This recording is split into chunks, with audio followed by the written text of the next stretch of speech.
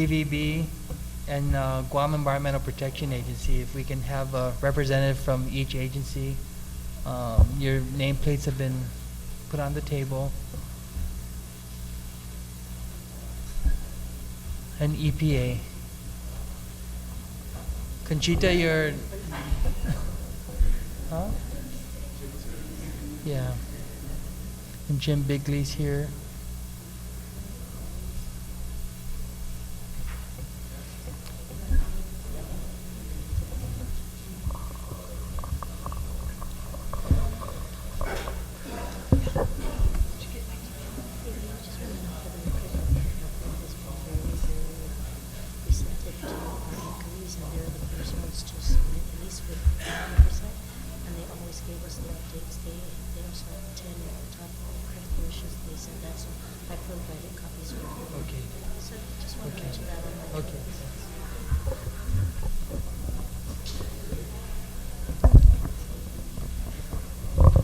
I tell you what, we are going to go ahead and convene this public hearing to order.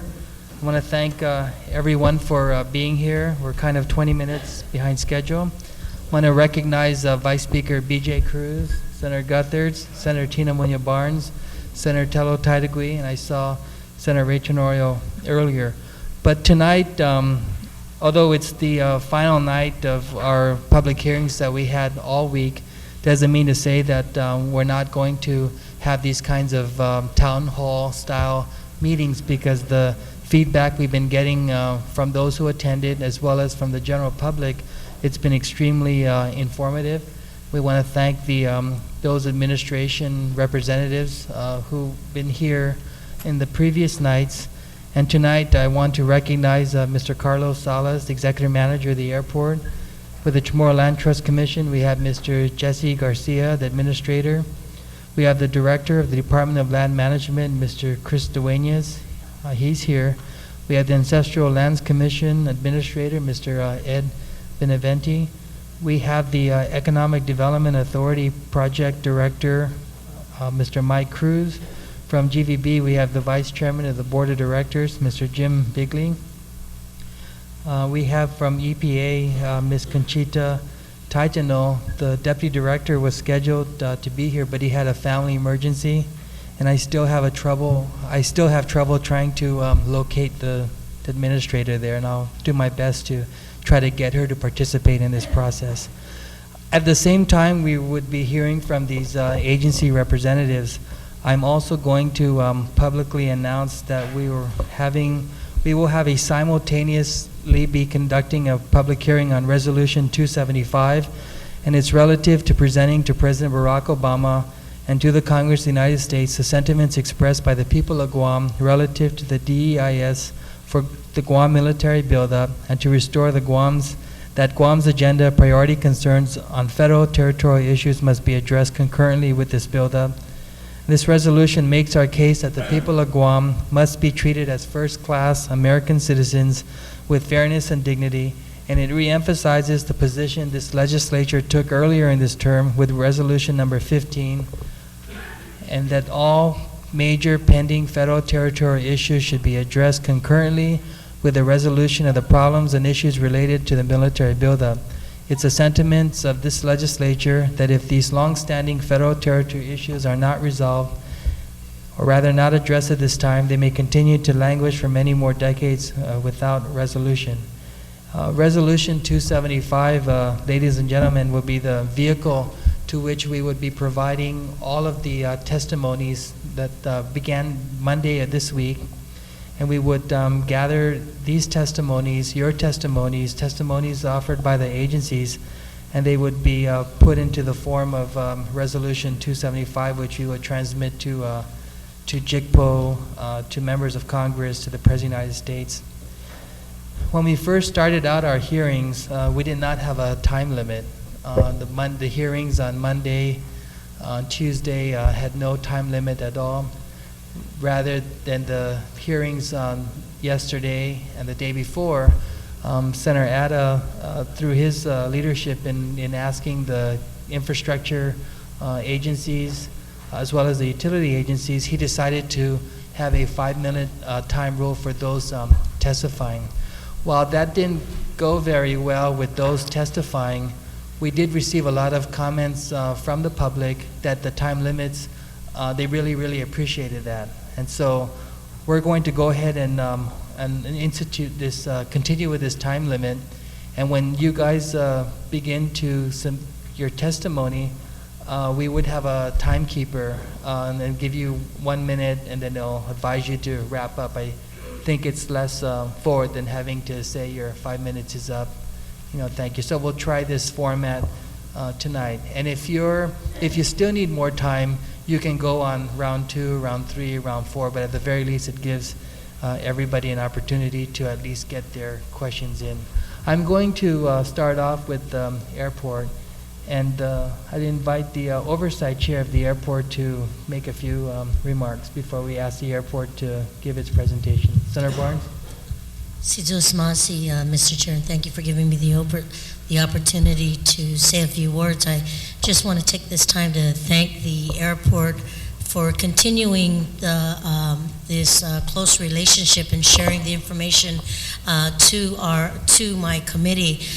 When we sent letters out asking about the impacts, when we got the draft EIS statement, the airport was the first to jump on board in my committee to share their concerns and the impacts, and went through their due process and making sure that they looked at all the avenues possible, and they shared all their concerns with us. They've given us documentation beforehand. I've shared that with all my colleagues in the legislature. They've also shared the top 10 impacts that they had concerns about, and they're going to go ahead and do their presentation tonight. But I'd be remiss if I didn't at least extend my appreciation for their hard work and due diligence in giving me the information as expeditious as possible, especially when we're on this timeline. So thank you, Sina and Masi, for your commitment to this process. Okay. Thank you, Mr. Chair. Thank you, Senator Barnes. Mr. Salas, you may proceed. And I'd like to recognize and thank Speaker Pangilinan for joining us. Yeah, thank you. I already recognize.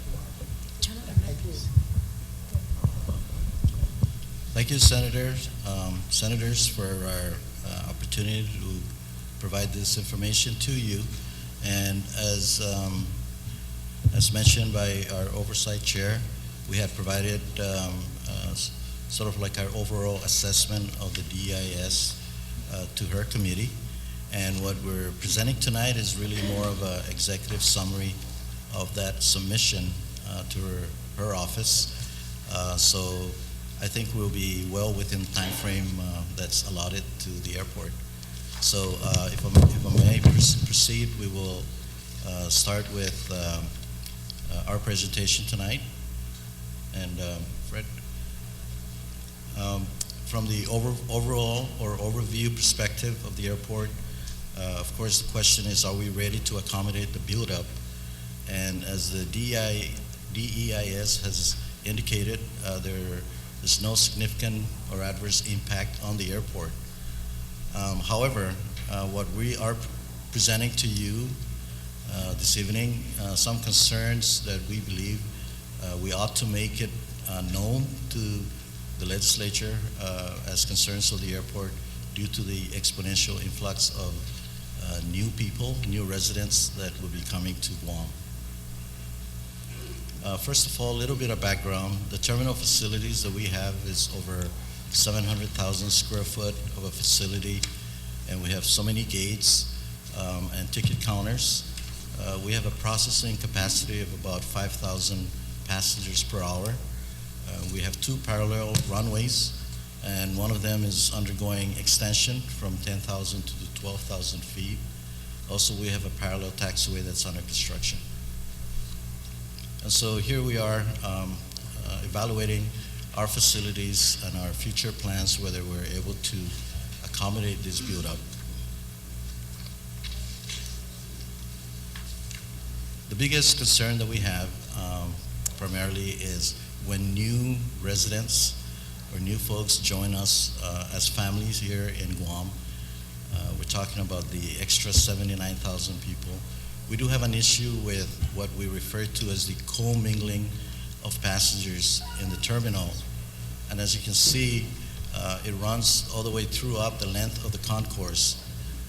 The original design of the terminal did not anticipate or contemplate of providing partitions or in any way a measure that would separate incoming and outgoing of passengers.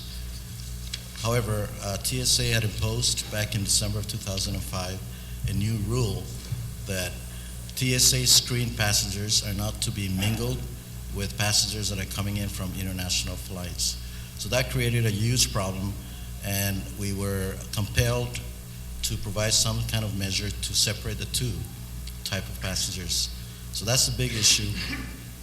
We had professionals, planners, and engineers study this problem, and there is an ultimate solution, and that is a third floor that's going to cost the airport about $56 million. And that's where the big issue where it lies is the funding of such a facility. The other issue that we want to mention to the senators and the committee this evening is if the military really is going to designate the AB-1 Pat International Airport as an alternate airport for the military, then there's a lot of retrofitting as far as our runways is concerned. Retrofitting meaning meeting the military specs of airfield infrastructure. And that requirement, as we have engaged professionals to look at it, would cost in the neighborhood of $500 million to bring, for example, the runways up to the military specifications. Next slide, please. And so talking about the commingling issues, and that we have had it looked at and assessed that the most viable ultimate solution really is building a third floor. And a third floor doesn't mean an entirely a huge third floor, but more of a corridor or concourse type of facility to help queue the passengers that are coming in or inbound from international destinations. And as I've mentioned, the last estimate we've gotten was about $56 million. That remains an unfunded mandate of the federal government. We have reached out to the Congresswoman's office to help us with this issue. The latest progress and development that has taken place is that they're providing some funding to study the issue. And that study, as we understand, will be taking place soon. That study is simply an assessment. There'll be money required to do design work and the actual construction, and that's where the $56 million really would come from or be needed. Some of our future plans in terms of the terminal is expanding to the west side, and that will serve as gates 1, 2, and 3 to increase the capacity of the terminal. And we're estimating that the cost will be about $75 to $100 million. That's a type of an expansion that normally is not eligible for FAA funding as far as terminal is concerned. If it is, it will be the last priority type of project that they'll see as eligible project for FAA funding. While we are a commercial airport, we do other things that are related to the military activities. We certainly accommodate some of their touch-and-go trainings. We also have instances where we handle emergency landings. We also help and accommodate CODEL and VIP visits to Guam, and certainly the airport continue to support troop activities, whether they're leaving for deployment or they're coming back home from deployment.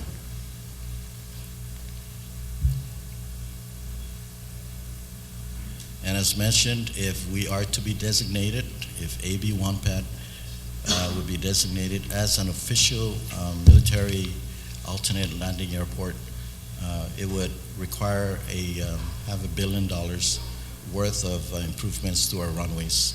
And that's the kind of money that's probably out of reach for all of us. Certainly a big issue to address if that comes into play. Next slide. The airport continues to diversify and continues to pursue its vision, and that is continue making it a premier hub of the region for passengers and air cargo. And as you've probably seen, we've had ribbon cutting for the new integrated air cargo facility. We have CTSI new air cargo facility coming online in March. Also MSA warehouse coming online in March as well. And some of our challenges at the moment to continue to provide this kind of development for the people of Guam is an additional tool to continue to entice development at the airport. And as we speak, our oversight chair, Senator Tina Barnes, in her committee has our request to increase the exclusive concession term from 5 to 10 years, and we're looking forward to working closely with her committee to provide any kind of support or assistance that may be needed to move this initiative forward. The airport has embarked on its $500 million capital improvement projects, and as we speak, we're over $100 million worth of projects into this program. We're also going to update our master plan this coming year, and the biggest issue in front of us and biggest issues that we're presenting to the committee is the third floor issue for the commingling and the $500 million retrofitting costs that would occur if we are designated as the official military alternate airport. And that's all we have, senators, and we're be glad to answer any questions. Thank you. Before I go to the next agency, specifically GVB, I want to ask senators if you have any questions of the Airport Authority. I'll start with the Oversight Chair. Thank you, Mr. Chair. Carlos, you talked about the $500 million needed if we were to retrofit the airport and build the third floor. That $500 million, was that based on actual studies as implemented through, and how did that figure come out to be $500 million? Actually, we have engaged an engineering firm to study the specifications, the actual layout, how it would be, the widening of our existing runways, the cost of additional land, if that what is going to be needed. And so they put all this together in that context and estimated at $500 million. Okay. Thank you. Thank you, Mr. Chair. Thank you. Okay. Senator Tenorio. Thank you very much. I just have one question. If the military makes the alternate, the airport the alternate site, then is the military or the federal government responsible for ponying up the money to make that possible? Thank you, Senator. We are not sure at this point in time. We have actually made our issue known and our need of $500 million if this is going to occur through the CMTF committees. And as we speak, I don't think we've gotten any specific answers or commitment that if that should happen, they would help us with the funding. Okay, Speaker Pangilinan.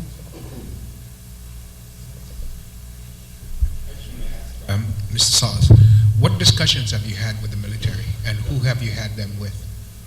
We've had, as most agencies have, through their folks that reach out for information about our infrastructure, our facilities. But for the most part, has been through the CMTF committee that was established by the governor. And again, the question is, What discussions have you had, and who have you had them with? Fred, do we have any specific officials that we've?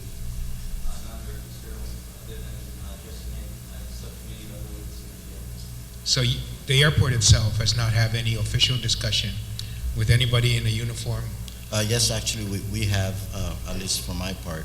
Okay, and who's that with? These are a couple of gentlemen, one from here, and I can't recall their names, but one from Honolulu, who are the main contacts for airspace requirements for the military. And was that in relation to the DEIS? That is Or not, this proposed military buildup? it's not in the DEIS at all. It was decided at one point that they will address this matter through the airport master plan process, and that the coordination will be between the military, the airport, and the FAA. So the increased military activities, either through additional aircraft flying in this airspace, either through possible need for landing or emergencies at the airport, or either through restriction of airspace because of air games, because of the additional military presence, none of those have been discussed between the airport and yourself or the civilian military task force as represented to you as being discussed with the military that would impact civilian air operations on Guam? Not at that stage. Do you think that, for example, they're going from something like 200 days of bombings and joint trainings that they now schedule between themselves and some of the allies in the region, that the DEIS says that they're going to increase their bombing number of days, making Farallon de Mendoza available for bombing, which means that they've got to bring their jets in, the jets don't stay here? Can you please approach the Fred, speak into the mic, please? Thank you, Senator. We have addressed it, and actually the FAA works closely with the DoD officials that conducted the DEIS on the special air usage with regards to restrictions during military operations and how it affects the civilian services. It's an ongoing dialogue, sir, and we continually try to meet with them as much as we can. But again, with regards to the air usage, it actually is directly coordinated between the FAA and the military officials that are engaging the military buildup. And you're saying that we don't have to consider that in the DEIS? It's already been addressed at the FAA level, and we did take a look at it in the it is addressed in the DEIS, Senator. It is? Yes, sir. And what are your comments on that? With regards to the air usage, Yeah. there's And its impact on civilian air traffic? based on our civilian air routes, there's very minimal impact in terms of the actual routes that they use. There may have to be times when the civilian aircraft may have to alter their routes depending on what destination they're heading to, but in that instance, there'll be a notice to airmen that will be provided by the FAA to all air traffic within the area to advise them of the exercises that are being conducted by the military. And those mitigation criteria are set upon in the DEIS? Yes, Senator, it's specified in every area with regards to the military buildup for Guam. And you're satisfied with those? Based on our review, yes, it is, since we've been coordinating that through the FAA, or actually the FAA's been handling it on our behalf with our engineers. Are all these discussions and agreements just verbal, or do we have anything in writing on those issues as you outlined them in your discussions? And can we get copies of those? We can obtain copies of the discussions between the FAA with regards to the special airspace usages, especially with regards to all the studies that they've conducted. Okay. So I'm sure we can get that. We just have to submit the request to the FAA directly. Oh, you mean you guys don't have any? well, I mean, you're discussing with them, right? And you're giving them your feedback? No? The FAA controls the airspace around Yes. Guam, and so they dictate how the civilian airlines operate through the island. And so they coordinate the discussions with us, but basically they'll advise us with regards to how air traffic will be controlled into the island, Senator. So we'll look at it. They'll ask us for comments, but we don't have, and there's no major adverse impacts to the civilian air traffic into the island. And did you put that in writing? Into the DES comment, there was no. Your comment to the FAA in your discussions. Did the airport put down any of these comments in writing, saying we're not concerned, we're not worried, you guys are taking care of it, or did you just? We weren't required to, sir. You weren't required. We weren't required to submit anything at all. Yes, Senator. We weren't required to. The one thing that was required of the airport is to continue to pursue this topic, even through the updating of our master plan. So it's kind of a ongoing process. But what happens next year when you're not there and nobody remembers what was discussed? It would be documented in the master plan, but also, excuse me, there is an active person here from the FAA with an air traffic control tower that actually would be involved in that in terms of documentation and records of discussions. Okay. I just think that we need to have those because, you know, when somebody steps into the shoes, then somebody can decide how fast he wants to get up to speed versus having to wait for asking for the guy of what's the record of discussion from before. So. Yeah, I think adding on to what the executive manager said, with the 2010 airport update, Senator will ensure that those all that data is inputted into and taken into consideration when we complete the master plan study. I just have a quick comment. Why would you call it a 2010 update when it's already 2010? Usually when you have master plans like Public Works, they're talking about their 2030 master plan. Is there? Oh, you mean it's? I mean, it's you're preparing for 2010. Oh no, it's just the year that we're doing it. But can you just state your title for the record, Mr. I'm Topaz? sorry, I'm Fred Topaz. I'm a business development consultant with the Airport Authority. Okay, and I want to recognize now Senator Guthers. She has a comment. Excuse me, you're not a GAIA employee? No, Senator. I'm a consultant to the airport. Oh, okay. Thank you very much, Mr. Chairman, and welcome, gentlemen, and ladies, of course. You know, I want to emphasize something, if I can, and that's that whatever potential conflicts or issues that may arise with reference to the buildup, as you see it at the airport and any of the other agencies that are here, must be addressed by our agency in the draft DEIS comments. We cannot afford to lose any potential reason for the military to disregard an issue or something that we may feel may become an issue simply because it's not included as comments in the draft DEIS. So this discussion that Senator Pangilinan just brought up is very important, and I think, Carlos, it's important that the airport, for the record, register this as an official comment on the draft DEIS. Don't lose the opportunity, because my gut instinct tells me after February 17th, the deadline to submit comments on the draft DEIS. Our friends in the military are going to take our comments and it'll go through their process of consideration and be packaged up. And then they'll come out with their final draft version of the DEIS. And I understand that we are not able to give comments on the final version. And then it goes to the Secretary of the Navy. If we do not document actual potential concerns by February 17th, it may be too late. And once something becomes the record of decision, the DEIS becomes the record of decision, I don't think the military has to do much consultation. They pretty much can invoke national security reasons on their actions, and we will be left in the dark. We will be left without a remedy. So you need to get everything on the record now. Every potential issue, every potential problem that you see, whether it's big or small,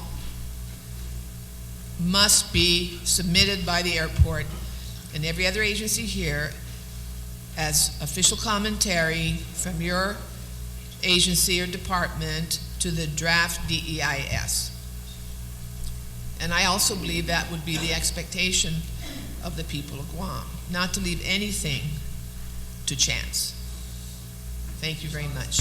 Can you commit that the airport will submit a comment Sure. prior? Yeah, I think we would pursue a copy of the official record of discussion with the FAA as to what has transpired, that we could actually make it part of our official submission on the DIS.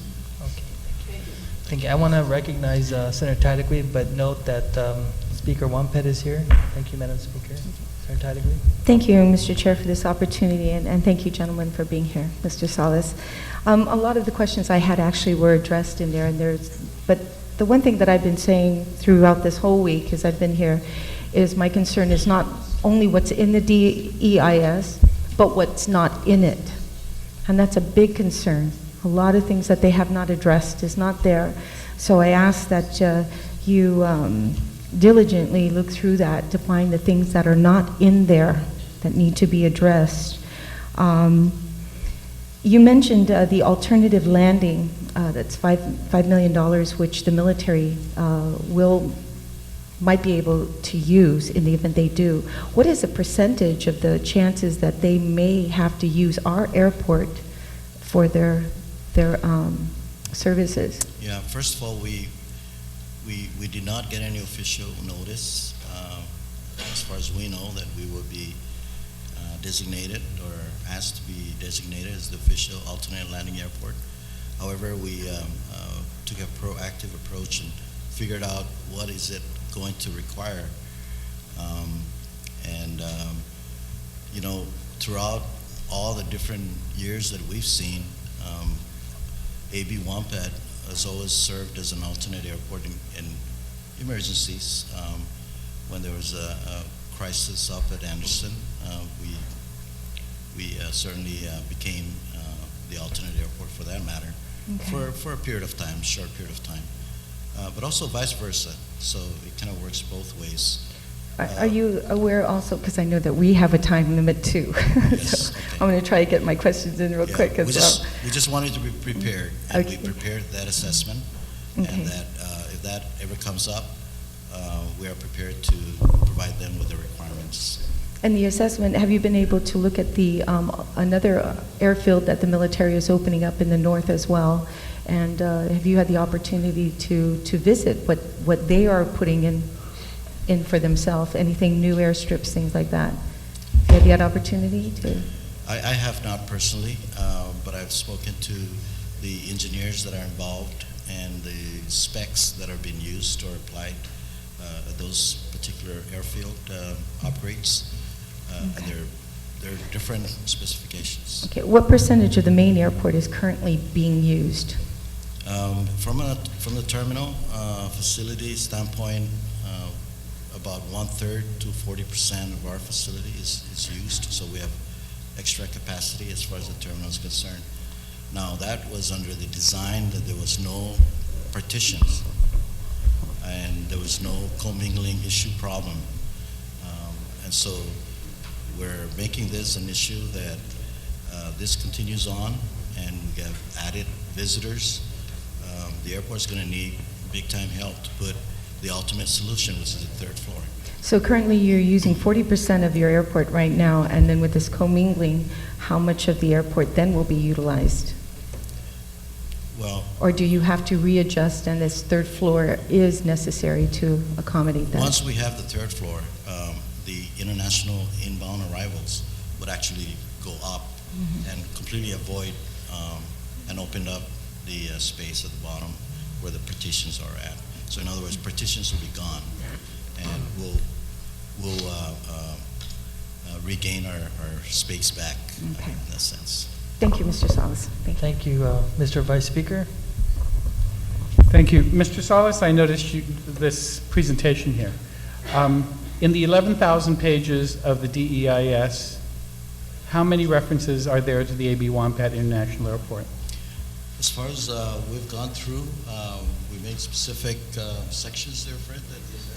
There's several. Sorry, Mr. Tubas, can you get the mic? Because we've also received some complaints from the public that they cannot really pick up what people are saying unless they're talking to the mic. Okay, thank you, Senator. Sorry about that. Senator B.J. Cruz, I don't have the actual number, Senator, but there are quite a bit. It's in every single edition with regards to the DEIS, That's all 9 volumes. exactly my point. And all those references, and this is the presentation you give us today, that you want a third floor? No, this is the summarized version of our submission to the committee. I saw that, I saw this submission also, and this submission is the sum total of all the references that Guam International Airport is made reference to? As far as we can identify as issues to the airport, Senator? With Guam International Airport listed in all 11 volumes, this is it. That's what we are able to identify. Should I direct the questions to you or to your consultant? On this next one, on the issue of the small craft air terminal that was being planned in your 2010 master plan, or has in your plan, is there a small aircraft terminal being planned? Yeah, you're referring to the General Aviation Airport, Senator? Correct. Yes, the area that was looked at is one of the areas that the military is looking at for their firing range, and we have identified another area for the General Aviation Airport. With the update to the 2010 master plan, the requirements for the General Aviation Airport is going to be taken a look at again, just to see. And there's no mention of it in here. Am I correct? Yes, you're correct. Correct, Senator. Why not? Well, Is that not an impact on the airport, that your plans to try to alleviate the traffic at your current terminal includes general General Aviation Airport on the back side and on the east side, and the east side site that was originally chosen is now being looked at by the military as the shooting range. There's absolutely no mention by the airport by it. If I didn't ask, nobody would have brought it up. Actually, the General Aviation Airport issue has been an issue about a year and a half ago, Senator, and we have officially submitted a proposal for the same land that Fred was referring to build the General Aviation Airport. I understand. So why is it not part of the impact of this buildup? If those lands are being taken, or the fact that there's going to be a shooting range there could affect whether or not you can be landing. The impact is pre-existing as far as general aviation issues is concerned, and that when we prepared our proposal about a year ago, it was already a determined problem or issue rather than a military build-up impact. Yeah, but they're taking away the military's plan is taking away your option. So isn't that an impact of the DEIS on the airport? That it takes away your option to resolve the general aviation traffic problem? And you're not going to put that as a concern of the impact of the military on the airport? Well, the Pocket land, Senator, was one of our alternatives. It wasn't the alternative. It was just one of the identified alternatives. We found that there's land up near the Menengan area that might be more suitable for the General Aviation Airport. We haven't had any full discussions with regards to the actual construction of the General Aviation Airport at this point in time, due to the fact that the airline industry has been in such a turbulent environment, and we were focusing more on our cost-cutting measures at the airport and focusing on ensuring that that we can help our actual carriers. Were you guys attending any of the JIGPO meetings? Because the way that I knew about the General Aviation Airport is because when they were talking about the raceway, the whole raceway is planned to be part of the general aviation airport, to bring in these rich Japanese and Chinese and people from Hong Kong with their race cars, land them up there, land their planes with their cars, or store it up in that whole area, and you guys make no mention of it in your response. Well, we'll take a look at that, Senator. The 17th is in yes, 2 weeks. I understand. We'll take a note of that. And would you also go through the entire, put a word search and respond to everything that has anything to do with the airport, including one other issue that I'm concerned about. In one other place that I read about the airport, the issue about when they're testing the missiles. Do you guys have a response to that? Of being, because of its proximity to Guam International Airport, the Army site for their whatever Scud For the missiles, what ballistics. they're called. That was actually part of that special air usage area that we were talking about, Senator. But I'll make sure that I look into it. Is it in this? No, Senator, it's not. Again, Yes. why not? With the $1 million that we pay your consultant company because the airport doesn't seem to understand what it's doing, why isn't it included in here? Because it was addressed by the FAA already, Senator, as part of the special air usage. The FAA is a federal agency. Yes, The government of Guam should be responding to how it's affecting Gov Guam and government agencies. yes, sir. And the $1 million we pay you guys should be sufficient to come up with that. Thank you. Madam Speaker, do you have a question or comment? Any other follow-up questions? Okay, I want to thank the airport. You're welcome to stick around. I want to recognize the Vice Speaker to open up the panel discussion involving GVB and tourism.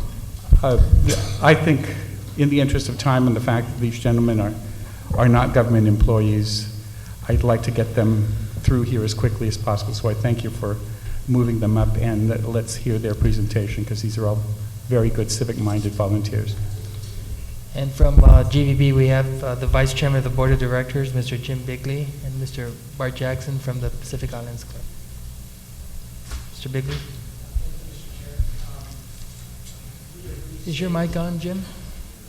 Thank you. I'll read a brief statement on behalf of the chairman of the Visitors Bureau, and then maybe I'll give you a few overviews of our most significant concerns as we've reviewed them in the draft environmental impact statement. The Guam Visitors Bureau, as you know, is a public, non-stock, and non-profit corporation with a dues-paying membership of 355 individuals at this writing. Tourism is Guam's biggest quote-unquote export earner and accounts for nearly $1.2 billion in annual economic activity. The island's small size and population, lack of raw materials, and distance to markets are serious impediments to manufacturing and other economic development opportunities. And while some agriculture and limited aquaculture offer promise, the island's fisheries potential has been essentially marginalized by the Federated States of Micronesia.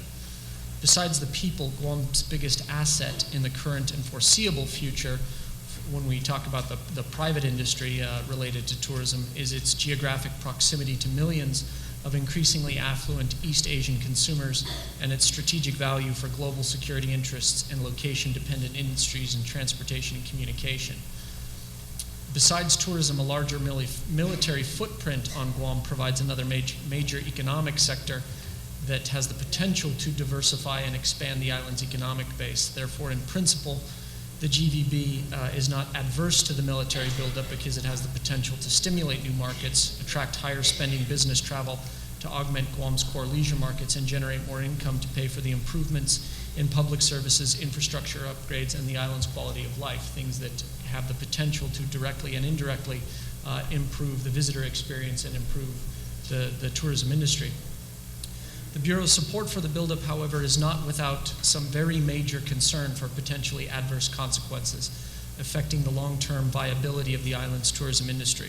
Labor supply, environmental degradation, accessibility to revenue-producing optional tour attractions, planned military exercises, and Perhaps most importantly, new market development issues are discussed in the attached document, which we've distributed in more detail, along with our brief commentaries on the mitigation measures to which they are aligned.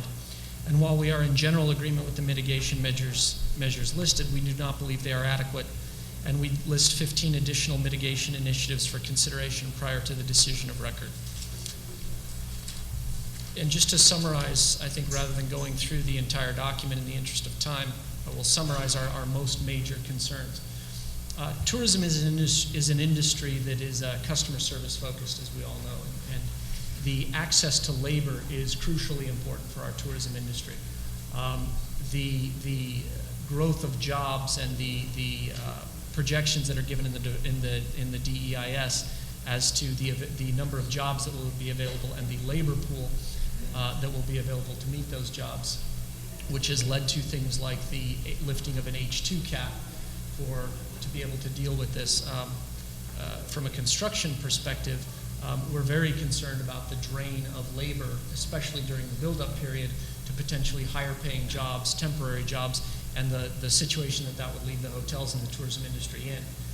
As a mitigation measure, we have proposed that we are able to fill any job vacancies through either the H2 visa process or potentially a special H visa process, because tourism as well is a very fickle industry, and when you give a bad customer service experience, people tend not to return, and that hurts your industry down the road.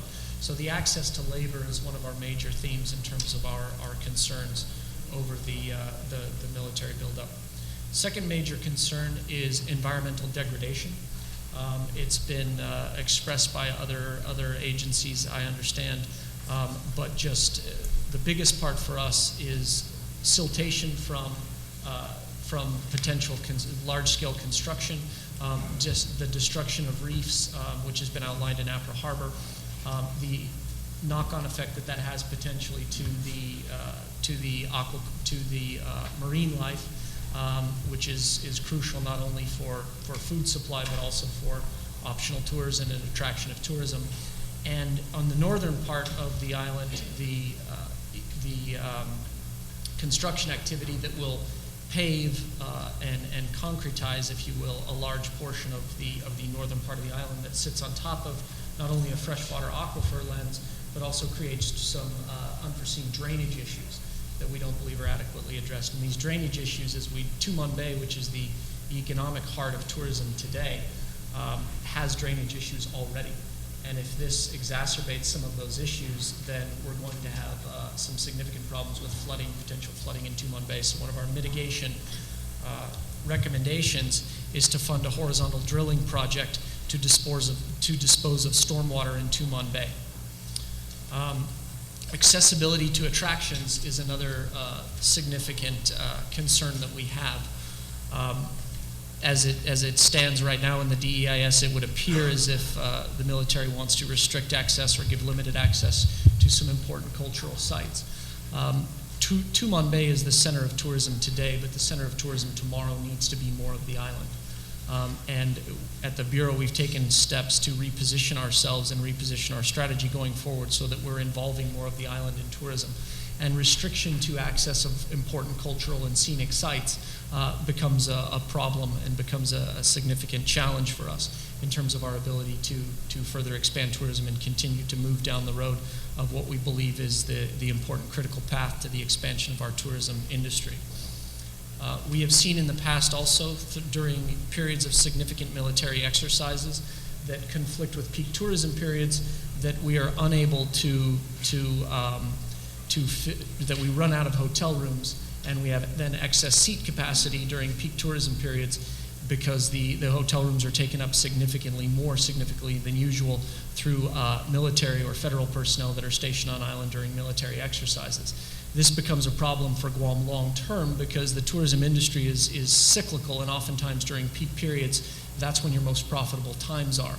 And if the airline seat capacity outside of Japan cannot be filled during peak periods when they're able to charge peak times, it has a knock-on effect of potential adverse impacts on future seat capacity.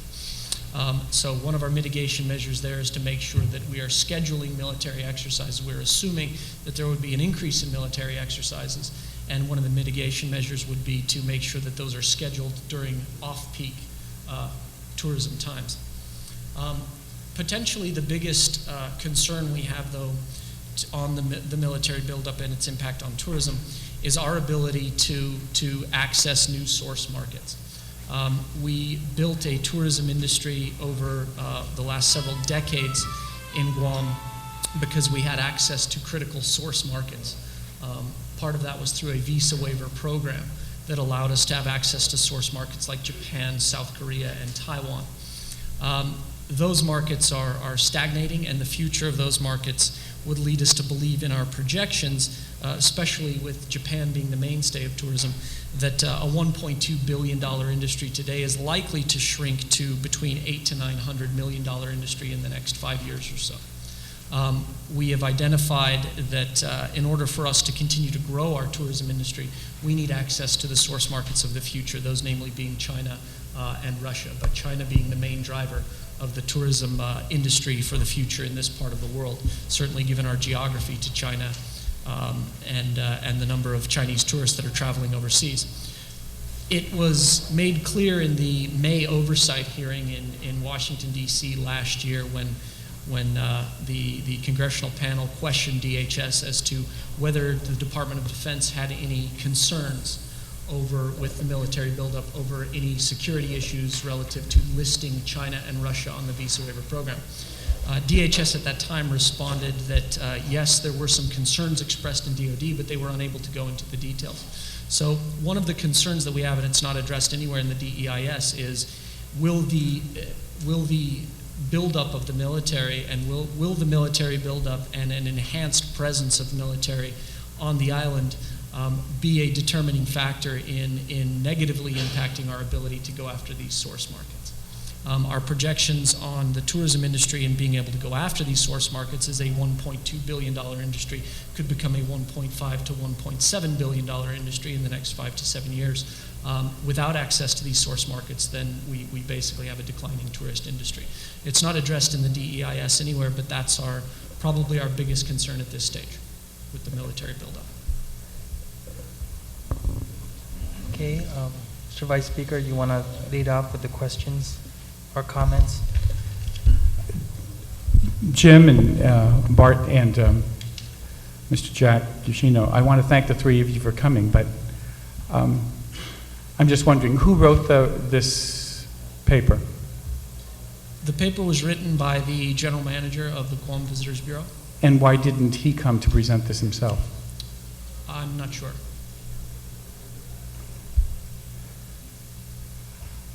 Because in talking about increasing the gross revenues for GVB by being able to tap the Russia-Chinese market, it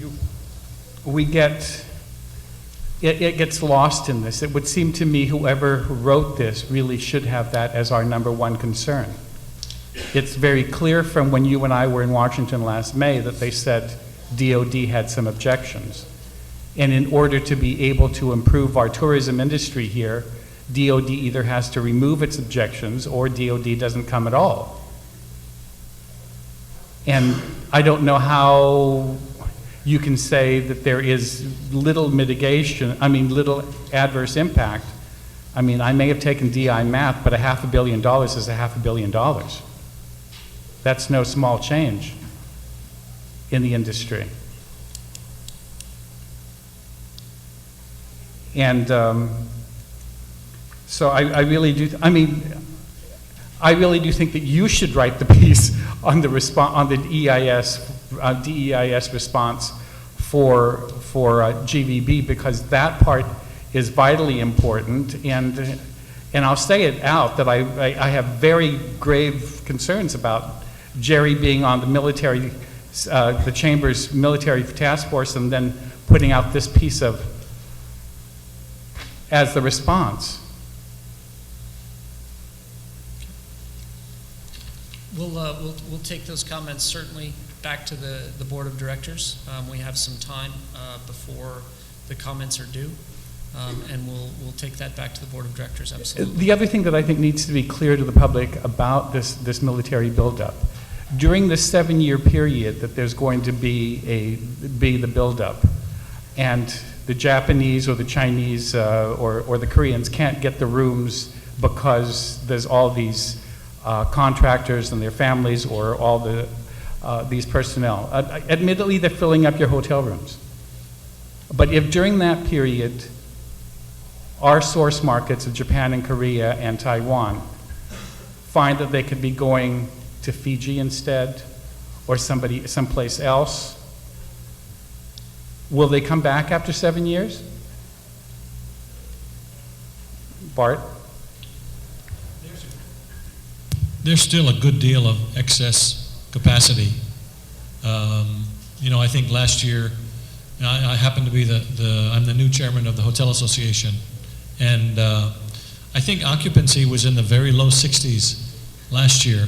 Yes, and I so understand. even with some recovery, there's still a lot of capacity. So it's granted, at some point, is there the possibility that business will squeeze out some source market business? Certainly there is that possibility, but I'm not sure that we're really looking. How about the effect of it taking 3 hours to get from your hotel to Leo Palace because of the construction on 4 and 1 and the traffic jams?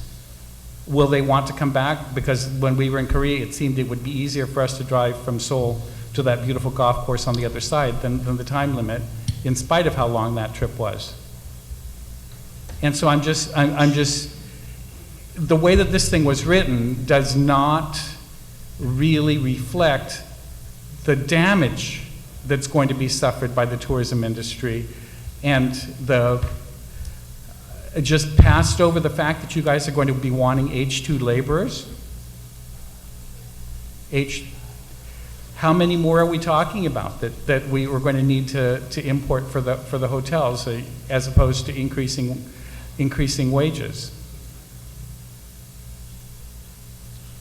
I'm sorry, was the question how many? No, just, for the impact, if all your workers decide that they're going to go work someplace else because they can get more, and they can. I know there was a former legislative employee who's older than I am, who's standing along the roadside holding up the stop sign, and she's making more than most of our employees here.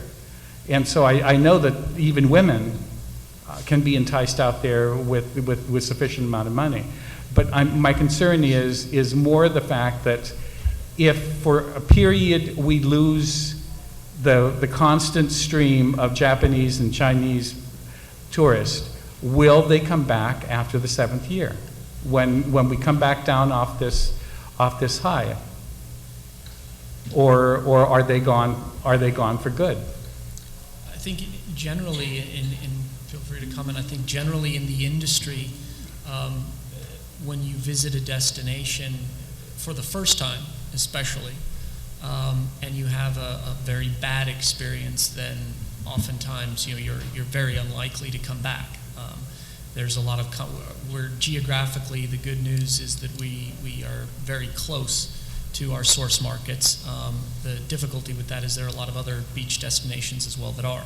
So it's not that we don't have a competitive set. So it would be unlikely that someone who had a bad experience would return. Having said that, if they had been here before and experienced something good and then experienced something bad, then there's maybe a better chance that they would come back. But it is a concern, yes. And I was just having, before we came out, a discussion with Mr. Yoshino about the fact that in any kind of a business, including the ocean market for tonight, that you have to have continuity, that will kill any kind of business. If the tour agents can't count on it, and we're never sure, will this uncertainty and the lack of being able to assure our tour agents and about continuity of rooms and what they're going to be able to find here? Well, we can't go to Atlantis for the next 7 years because they're going to be dredging Apra Harbor, or we can't do. How will that affect the industry? think certainly stability and predictability in the industry is important. It's probably more important with our Japanese market, I would say, than any of our other source markets. The nature of the selling cycle in Japan on tourism is that companies like JTB take commitments that they make to their tourists very seriously. So if they tell a tourist that you're going to be able to go there and do this, and the tourist is not able to do that, then it's a significant problem, especially with the Japan market. And just as it relates to the traffic, would the two of you, I see nothing in here about traffic. And I know that I've traveled with you, Bart, to Tokyo and to Seoul. And just amazed at how long it takes us. I mean, we were living in buses most of the time. Do you want to address how traffic is going to adversely affect whether or not people want to come here? I'm sure it's going to be a consideration, but I think most of our tourists travel off-peak, if there is going to be such a thing. They don't really travel first thing in the morning, all the rush to get to work or rush hour going home. I'm not sure. You know, Guam is still. Things are so conveniently located that one of the great things is that the golf course is so close to the jet ski place, and the jet ski place is close to the dinner show. And even if there is a little bit of traffic, I'm not sure, relative to other destinations, as you point out, I'm not sure it makes that big a difference. It very well could, but I'm not sure that it does. Thank you. Senator Taitigui. I'll go down this way now. Senator Taitigui. And thank you, Mr. Chair. You know, I've had several people come up to me and ask me about being categorized now as the island of the military instead of island paradise. And I don't see anything in here with regards, though I appreciate all the suggestions and mitigation to these issues that you have, but I didn't see anything in here with regards to, you know, maintaining that persona of us being an island paradise instead of a military base, Guam being a military base. And I think if there's any marketing strategies or anything like that that you need to put in place to ensure that Guam is still an island paradise, it needs to be addressed. Secondly, with regards to the buildup and the military, we know that Tumon has quite a few clubs, adult nightclubs, and quite a few, you know, non-massage parlors per se as massage parlors. And with this growth, you didn't mention anything in here about that and what would happen and your mitigation to that. Because we know we want to keep it a family atmosphere down in Tumon and mostly safe. And that brings me to the third one with regards to crime. You know, with more people down there, the crime, the purse snatchers, the pickpocketers, have not been addressed as well in here. Do you plan on, bringing in the military, the NPs to assist the police officers in patrolling Tumon Bay to make it safe for a tourist? I didn't see that in here as well. So it's important, once again, that you also address the things that are not in here in the DEIS, things that you will do to ensure that Guam maintains that status of being an island paradise. Thank you. Thank you, Senator Tadegui. Was this position adopted by the board, Jim? This presentation? Yes. It was, okay. Just Yes. curious. The presentation was adopted by the board. We're also in the process of soliciting additional comments from our membership. And so we're looking for Do you additional intend comments from the members to of the provide state. a official position with respect to the DEIS and how it would impact your agency or GVB and tourism? Yes. Okay. Let me go back and recognize Speaker Wampat for a question. Thank you very much. On your handout on military buildup, number 3, accessibility to attractions, and your concerns was that cultural sites would be definitely affected with one particular base pocket. And then you talked about how some of these sites then will become inaccessible to the people. And what really concerns me here is your mitigation, where you're asking that the military will assist in the development of alternate recreational sites for public and visitor use. I mean, it's hard to fathom that, you know, in this day and age. I mean, I would think is that if we were in a reservation and we're going to say, tell us now what recreational sites are you going to identify or develop for us to go to or for visitors to go to? Is that the visitors' response to mitigate some of these areas that will be impacted, that will be normally recreational areas for tourism and recreational areas for the public? I think our preference is that if there's an important cultural or scenic site, that it not be restricted, is our preference. Then why not the alternative of no action? I mean, go ahead and take it and then now find us another place? Rather than say that, you know, we don't want to give it up because it has archaeological, you know, sites there. It's important to the culture, not just the culture, but you've indicated that you spent millions of dollars with the branding, and yet we're willing to give this up. And you also listed how much money will be lost for marine sports, diving, and tours and all that. But because the amount is not as great, it's still okay. I think our issue on the marine sports is it's unclear at this stage as to what the impact will be in Apra Harbor. And that's one of our concerns, is that we're unclear as to how much restricted access there will be. But it didn't say that.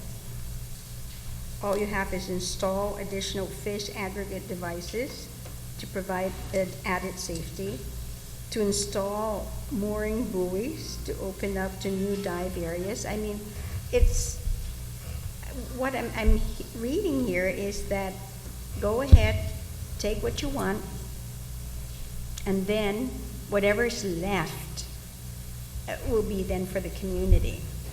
We're going to cordon this area here and say, you can go ahead and swim now here, you can dive here, but all of these other areas you can't. I mean, you're all about tourism, but yet you're willing to give all this up, and I just don't understand. Remember, we're not in a reservation. I hope you don't think that we are, that the people is in a reservation, although sometimes I think we are. No. When you have the north and the south, the east and the west, and the military, and guess what? Who's in the center? We are, the people. So it's like a reservation. And what makes it even worse is that if we're going to get the GVB to recommend that you tell us then where you want us to be, where we can have our recreation. I think you really need to go back and revisit this section. We will, absolutely. Thank you, Senator Gutherts. Thank you very much, Mr. Chairman, and welcome again. I have a series of questions. First one. On the military bases, the drinking age is 21. Off base is it's 18. If we're going to have up to 8,600 Marines and Army, Navy, Air Force young men coming to Guam, what is your position, GVB, on this disparity of the drinking age at 21 on the base, 18 off the base, and what do you anticipate happening with respect to that matter? It hasn't been something that we've actually discussed at the board in detail. I think my initial reaction to that would be that if the drinking age is 21 on the base and the drinking age is 18 off the base and someone wants to drink, they're going to go off the base and drink. And would you also anticipate that with such a dramatic increase in our military population on Guam, and the majority of these folks are going to be young people coming off the base, drinking off the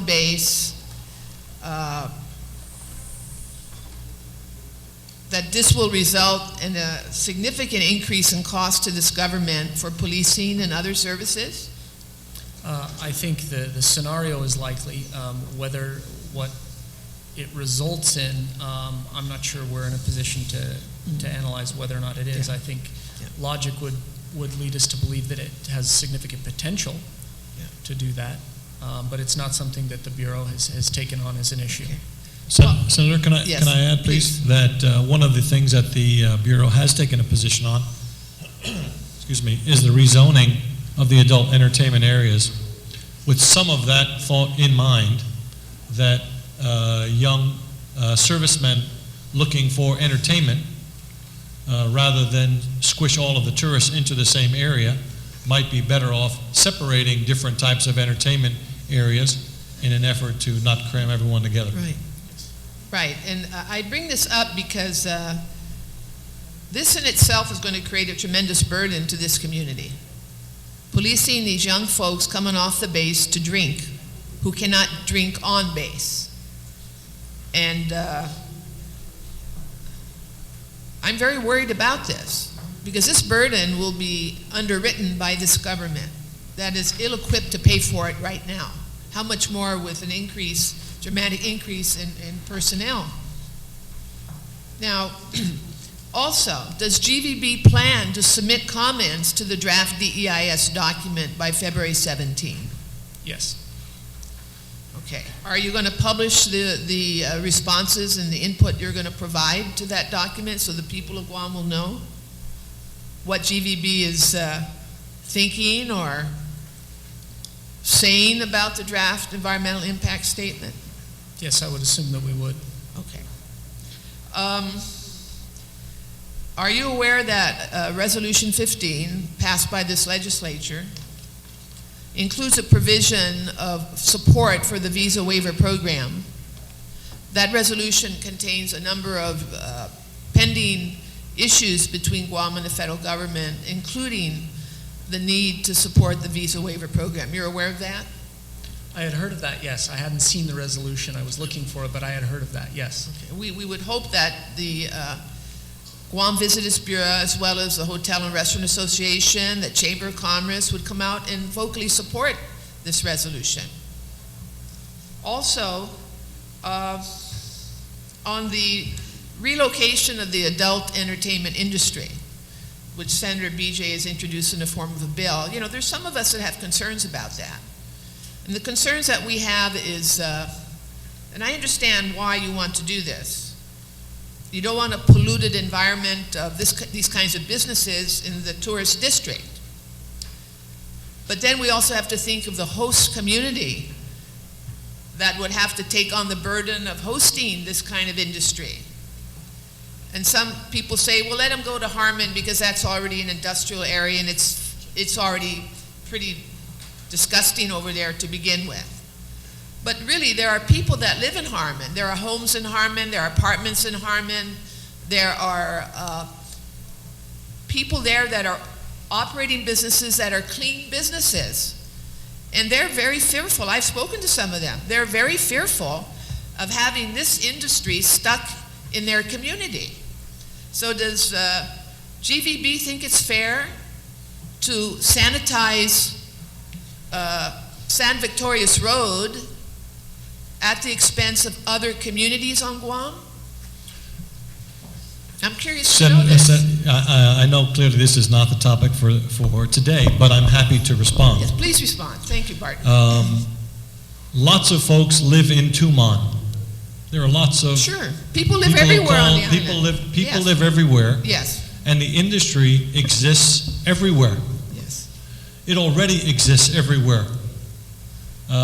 It exists down south. It exists in the center. It exists in Tumon. Mm-hmm. Of all places, the fewest number, I think the smallest impact, this industry impacts our island to some extent all over the island. Mm-hmm. The idea is to minimize the impact. Mm-hmm. There already is impact. And we haven't called for outlawing these types of activities. Maybe that's a whole different discussion and a different bill.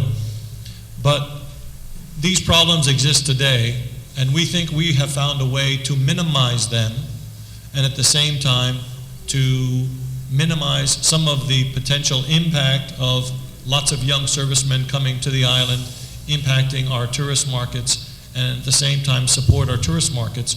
We think it's a win-win-win situation. It's not perfect by any means. I don't know that there is a perfect solution, but I think we found kind of a middle road which allows us to take an industry which exists throughout the island, put it in a location where there is certainly not more damage than there is today, and benefit lots of other areas. There are lots of areas outside of, if you wanted to do it, you wanted to eliminate it island-wide and create this zone, well, you could do that too. You could do it in Antigua, you could do it in Tamuning. There's lots of ways to continue the benefit, but principally, the benefit is we have a family market that comes to our island. They love coming to the island. They're embarrassed by some of the things they see. We have a growing military market, even without a relocation, a growing military market that likes to partake of these types of activities. And the two markets don't really fit all that well together. And we think we've found a reasonable solution to separate them with minimal impact. Not no impact, I understand the challenge, but minimize the impact. Well, I agree that it would certainly minimize the impact on San Vittorias Road, but it will create an impact in other areas of the island that may not be willing to accept this. So it's not an easy sell, to be honest with you, Bart, and I just want to relay that to you, especially with potentially thousands and thousands of young military personnel coming here. Can you imagine if they all descend on Harmon, if that is going to be the selected location? And there are people trying to clean up Harmon. There's a movement there to clean it up and make it an attractive business area and rid it of its reputation as being deteriorated and so forth. Also, I'm wondering if our tourists, particularly from Japan, would continue wanting to come to Guam with a massive military presence here. Would they? What is your thinking? I know in some Asian countries, and even in Japan, there's not really a pro-military perspective, and I'm wondering how they would feel since they want the American troops to leave Japan. How would they feel coming here and seeing all these troops walking up and down San Vittorias Road, patronizing the restaurants, the hotels, the nightclubs, or whatever else is up there? What is your thinking on it? I'm curious to find out.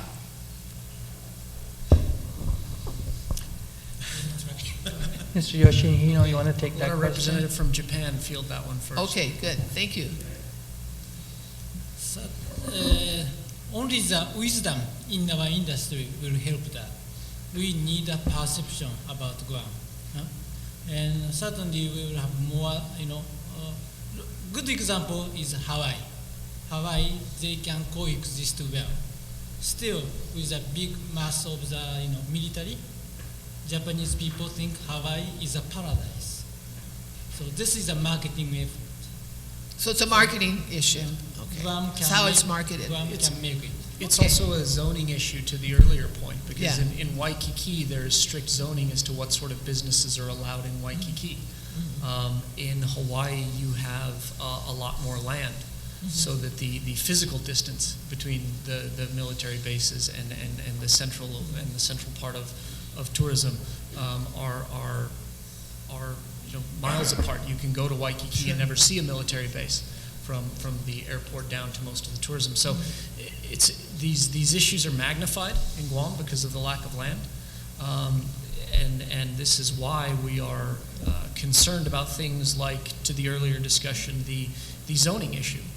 Most successful tourist, family-oriented tourist destinations have done some sort of zoning, because what they've found over time is the economic benefit to the government and to the overall community through proper planning and zoning, and so that you can have different experiences.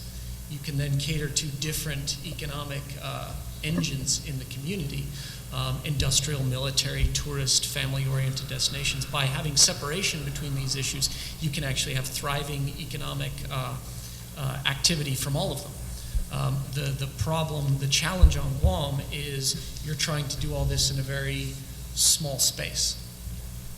Right. So but I take it that, it sounds to me that the Guam Visitors Bureau is generally supportive of the buildup. Have you taken a policy position supporting the buildup as a board? We have taken a position. We have taken a position as a board that we are not adverse to the military buildup at this stage. Today, we are at this stage as a board looking at the DEIS and going through the process with our members as well, because we are a membership organization, of soliciting more of the concerns. We're also listening to many of the concerns of some strategic partners of ours, such as the Airport Authority, who provides the lifeline for tourism. So at this stage, we are not adverse to the military buildup, but we are in the process of seeking further clarification to some of these issues that we believe are very significant. The most important one, as Senator Cruz pointed out, being, will this military buildup preclude us from being able to grow the tourism industry by giving us access to new markets? If that was the case, then we would go back to the board and revisit our position. Right. Okay. And my last question, real quick, is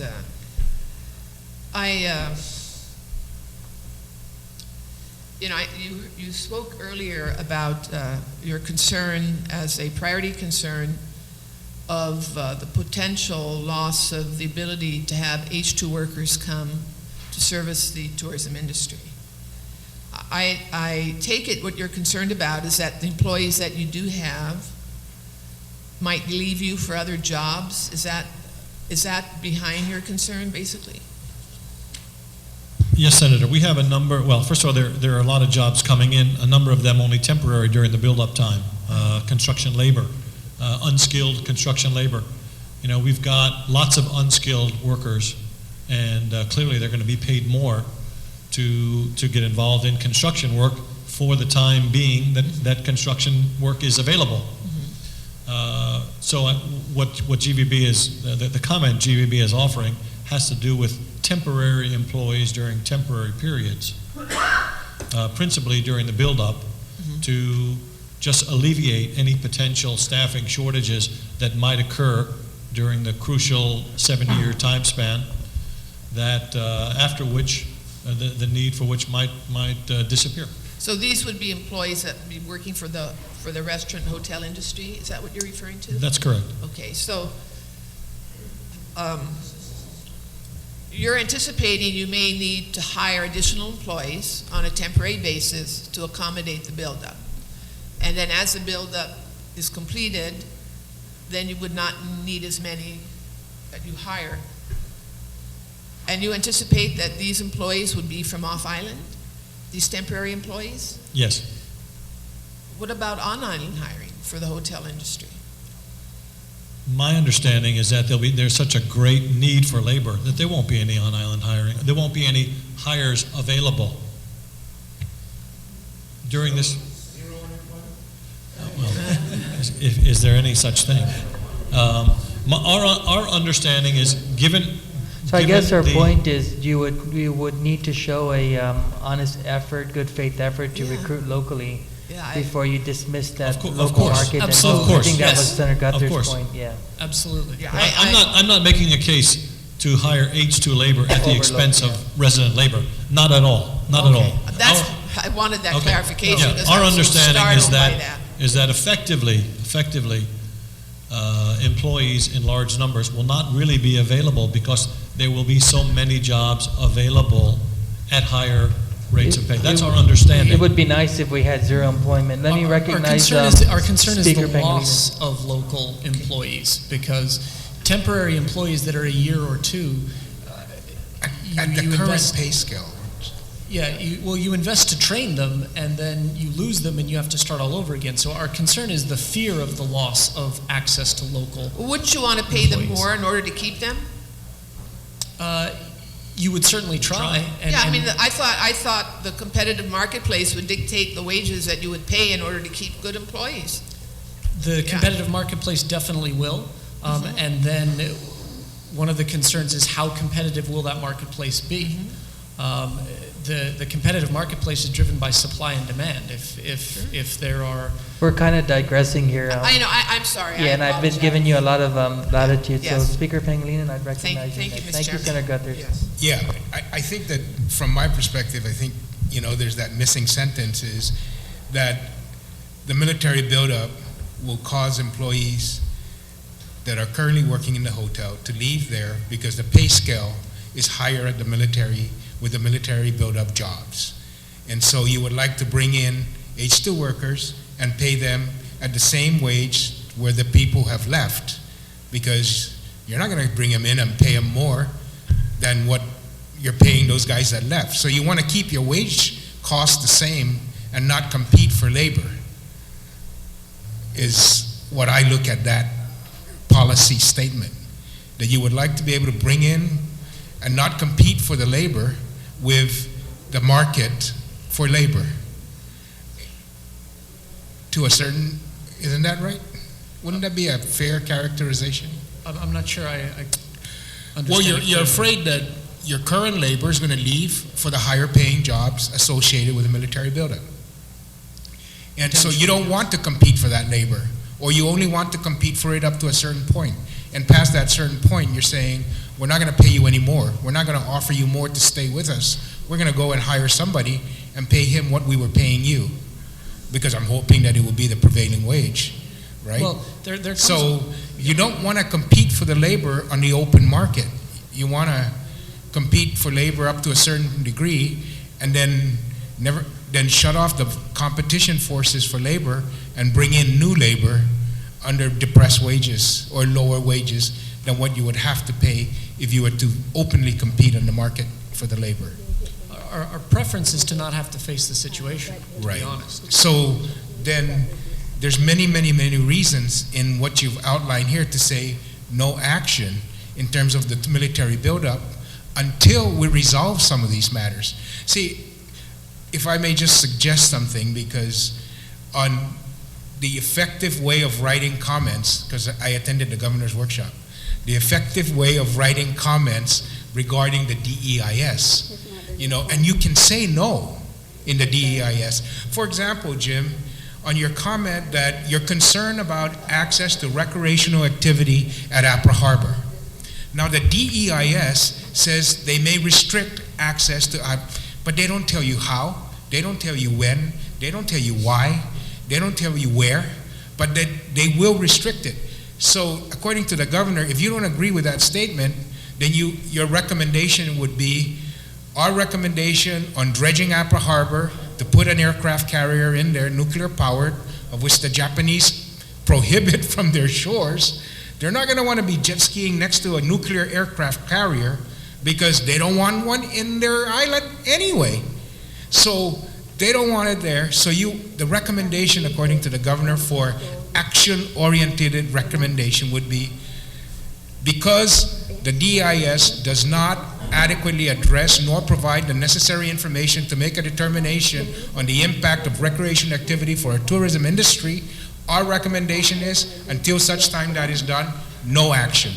Rather than say, well, we think maybe you should give us 90 days a year or something, that you say, this DIS is deficient because that information is deficient, and I cannot make a valid or an informed decision on how this will impact me, my business, my industry.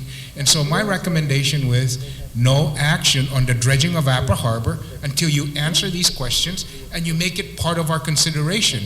Then we can decide if they say you're only going to get 20 days a month, and they're all on Wednesdays and Thursdays and Saturdays, and leave all the weekend out, then you would say, no, I don't think that's what we want. But right now you can't say that because you don't know. And so, according to the governor's work session that I attended, the proper recommendation in that case would be, because you don't know, would be no action. Don't dredge the harbor until they tell us how it's going to affect me, and the DEIS does not say that at all. Point well taken.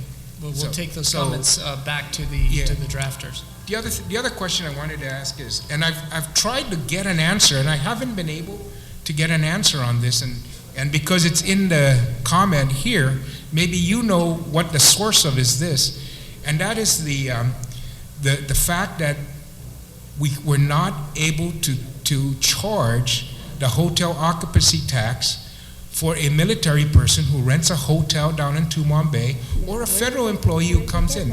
What is the source of that exemption, Bart? Do you know? I haven't been able to find why they won't pay it. But we do address, it is addressed. Yes, that's why I'm saying, I was hoping you know Either. why. We've looked for it. The same issue exists in Hawaii, and I was looking at it actually a couple of weeks ago, and we're trying to track down the source of that exemption. I don't know if it's tied to federal, I had heard at one point it was tied to some federal grants of some way, but it is a concern of ours. I can't find the authority that exempts them. I haven't been able to find it. So, my position would be charge them and let them come up and come to tell us why they are exempt and under what authority, and until they prove, we'll continue to charge them. They all get per diem when they come out here. Right. Clearly, as Senator Guthertz pointed out, there's going to be an increased marketing effort needed to overcome some of the realities of our daily life, and that would really go a long way towards helping us, properly fund the tourist attraction fund, right, to really make that marketing effort successful. Yeah. So I've been trying. We've got a meeting with the Congresswoman and ask her to get the Congressional Research Service on this and find out exactly where this is. But I say in the meantime, let's charge them and let's force them to come forward on why we shouldn't be paying that, or we shouldn't be collecting it from them. I say we start collecting it, and just force their hand. Again, the issue of compatibility. There's going to be another study that's being done supposedly by the governor that will determine the compatibility of the military buildup with the Guam community. Now, the CNMI did one. Did you read that, Jim, by any chance? No, I haven't. Yeah, they did one about, and it's under the same federal grant of this entire military buildup. Now they're going to give us their expert to tell us how or why we are compatible. And it really is disturbing that they continue to throw this federal money at us, and the objective is, how can we fit into their plans, rather than how can their plans fit into our lives, and our community. So it's all twisted and jumbled up. But if this study is going to be anywhere near what the CNMI study did, then we're in for a huge fight, because they're going to tell us that it is indeed good tourism activity and practice to have military police vans parked along Tumon Bay, soldiers walking up and down Tumon Bay with military shore patrol armbands so we can know who they are, and that is going to be very attractive, and it will make sure that we can attract our tourists with that kind of environment. I don't think our tourists are looking, to walk up and down Tumon Bay and see all these sailors and Marines in uniform saying, "Shore Patrol, we're ready for you, should you misbehave." I don't know if that is compatible or even good for the tourism industry. That's not something we've contemplated in any of our marketing programs. Exactly, but it says here that that's what you would like under the mitigation. You're saying increase shore patrol presence along Guam's Tourist Center, San Batoris Road. This should be jointly patrolled with the Guam Police Department, sharing resources such as communication, custom, and patrol vehicles. That's what you're saying here. You would like that as a mitigation. As a possible mitigation to look into. Well, they just might give you that. and I wouldn't put it in there, because I don't think it's in the interest of the tourism industry to have that kind of visuals. You're worried about the massage parlor signs. Think about drunk sailor holding tank or something like that, right? Or a patrol vehicle down there saying, we're expecting some rowdy people here, and here they come, and we're ready for them because we've got our police patrolling Tumon Bay, And just one final comment on this issue of the red light district, right? I tell you, the solution you guys have found makes sure that these guys can come into Barragata, right below Barragata Heights, because there's a nice, big, flat piece of M1 zone property. It means they can go to right next to Ukudu High School, because there's a nice, big piece of M1 zone property right next to Ukudu High School.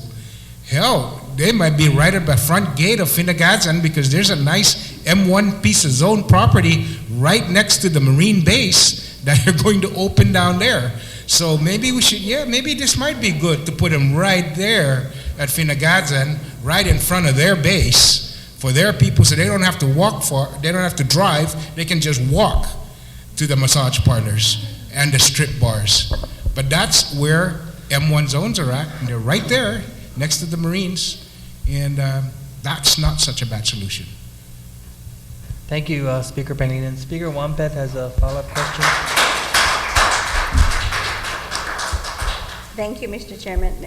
I'd just like to make a few comments. One is that you're concerned that you needed to bring in H2 workers because you're going to lose them. I want you to know is that we graduate 1,000 students every year, and what they really want are temporary jobs until such time that they're able to find something a little bit more stabilized and to go to school.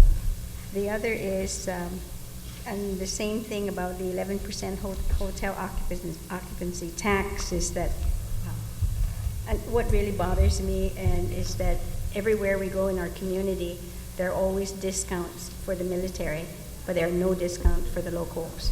We go to Hawaii and they have a local discount. We go to the Philippines, they have a local discount.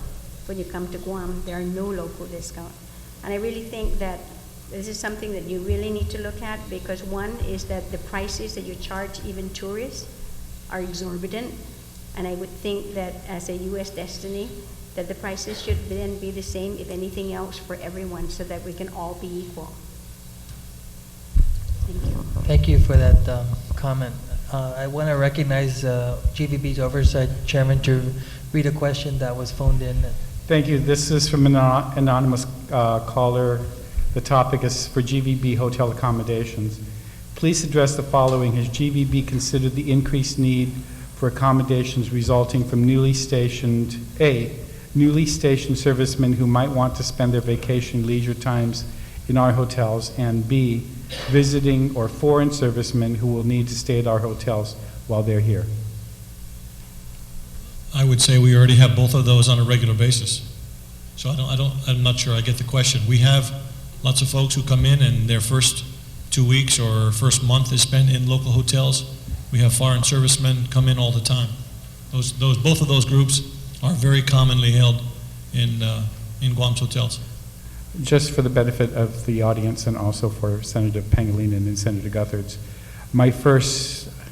I got word that I'm getting my first NIMBY request, if not in my backyard. The Marine Colonel is asking that it not be on that Route 3 site.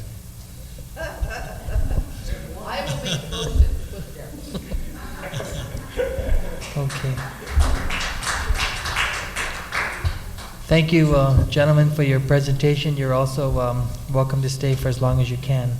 I'm going to recognize Senator Pangilinan, who has oversight over land issues, specifically Chamorro Land Trust, Ancestral Lands Commission, and Department of Land Management, to intro this next panel of speakers. Mr. Speaker? Thank you very much, Mr. Chair. Mr. Chair, we had, of course, as part of this whole legislative hearing on the impact of the military build-up plans as outlined in the DEIS, we wanted to get the perspective of the agencies that deal with land. And the agencies, of course, specifically, two of the agencies most impacted from just published reports within the media is the Ancestral Lands and the Chamorro Land Trust, in that their property has been identified in the DEIS as possible sites for use by the military. and we wanted to give the opportunity for the general public to know just all of the discussions that have occurred between the military and the respective agencies, either directly or with the Civilian Military Task Force, and the identification of these lands and what were these lands, of course, slated for, what are the plans on them prior to this military interest in them, and what representations have been made to the military with regards to the availability of this land. And so we'll go ahead and start with, we'll just go and start with Chris, and then move down to Mr. Jesse Garcia, the director of the Chamorro Land Trust, and then Mr. Ed Beneventi at the Ancestral Lands Commission. Thank you, Mr. Chairman, Speaker Pangilinan, and all the senators present. First of all, I would like to say that I'm here more to listen to the concerns and possible additional comments that the chairman and other senators would pose to the Department of Land Management, and if we can include them in our comments, we're happy to do that, and that's one of the primary purposes I'm happy to be here tonight. The protocol that's being followed at this time is to await public display or public presentation on the comments that have been made by the Department of Land Management to the DEIS until the governor has had an opportunity to formally receive them and provide his response. I can say that to date, our team led by the chief planner, Mr. Carl Antalan, and his team consisting of planners Frank Taitino, Celine Cruz, Pim Margulak, and also Joy Cruz, have prepared no less than 130 comments to volumes 1, 2, 4, 5, 6, and 7 of the draft DEIS. I have read through them. They're very comprehensive. They deal with, as far as I'm concerned, all the major issues that have been brought up in the various forums. And I know that especially you senators are very aware of the stretched resources that the departments currently have. So I'm very proud of this team that they've been able thus far to come up with this extensive response so far, and they assure me that they have quite a bit more input to meet the deadline. The other issue that I would like to bring forward that I know has been of concern to the public and also to this legislative body is the issue of workforce housing.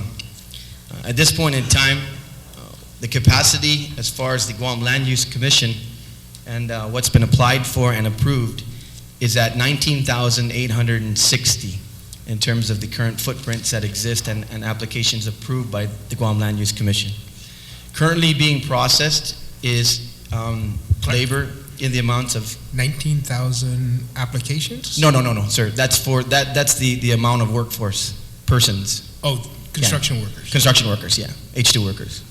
Now, No. That is the capacity of the that has been approved by the Guam Land Use Commission for all the various M1, M2 zones that exist. So in other words, meaning this is an application process. In order to be approved to have this workforce housing, they come before the Guam Land Use Commission. So we're here to assure you that the current capacity that's been approved by the Guam Land Use Commission is at the number of 19,860. So the capacity is there at this time. Currently being processed is 3,196 in terms of current H2 labor. And additional or potential capacity that is ongoing and being applied for is an additional 4,368. These are two other parcels that are currently under review. Okay, so as far as the workforce housing, that's where we're at with that. Just to once again, in my review of the presentation by our staff so far, they have responded not only to land issues, but of course submerged land issues. Considering what's been ongoing in the discussion here, a lot of the Upper Harbor issues and all over other coral reefs, ancestral lands in terms of other parcels of property that are being considered and environmental impacts as well. And also, so far there's been quite a bit of comment on the noise pollution.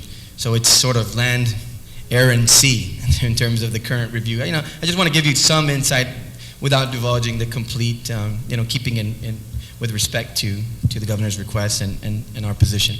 So, but it's very comprehensive, and so it's not just the land, they're also taking into consideration submerged land and also the issues surrounding noise pollution and the air that surrounds us. Lastly, I would like to address Senator Pangilinan, Mr. Chairman. I did receive your letter and your request of the 3 questions, particularly in having met with Major General Bice. That is correct. I did have a courtesy meeting with him and also Mr. Jackson several weeks back. It was slated and put on my schedule as a courtesy meeting, and that's the extent of what it was. The discussions that we had, of course, were nothing outside of what's not contained within the DEIS. It was reiterated their desire for additional properties, and they seem to be, at least from the perspective of Mr. Jackson and Mr. Bice, seem to be in a position to ask questions simply of what would be needed, what are some of the positions that we could take to be of assistance to make this a win-win. Really, in terms of that, of course, I think that's an executive and legislative position. So I basically just deferred to, you have to go to the governor, sit down with him, talk to him about it, and of course the legislature, this body will have the final say as per law and by law. So we just kind of basically said, here, we did identify some issues that exist in terms of what are ongoing in terms of development of Chamorro Land Trust properties, survey, and some of the challenges that we have in terms of working with our partners. But in terms of any specifics, we did not put down any negotiations, and we did not, discuss any terms at all. It was just a courtesy meeting. But they courteously ask you how much more land is available that they may be able to take? Well, as I said, it's no different than what's in the DEIS, Mr. Chairman, and so it's really not. And we courteously said to them, it's really not in our purview. I mean, we have no ability to sit down here and negotiate with you. It was a fact-finding mission on their part, and so our response simply was, we know it's in the DEIS. We're responding to it in terms of the comments that we're putting together, and in terms of those negotiations, they're way above our level. And so that was our simple presentation to them. So you didn't tell them there was any more land available, or did you say? Absolutely not. Okay. We recognized what they had within the DEIS, but at least from my perspective and my presentations to them was pretty straightforward and pretty simple. You need to go discuss this with the governor and the legislature. Chris, Mr. Dueñas, in the review by the staff, there is a plan for their housing area. Is there enough information in their plans for the housing to make a determination whether or not their plans in terms of use of space, layout, etc., consistent with local law? Are you talking about workforce housing? No, I'm talking about the military plans housing in the DEIS. In my review right now, that has been brought up as a concern. Their land use and the land use, and also one of the issues that seems to, or at least from our perspective, because we're a regulatory agency as well in terms of applying, there have been no applications for any of the projects that are happening on base. So that's happening now. We can tell you that. That's not going on right now. There are no applications. There's no, at our perspective. The other issue that we would like to inform you of that my staff thought you might be interested in is that the majority, in fact, I think 100% at this point in time of the applicants with regard to contracting and the like for a lot of these major projects are being submitted by local companies representing off-island companies. So we're not seeing, in terms of our process of processing, our part of the approval, or at least passing through land management in the process of their having to meet with all the agencies. We're not seeing the major companies. So obviously you might want to take a look at what the arrangement is if there's issues with regard to taxation or other issues with regard to that. I would say the one positive with regard to that is at least our local people are getting in on the action, and they may be primes or they may be representatives, and hopefully that's an indication that there's strong local participation. But obviously, from my perspective and from our perspective, we would like to see the fact that behind the representation is a representation too of truly what's going forward. So, when do you anticipate the comments being made? I asked the governor at one of the meetings if the agencies will submit their I think the due date to the governor's office is February 4th. That's correct. And that they were going to be made available to the public, basically, so that we can take a look at what the position is of our government with regards to what's happening. So is that still the target? Yeah, I know that we will meet that deadline as Department of Land Management in terms of our submission of all comments by February 4th, and then whatever process it takes from there is out of our hands. So what are the major concerns in the DEIS with regards to land use that the department has? Well, I think I've kind of gone over them, without going into specifics. They really run the gamut. As I said, there's issues with regard to submerged lands. There's issues with regard to noise pollution and the like because of the aircraft. There's issues with regard to the desire for additional lands and the implications of what's going to be the methodology of acquisition. Is it a negotiable? Is it non-negotiable? I mean, at this point in time, it appears to be negotiable. But all of these things, and I'm comfortable saying that all of the concerns that I have heard in my attendance of the meetings and the scoping reports that I have reviewed and I've personally put together, it appears as though our staff has done a very good job of addressing those issues and the comments that are here. I would also like to say, I know I'm not here for public safety, but in my review also of the DEIS, and I believe the Vice Speaker, Mr. Cruz, had pointed out also, if you look at the public safety portion of the submission, in the draft DEIS, it's almost word for word what was prepared on the scoping reports. And even in our public safety forum that we had a couple years back, when we looked at the presentations that were put forward by JIGPO and what they're requesting and what they saw in terms of what public safety issues would be, it was almost, it was like word for word coming from our scoping report.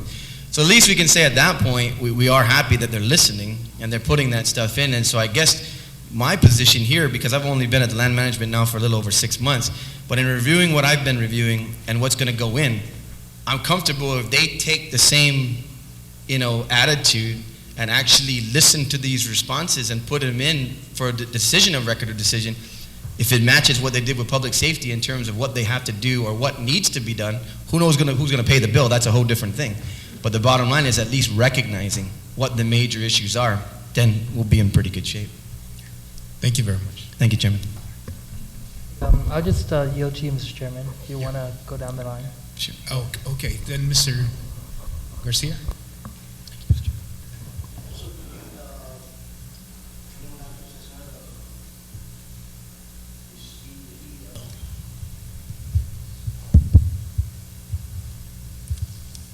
To date, Chamorro Land Trust has not received any official request from JIGPO regarding any lands, no written documents or anything.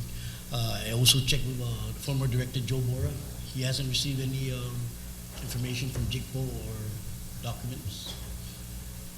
We had a courtesy visit by Bryce, Mr. Bryce and Jackson, I believe. But there's no discussion in depth into any lands regarding the military buildup. I basically told them that any response from the Chamorro Land Trust will come from the governor's office. That's funny because I could have sworn they said that they surveyed Chamorro Land Trust properties. To my knowledge, I never received any documentation of any survey, so I don't know what they're talking about. So they were trespassing, you think? I guess so. I could have sworn that they were, yeah. Yeah. As of any surveys, I have no knowledge of any survey done by JIGPO. So from the Chamorro Land Trust perspective, the military has not indicated at all directly to you or anybody in the Chamorro Land Trust office of their desire to survey Chamorro Land Trust property, where they're located, how big are they? No information, no communication No, at I all. don't even know how much land they're talking about of what they want from us, so. Well, somebody is not communicating, because I swear to God, you know, I don't have a TV, but I can read the paper, and they, it's right there in black and white. Said they came into the office, they looked at maps, they asked how big the land is, and can they go in and survey it? It's nothing official from us that we gave them authorization to do any survey. So we might just have to then ask somebody else, you know. Probably before my time. I've been there for less than a year. That's right. And so the staff does not recall anybody coming into the office, looking at a map in a uniform, looks, No. or anything like that? No. No? Nobody at all? No, sir. There's never been a, Mr. Chairman?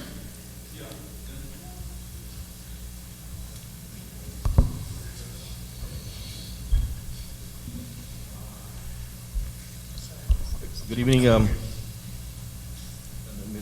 Speaker. Anyway, Mr. Garcia, what do you... Just state your name. My name is Oscar Calvert, the and chairman your for the title. Chamorro Land Trust. Thank you very much.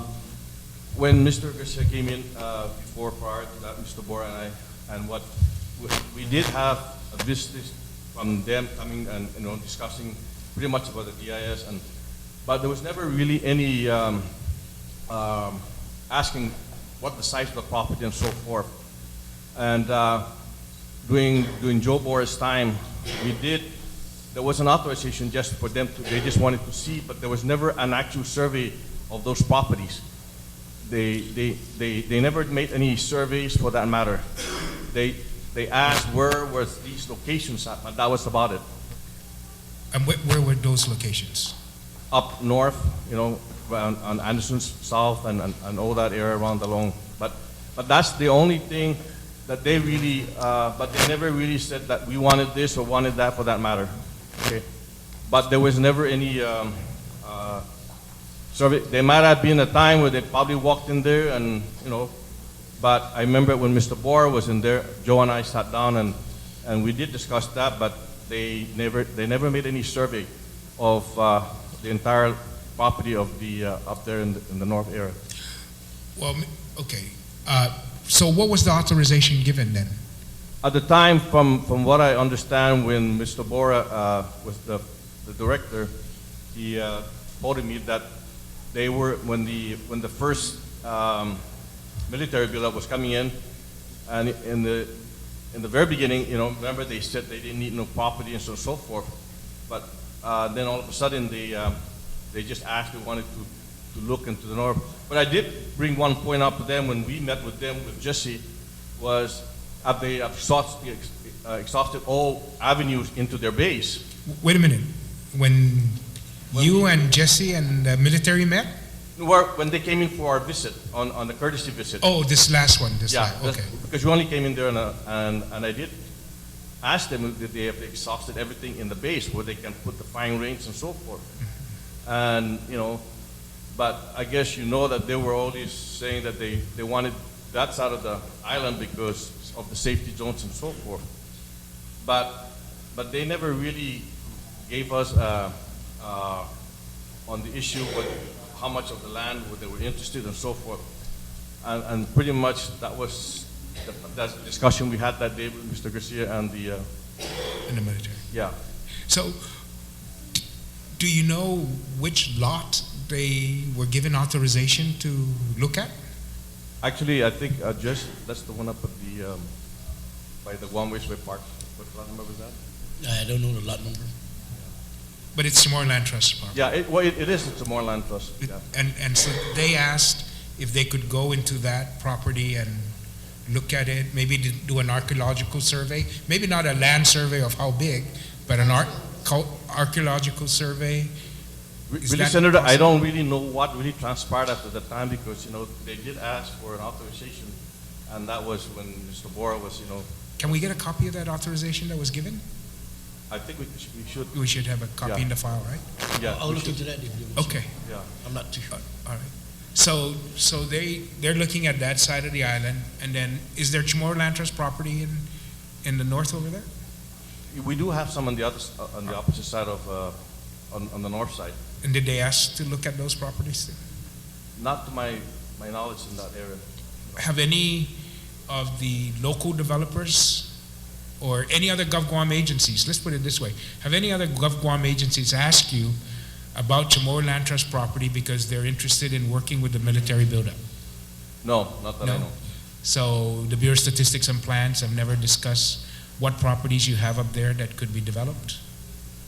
No, not at least to my knowledge, unless Mr. Bora, at the time when he was the director. Just anybody in the civilian military task force asked information on the Chamorro Land Trust property about what piece of property is available there for development by either the military or private developers to support the military buildup?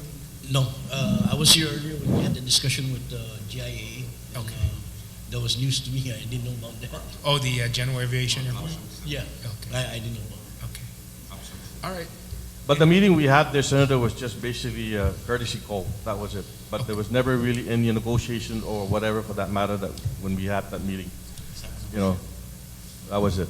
Okay. Senator Guthrie, do you have a question for Yes. Mr. Garcia? Yes, and also Mr. Capital. Okay. Yes. A few months ago, there was a concern expressed by the legislature regarding potential lease of Chamorro Land Trust property to a group that wanted to extract coral. Do you remember that? Yeah. What happened to that proposed lease? It's still on hold right now until we finish all the rules and regs. But that was the direction that you guys gave us back then. My understanding was that that company was also planning to build a housing area or a commercial area in support of the military buildup. No, what had happened at that time, Senator, was when they wanted that piece of property, I wanted to leave the property back, develop the right way. I didn't want just a coral pit down. So what I directed them that I wanted the property to be, do it as in terrace, and that way the property would still be usable for that matter. So if they cleaned out 5 acres or 10 acres of property, it would not be a waste to extract whatever rocks or coral out of there. And giving that opportunity, it would also save the Chamorro Land Trust from and providing the infrastructure. But that was what I wanted there on that contract site. Because when they wanted a quarry, I didn't want to, for 100 acres of property, I want to make sure that the property can be reusable back and not just a hole down that way. The project's on hold though for now, right? Yeah. Okay. Now, it's quite interesting in the draft environmental impact statement, there's a whole section on a proposed firing range. Route 15 on Chamorro Land Trust land, some of it currently used by the Raceway Park. You're aware of that? Yeah. Now, how does the Chamorro Land Trust Commission feel about that? Well, Mr. Simpson approached me about that, and I told him that they still have rights to that property. And what I told him that, if that was to come up, that they should really stand and fight for that piece of property because they have that right to that lease of property until their time is up. So that's what I told Mr. Simpson, that, that if the military was to come in there, they would have to, I can't just kick them out because their lease is still good, still valid for, I think, another 10 years for that matter. So in other words, the commission would honor its current commitment to the Raceway Park. That would be your position as... That would be my position, and I made that known and clear to that issue. Yeah. Jesse, how about you? Any comments on that issue? The Raceway Park as a potential site for the firing range? as far as I'm concerned, the Raceway Park, if they're gonna negotiate, they need to go back to the commission and request permission from the commission. Take it, yeah. That's right. Yeah.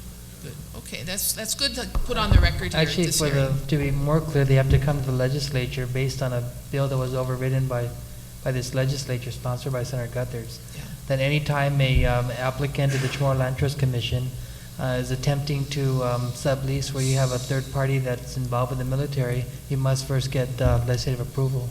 Anything they do on Chamorro Land Trust property, build a house, Yeah. they need to get permission from the commission. No, now I'm Regarding- saying it's the legislature, based on this new law. Okay. You might want to clarify that. Yeah, let me clarify this.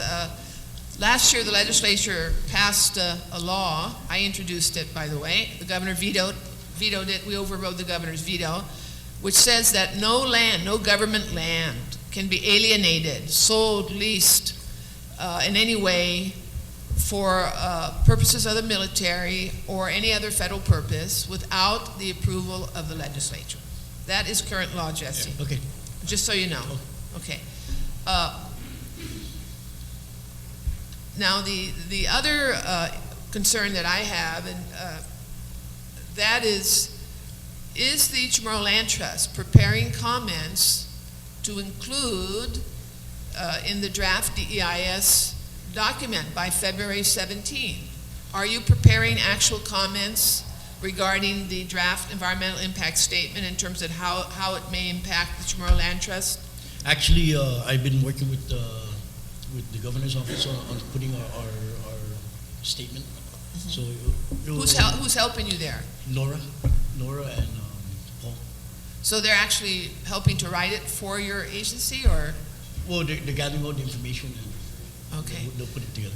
It's very, very important that Chamorro Land Trust speak up and express what the issues may be with reference to the proposed military plans for Guam, because it involves your land. It involves your land, involves Chamorro Land Trust property, and I think the public's depending upon you to properly represent their interests when you comment on the draft DEIS document.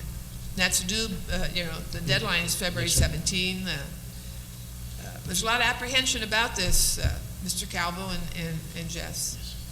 Now, also for the Department of Land Management, it's good to hear your folks are putting together comments. I have a question, though, with respect to the governor.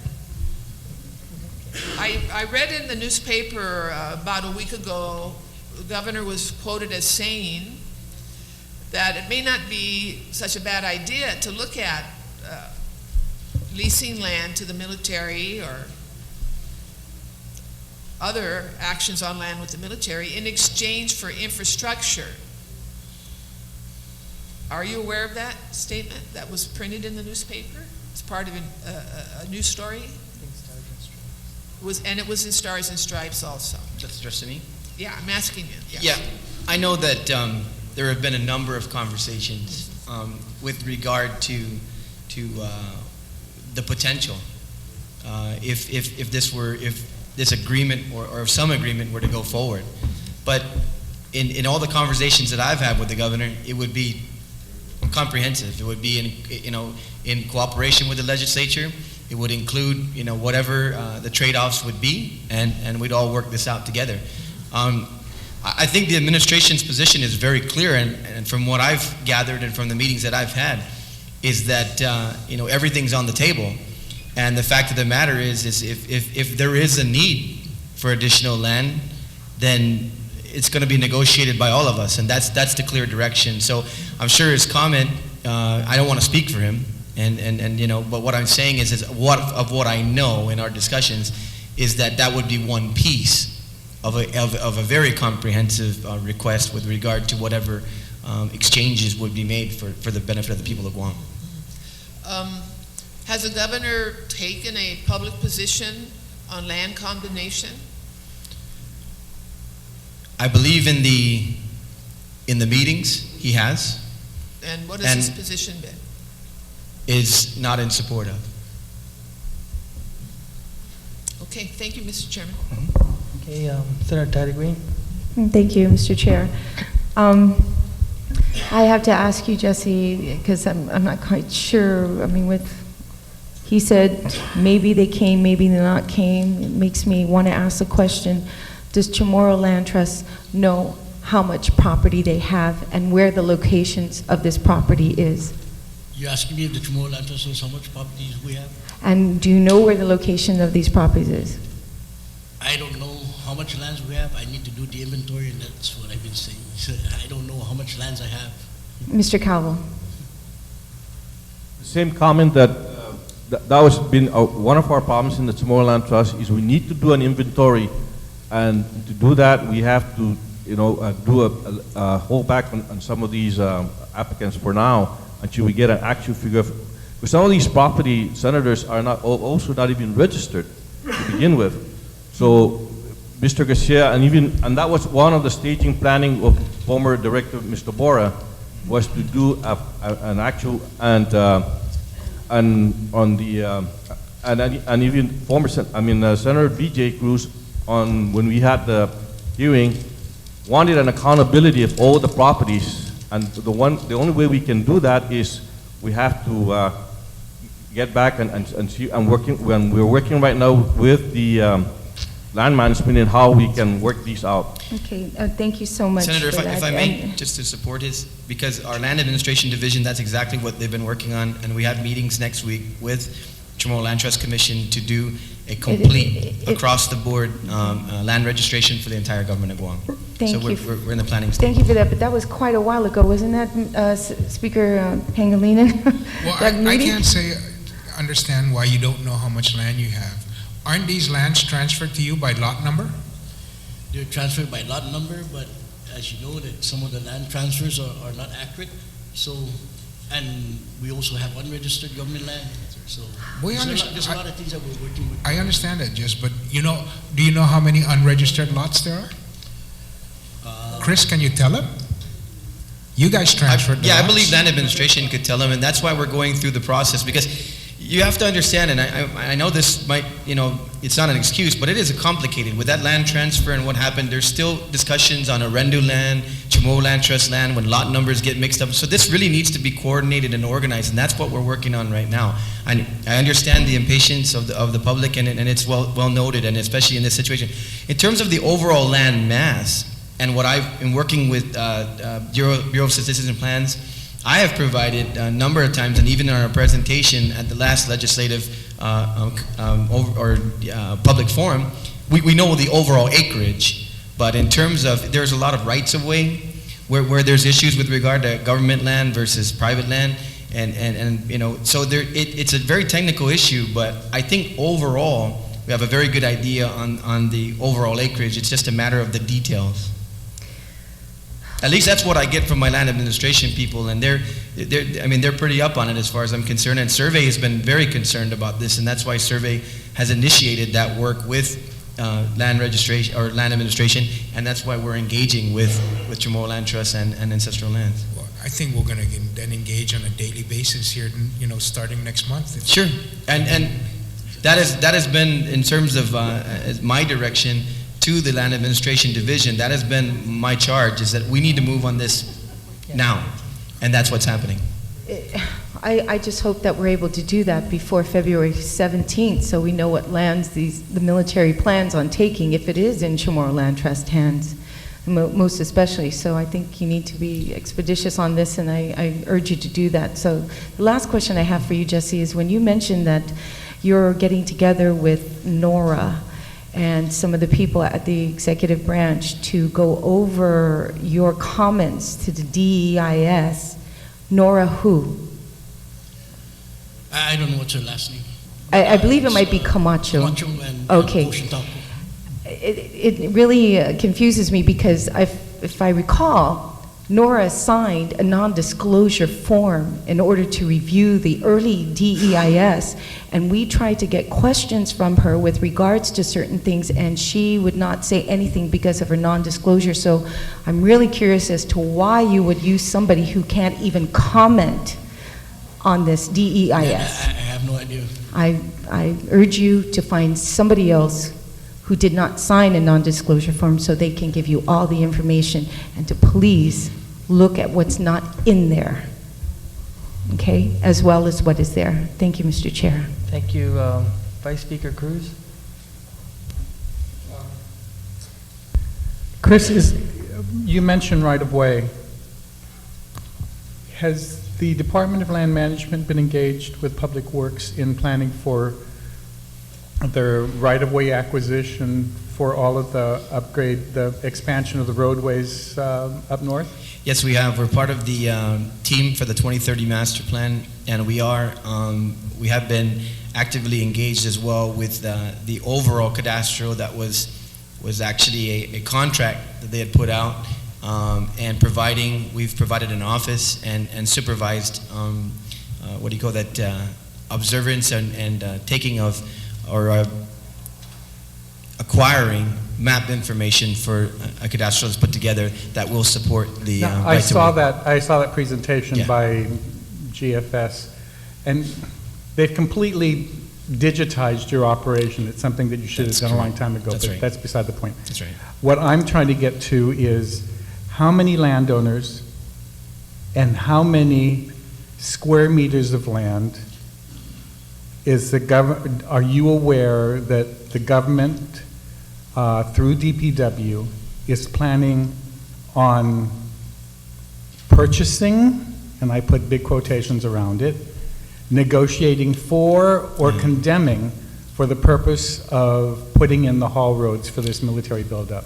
That, Senator, is still in the works, and that's why it took that first phase of putting together and digitizing and making it much more user-friendly in terms of the tool that's used for notification, for working with private landowners, and for the whole process. But that number is not immediately available because I don't think that, I know that the laydown and the final decisions on those roads are still preliminary. But I think that with the tool that we have right now, you'll be able to. Yeah, but if we're talking about just what would happen during this military buildup, right? 2030 is for Guam later down the road. But the plan, the 2030 plan already says that there's going to be these roadways. They have this huge haul road, and they're claiming they have $1.7 billion to put in this haul road. Mm-hmm. And I'm just trying to figure out, surely your department knows how many square meters of land and how many landowners are possibly going to be affected by possible condemnation actions to get their land. And I'm, to say appalled, but knowing the competencies, maybe shouldn't be too surprised that nobody seems to know.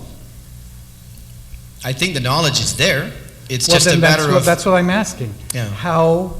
Surely you guys have a ballpark figure. We're dealing with 10 landowners. Yeah.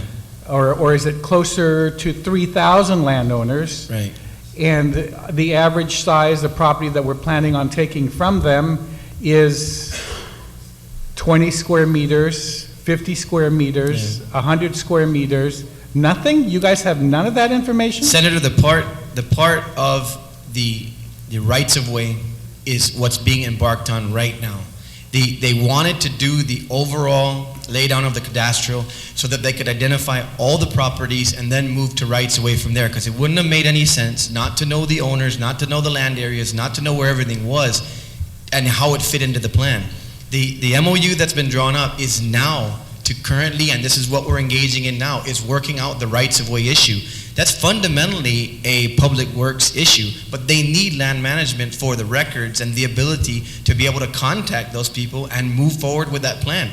It's not going to be that complicated once we've given them the information and you match up the overall plan with the rights of way and what they desire to do and how the plan lays over, and then you do the notification and you'll know exactly how many square meters you need. Is your department involved in it, or has it been completely being outsourced to this group that has? Senator, what we did is under the MOU agreement, which is basically a document that allows for ourselves to acquire staff and to dedicate some staff now to be paid overtime to manage this and to be entirely engaged in the process. So what we have in this agreement is moving forward with the rights of way portion of this plan, is working hand in hand with Public Works. I've dedicated one employee from the planning division completely to this effort. And so he can schedule any overtime that's needed or required by staff that we have, exempt, non-exempt employees, and it's all contained in the MOU and the executive order.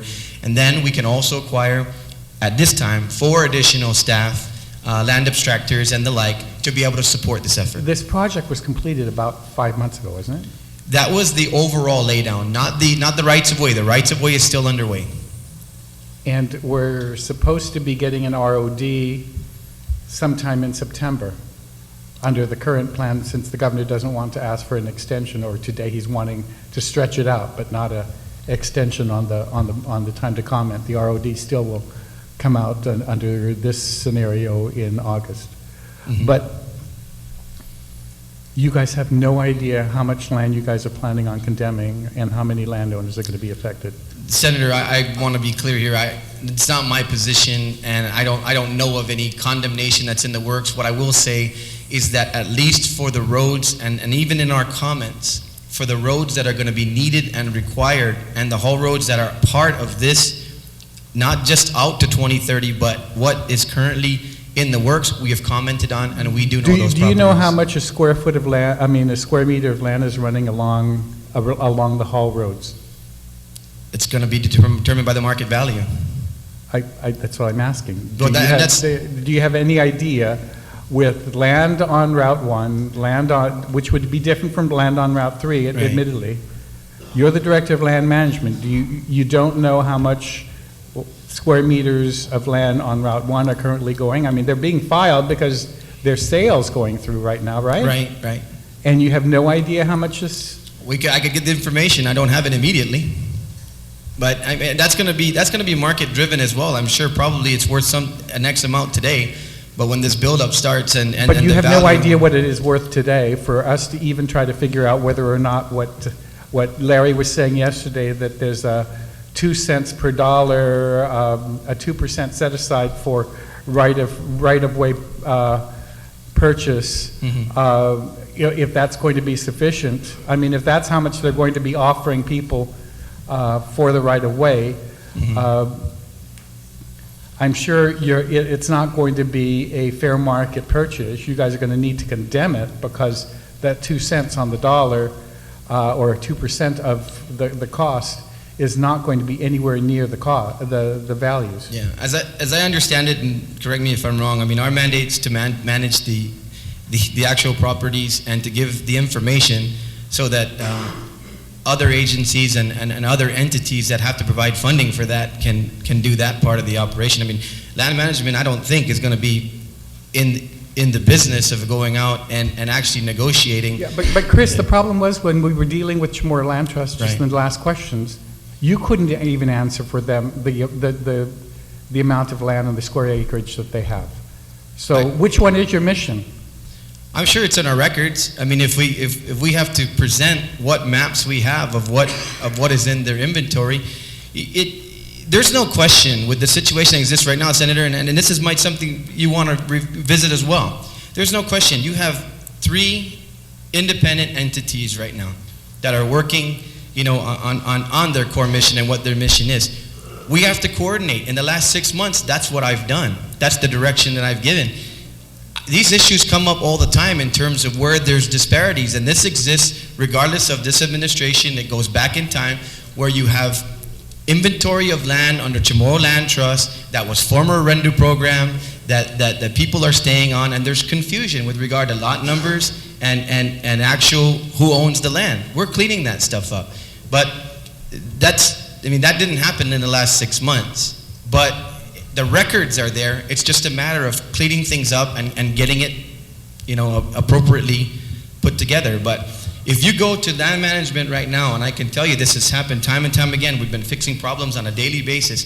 If you go in and work with the land abstractors, work with records, they can get to the bottom of it. It just takes coordination. And that's the whole reason why when DPW came to the table and this agreement was made and we met with the vendor, I was only there for 3 months when I came in and had to get this presentation myself. And we opened up our doors because it was one of those things to where We were even being told by the vendor, you're too slow. Well, we're too slow because we got a local population that we have to take care of too. We can't just take care of what this federal grant is put forth for. We got local people that are coming in every day that need to do things with regard to their property. They need their titles. They need their abstracts. We're not going to set aside everything we do just for you. So what I'm saying is we worked that out.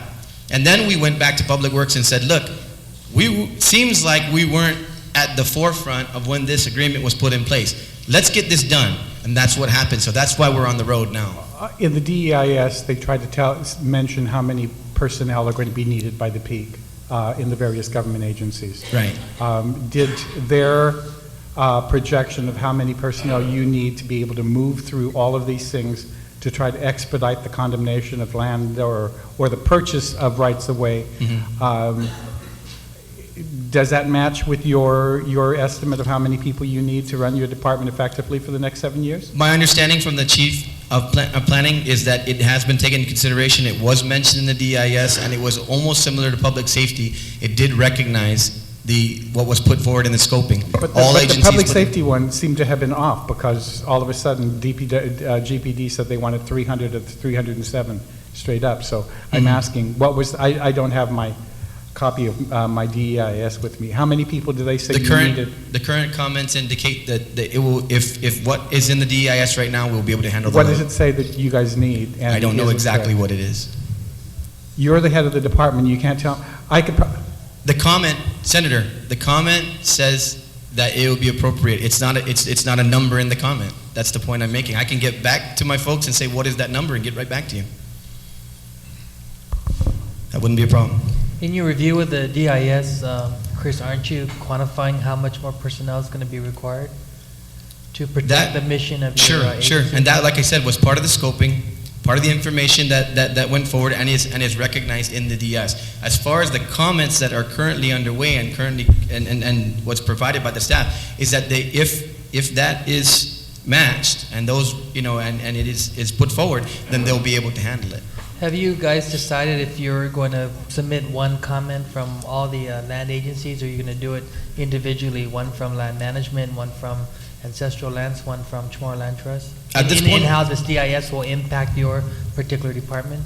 Yeah, at this point in time, it's been an individual effort, but we have no problem sharing and working with ancestral lands and Chamorro Land Trust, because we have commented on a number of issues that pertain to them as well. So we'll work closely with them. Let me recognize your oversight chair to introduce Ancestral Lands Commission. In some instances, it overlaps. Okay. Ed, why don't you go ahead? Why don't we go ahead and let you make your presentation? Okay. Ed Benavente, Executive Director, Ancestral Lands Commission. Behind me is Acting Chair, Mr. Ronald Luguatnia, Mr. Tony Yadak, Member, James Matanani. You guys all know Joey Yonguru, my only staff, and I'm very diligent staff at that. Well, in response to the questions that were posed to us, Mr. Chair, basically we echo the same. We're almost done. We're still reviewing it. We're making our comments. There's a lot of discrepancies that we found that it's really adverse to their statements that was in the report. So in about a week, we'll be done, hopefully by next week. Yeah. What about any... But I'm guilty as charged.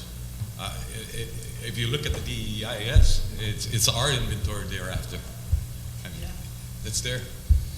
If you reference Volume 2, Chapter 8, there's about 100 and some pages dealing with ancestral lands, and there are various alternative proposition made by that study, and we're thoroughly reviewing each one of them. So, but what is the position of the trust, of the Ancestral Lands Commission? Of what? The inventory? Of their use of the property. I'll give you an example there. For example, like if I can respond or add to Chris's statement earlier regarding submerged properties, there were some discrepancies regarding their assertion that they own submerged lands up at the Pretidian Point, and we have the deeds for those. So that's one aspect. The other one is the possibility of Route 3A going back to the federal government rather than our public law, which states that that's a public highway or an access for the families such as the Ateros and the Castros. If you look at the entire context of Chapter 2, Chapter 8, you would find that they're assuming their authority on that particular road again. So these are the items that we're nitpicking right now in a lot of the statements made. So your review of the DEIS is that the DEIS, as it addresses the ancestral lands, is adverse to the interests of the Ancestral Lands Commission. I'm sorry? That the DEIS and its comments as it relates to the ancestral lands properties is adverse to the interests of the commission. At some points, yes. And is it your commission's desire to then recommend that this DEIS not proceed in the manner that it's outlined based upon? I think that's a little bit premature for now because we are making responses in every items that were stated in the DEIS. It's over 100 pages, Senator. There's only one staff. Thank God that the commissioners said that they would like to come down and help us volunteer their time in reviewing this lengthy page of statements made by within that DEIS. The property that's identified, what property have they identified that they want to use? They are two parcels. Two parcels. Which parcels? Annie South, which contains maybe about 300 acres, and FAA, which it's probably about 600 acres. Joe? About 600. So these lands are currently in the inventory, and they are including them in the DEIS for development for their purposes. It's there. It's there. Right. Yeah. And are you going to say no? It's not me. It's you guys. I mean, you took the authority from us in any disposition of property. So the authority lies with the Guam Legislature. It's going to go through a certain process. There are 3 hurdles: GITA, then back to us, then finally you guys. What is the current status of those properties? They're under GITA's inventory for now. They act as an agent for our agency, and they're now in discussion with those who won the bid. So, and I can't go into detail because Mike's not here. Anybody know? Mike is not here. Yeah. Tony? Tony? Tony? Yeah, okay.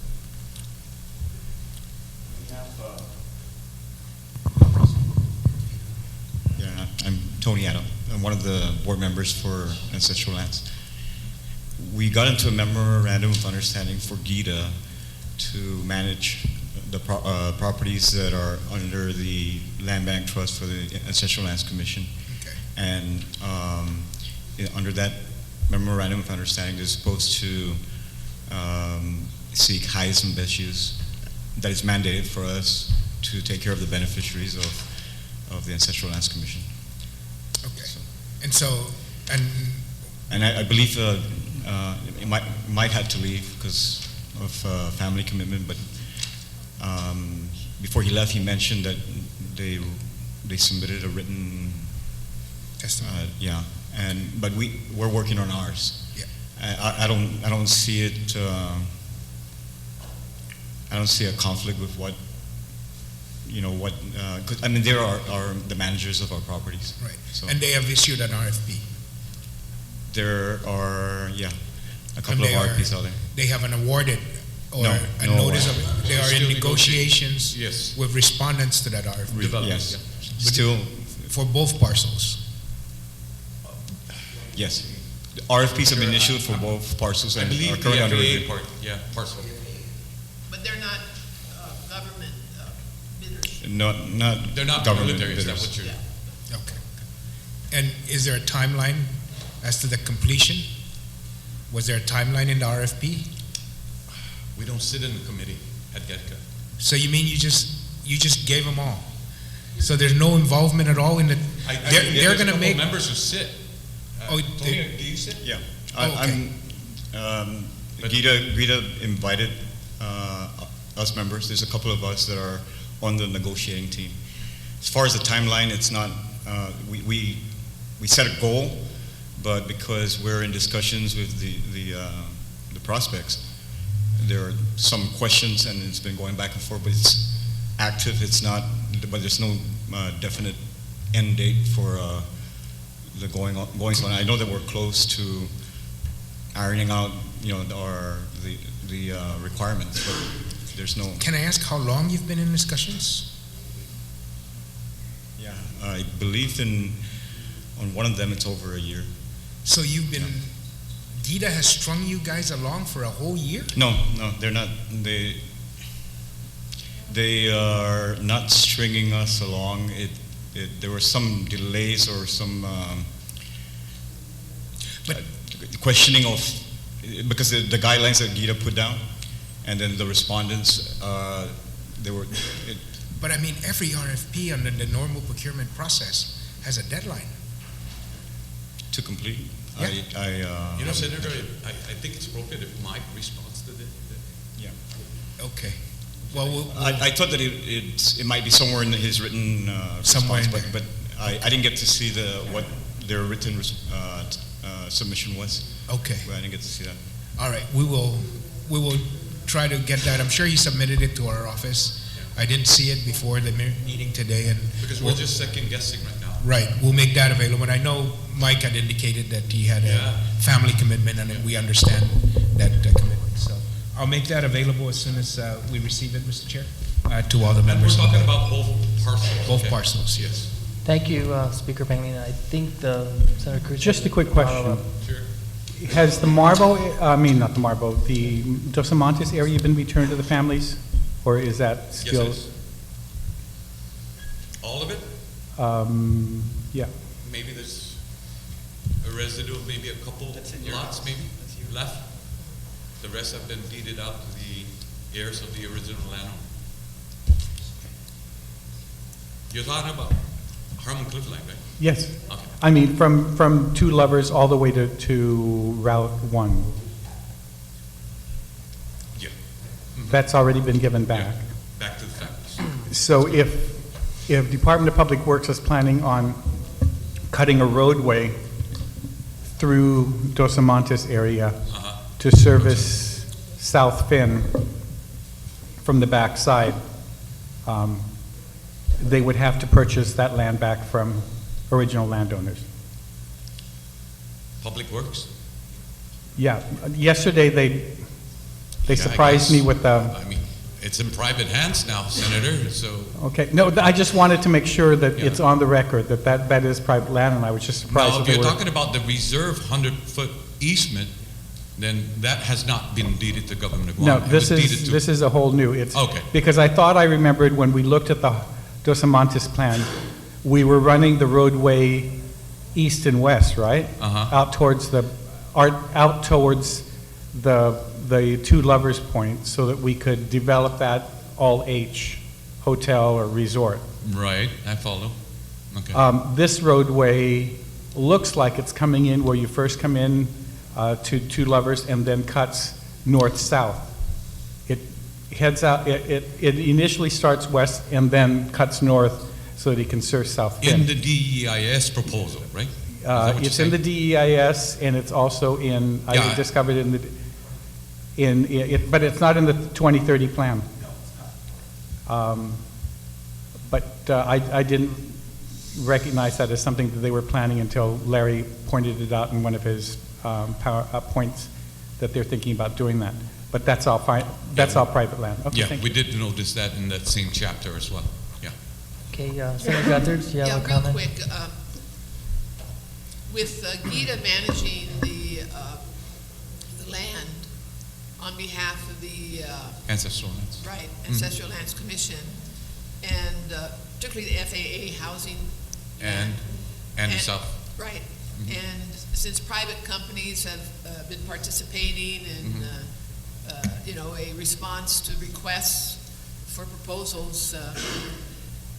How will that, in your mind, impact the desire of the military to acquire that land? I mean, what are we going to do with these companies that have been negotiating with GITA on your behalf of the commission with respect to their initiatives, and then the military is saying, no, we want that land? What is your thinking there? Well, it's ongoing. The discussion is ongoing right now with these two developers. What will be the adverse impact? The possibility of them not paying taxes, as opposed to a developer who will pay improvement taxes and other percentiles of monies that we may bring in as a result. So that's one impact. Yeah. Is there a possibility that should a developer be successful in acquiring that land, that the developer will then turn around and lease it to the military? Now you're going to make me speculate here. Yeah. I don't know. But it's possible. Yes. I'm But wondering since if the you're developers... but since the legislature took that power away from us, we can't do anything unilaterally. So, yeah. Okay, I'm glad to hear that, Ed, because my concern is that speculating companies would like to control certain lands owned by this government for the purpose of then turning around and leasing them, subleasing them. Oh, flipping. Yes, and we certainly don't want that to happen. And that's one reason we did pass the law that we did last year. Thank you very much, Mr. Chairman. Thank you. We're going to go to EPA, but I'm going to request that you guys please stay back, because there's a huge demand of those testifying to want to testify directly to the people responsible for managing our public lands and private lands. I want to recognize and really thank Conchita Taino for being here to represent her department. There's been a lot of anticipation and a great demand for EPA to give a report to the people via the legislature on how exactly this DIS will impact our island, but specifically what kind of additional manpower your agency is going to need in order to fulfill your mandates. So, Conchita, I want to thank you for being here, and we recognize you at this time. Well, my glasses, I can't see a thing with it. Thank you, Mr. Chairman. Now, the information I am providing is a summary of the major issues compiled thus far from the professional staff at Guam EPA. In terms of Guam's water quality standards, currently the Northern District Wastewater Treatment Plant does not meet the Guam Water Quality Standards and the Clean Water Act. The draft EIS states that while the year 2019 wastewater treatment demand estimates would be within the physical capabilities of the Northern District Wastewater Treatment Plant design basis, the demand would peak in 2014 with the combined impact of the Marine Corps relocation, construction workforce, and the civilian growth will exceed the physical capacity. Guam EPA's position is that the Department of Defense must address how it will contribute to the Guam Water Works Authority to meet the required Guam quality water standards at the outfall to the marine environment. In the area of air quality, currently the Guam Power Authority does not utilize its peaking generators at its permitted limits. The draft EIS states that the Department of Defense buildup power demand will exceed the current Title V operating permit requirements. Guam EP anticipates that GPA will exceed its current permit requirements for their peaking generators to support the Department of Defense power demands. Also, in light of the increase in population, Guam EPA anticipates an increase in vehicle emissions between travel from north to south. In the area of solid and hazardous waste, currently the Department of Defense operates and maintains 2 existing land disposal facilities. The draft EIS states that the Department of Defense will be a customer to the Government of Guam's permitted solid waste landfill facility and other facilities. Guam EPA will be requiring from the Department of Defense a waste composition study to address the anticipated waste associated with each activity, its impact to the existing management options, and how will these waste streams be managed. Aside from that, Guam EPA will require that a separate solid waste management and disposal plan be submitted. In the area of noise pollution, currently military air activity training follows existing flight patterns. Now, according to the draft EIS, noise impacts are found to have less than significant impacts or no impact. Guam EPA's position is that noise impacts were not addressed for the aviation airlift and airdrop operations flight path to and from base operations and landing zones at Anderson Air Force Base, Northwest Field, Andy South, the Navy munition sites, and Arodi Fields. The draft EIS must include discussions and assessments to determine the impact, alternatives, and mitigation to residents and the endangered species outside the Department of Defense fence line. I know, Mr. Chairman, you asked about our needs. Tell you, for Guam EPA, funding is a very big issue. So we need funds for staffing and contractual support. Other needs include the ability for Guam EPA to increase salaries for its professional staff. I know it's occurring with the other government of Guam agencies, but we are losing our professional staff to the military. We can't compete. And people know that Guam EPA is very good in training its staff, doing everything it can. And the reason why is because we give the best to staff because in turn we're giving the best to the people of Guam. But in doing so, they're highly desired by the private companies and the Department of Defense. We just can't compete, not based on the pay scales that exist. So we're hoping that the legislature will allow us the same flexibility that it has allowed the Port Authority of Guam and GPA. And that concludes my presentation. Thank you. Well, I'll hold my questions. Let me recognize Senator Cruz. Conchita, I would have thought that with our meeting at the GIGO meeting that you would have had a statement in regards to the one thing that I'm concerned about, that I have sponsored legislation, made countless efforts to try to find out from you why, in spite of legislation almost 3 years old, EPA has not, and again I repeat not, completed or at least has not provided me with a copy of the results of a request that I made that they test the dredge material, the soil, on our side of Port Authority of Guam, of APRA, to test to see how much, if any, radioactive material there is. And the reason why I'm so concerned about that is because I've tried to get the Port Authority to do it in their $4 million contract in one of their task orders, and they responded back to me that there was no need for them to do it because you guys were doing it. And then when I asked you guys whether or not you were doing it, you said the military was doing it.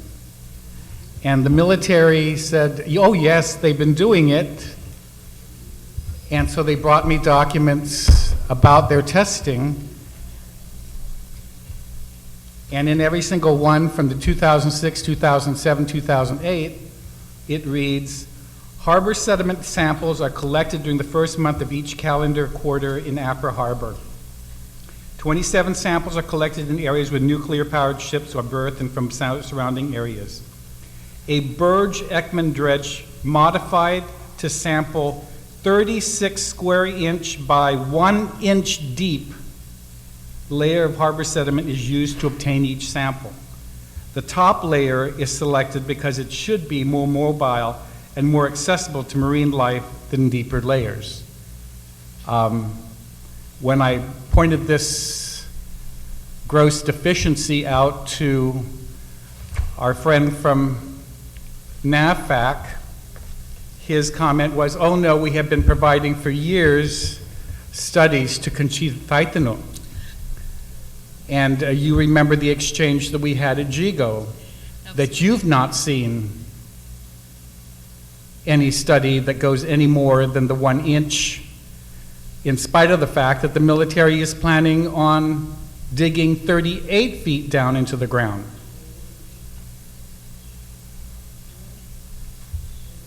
And yet, in spite of that, and my language was not something that could be aired over the airwaves when I was screaming at all of you up at GIGO, you did not even bother to address dredging or the impact to the coral of 36 or 39 acres of coral being dredged out of the harbor. Why? And does EPA have a position? Based on the information provided, it's not in the document that I have. A couple of things. First, regarding the sediment or the sediment that's being dredged. I apologize for not getting the information to you, sir, but I can tell you that I have been looking in my office, see if I have it, and I don't. My next step is to check with another division, because as you recall in those discussions, that anything dealing with dredging is normally handled by another division. And so I need to check with their records. But I did not forget, and I apologize. This is not, it is an important issue, no doubt. The other issue regarding... It is an important issue, and we don't even, that's... No, it is. It is an important issue. And no mention. I thought for sure that anybody who was on the fence about whether or not they supported this buildup, when word got out that 39 acres of coral was going to be dredged, over 1 million cubic yards of dredged material was going to be brought up, the fact that I had objected to it because none of you, not your EPA, not US EPA, is willing to do a test to determine whether or not there is or is not radioactive material down there, you guys do this.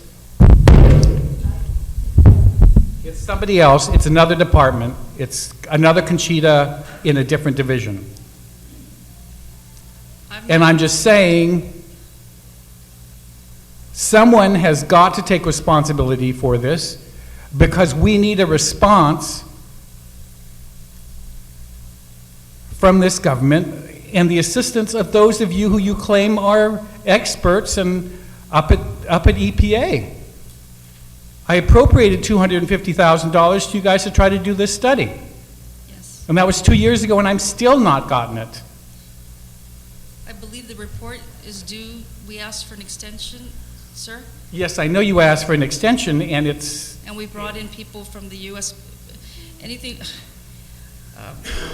work on radioactive... See, the problem that I'm having, Conchita, is that when I went to the EIS in August, when they were talking about dumping out in the middle of the ocean out there, of the stuff that they're taking up from Kilo Wharf right now, I asked whether or not they had tested for radioactive material.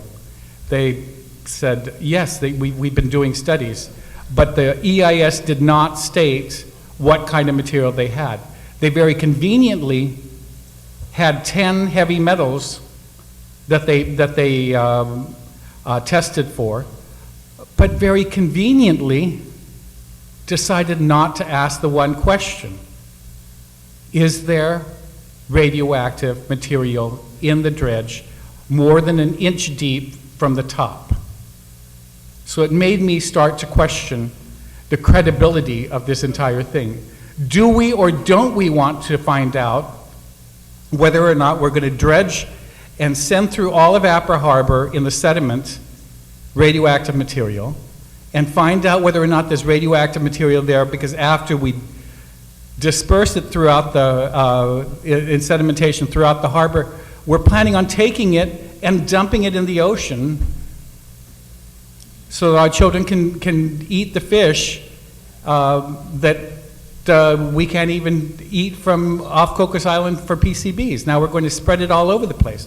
I don't understand why nobody wants to address this issue. In the area of solid and hazardous waste, one of the comments that I had placed, and I know I did not read this, but it was the comment that I've provided. There's a lot of details. I know what I provided was just a summary, okay? But in the area of solid and hazardous waste, the debris, the dredging spoils, if you will, was included. What were my comments? My comments that it has to be tested, because obviously you can't manage it and you can't dispose of it until you know what's in it. And so that is part of that. But if you purposely don't test to find out if it's in it, we're not going to know. And I'm just trying to figure out why you chose to address noise pollution, which you admit is insignificant, and ignore radioactive material possibilities in the dredge material of 39 acres of coral, or even just the ecological, the environmental impact of the destruction of 39 acres. No comment. In the area of coral, the issue really has a cross-jurisdictional authority. We are coordinating with the Coastal Zone Management and the Department of Agriculture. In terms of what we believe, we don't believe that it should be destroyed. But we are working with, like I said, Coastal Zone Management and Department of Agriculture for consolidated comment, if you will. Could the fact that the entire budget of the Guam EPA is actually a federal grant impede your ability to be able to honestly challenge the military in this regard? Because I know that in one of the other contracts, the OEA contract prohibits the vendor from speaking badly about DOD. No. I mean, that is not the case, sir. The fact that we are supported by you, our grants come from U.S. EPA, that is not an issue for us. We provide our comments to the best of our abilities without prejudice. Are you aware of U.S. EPA's position with the military buildup and the DEIS in specific? Because I'm aware that they are reviewing this DEIS, and they do have some major concerns. The Upper Harbor issue, the dredging. They have concerns with the drilling of 22 water wells up in the north. Has your agency had a chance to review that, if there's any document right now, or have you been able to interact with U.S. EPA officials? Yes, in fact, we had our conference call this morning. And we've been the way it works at Guam EPA is various divisions are tasked to work on certain areas. So in the case of my division, we handle the pesticides, the air, the solid and hazardous waste, if you will. So for my division, I know I have been in coordination. I have been communicating with the solid waste side of the house. Today's conference call, there was a gambit of issues that were discussed. So yes, we are aware of their concerns, and a lot of it is pretty much parallel for what we have. Okay. Are you then suggesting that you're going to have your position is going to be the same position as, are you going to submit your position together with US EPA? No, they'll be separate. Separate. They have to be separate. The way I can tell you, from us, for the Air and Land Division, like all the divisions, we submit all of our technical comments. They're compiled by the Planning Division, and then everything is submitted to the Governor's office. That's the process.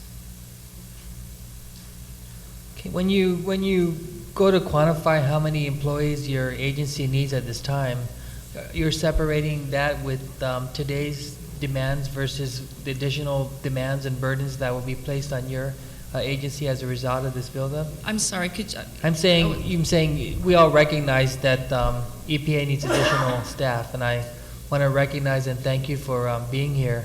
I really am not happy that your administrator is not here. But when you go to quantify how many employees you need for EPA, are you separating that with, today's demands versus how many employees you need as a result of the military buildup? Because that's what the other agencies are doing. Right. There was a time last year where the agencies, I think all the agencies, were to submit their needs, inclusive of staffing. And so, yes, there is a number. I just don't have that. But Guam EPA does have a specific number as to what it needs because of the military buildup. How many years have you been an employee at EPA? About 20 years. Are you seeing the same thing that I'm seeing with respect to how your agency is being handled? I mean, in the past, EPA was really the environmental protection agency. If they saw an agency that stepped out of line or didn't follow the permitting process, they wouldn't do as Senator Cruz said and just wash their hands and say go check Public Works and not us. Right. I mean, are you concerned about that kind of shift in policy where the current leadership says, I don't have enough manpower, so I told my staff don't police these other agencies? It's really not a matter of telling staff don't police certain areas. It's a matter of trying to prioritize, because we all have to deal with what resources we have. So then there's a thought process to it. And in terms of Guam EPA, it's okay. What you have to address things in a manner of what is considered an endangerment to the human health and the environment. And then the other portion to it is what's required in the grants, because we don't just receive money without having to perform certain activities. So in the case of, like, let's say for hazardous waste, we have to do a certain number of facilities, and specific facilities at that, in order to maintain our grants. Do you think that this community, there'll be any justice done to this community with the current review process undertaken by your agency? I mean, are we going to miss big opportunities to communicate to the military or the secretary? I believe we need more time, sir. Yeah. This is just, everyone knows the size of these documents, and we're not given enough time. I believe we could do a better job if afforded that opportunity. Have you, I don't mean to put you in the spot on the hot seat, Conchita, but are you aware of your administrator has communicated that to the governor? Because there was a request made by a member of this legislature, and I believe Congresswoman Verdalio agreed to ask for an extension, but Governor Camacho said that the time is sufficient and they'll continue to review this document and be diligent about it. I mean, have you expressed this to your administrator that we need more time? We agree that we need more time. Yeah, I mean, the technical staff has expressed that. I mean, as to what was communicated to, what the administrators communicated to the governor, I don't know. I'm more of a technical person, Mr. Chairman. Let me ask you a question called in by a member of the public. It says, how would you assure the people of Guam that our ocean will remain pristine without the underlying fear of nuclear waste? Would there be some kind of inspection or investigation to our ocean?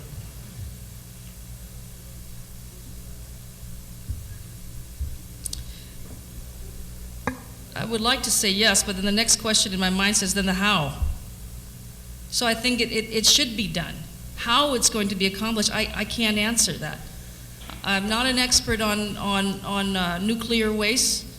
That's a specialty in itself.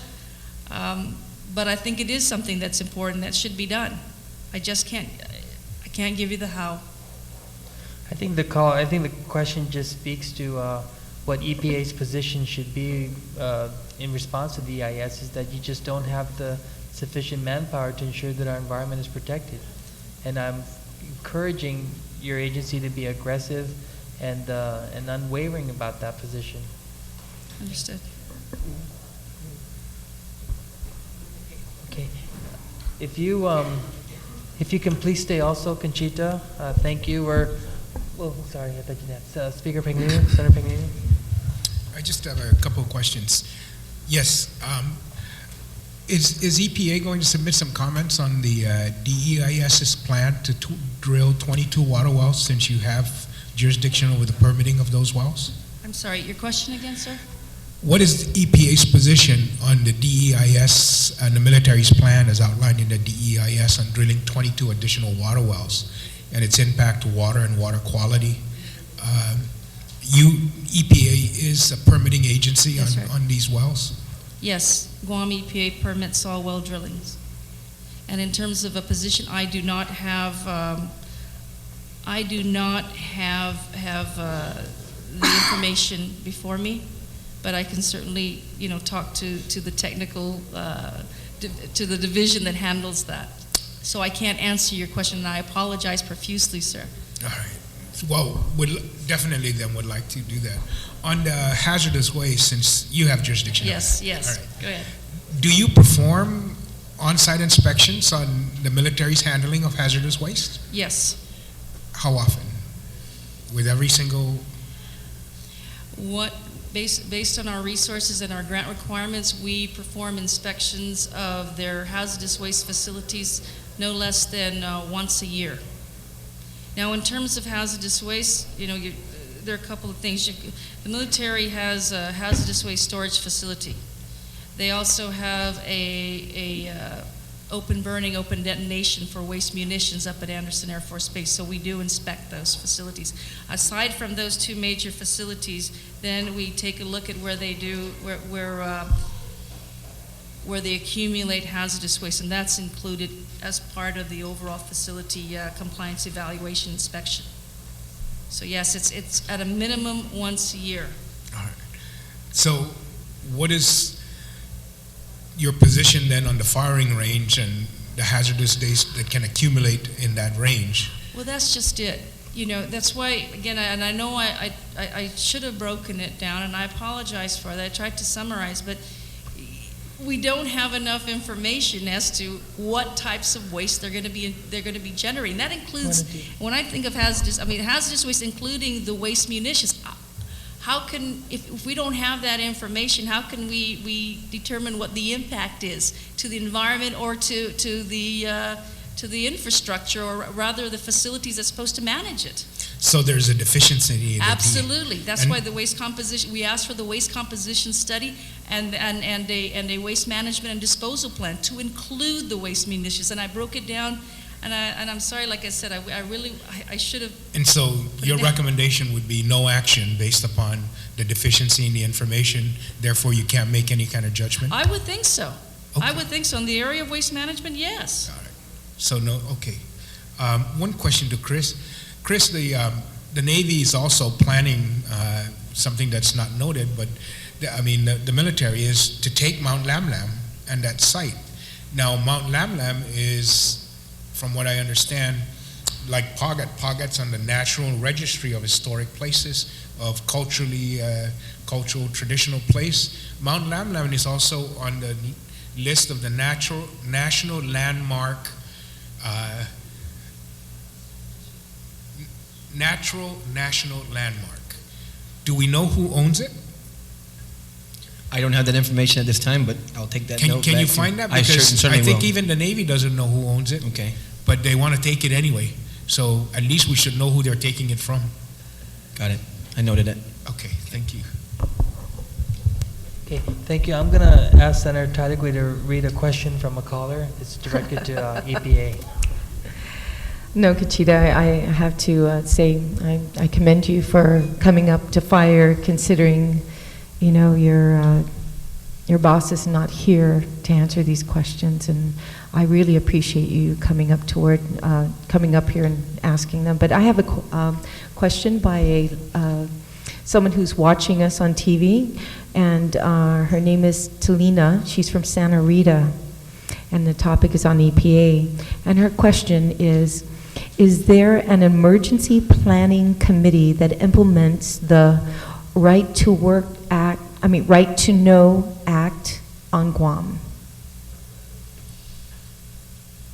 I know that there was a law that created this, and as I recall, that the agency that was tasked to create this is the Office of Civil Defense. Jess, do you remember that? I mean, because this was many years ago, but in terms of whether or not it's been active, not to my knowledge, not to my knowledge, but then again, that type of activity is handled by another agency. Okay.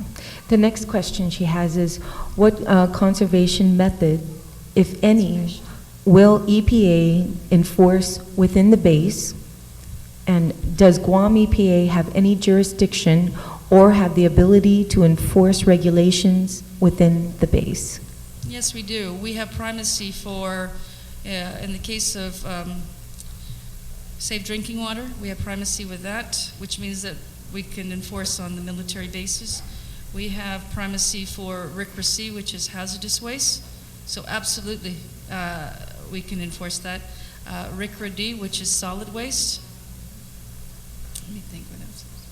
And those are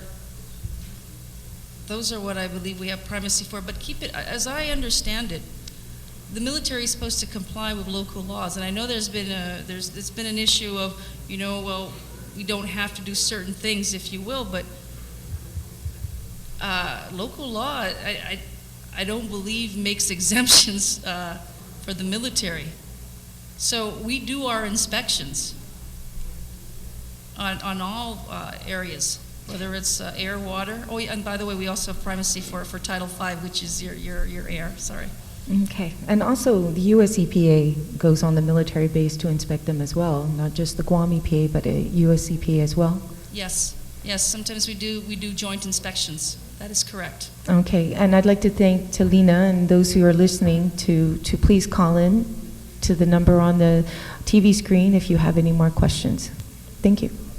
Thank you, Senator Tadawi. We're going to go to the next portion of this hearing.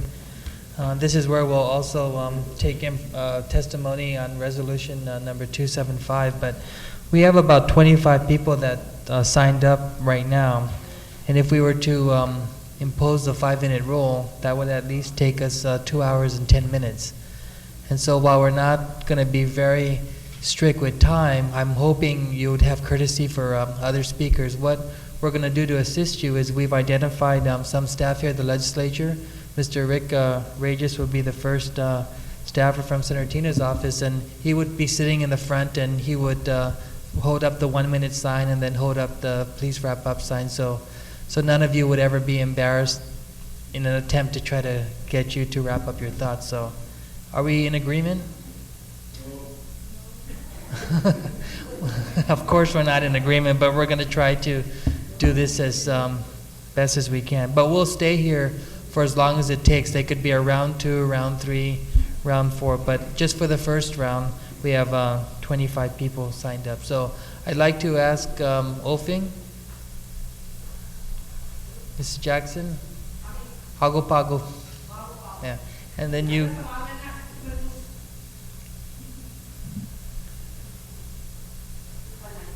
No, you would use the podium, and then you, yeah.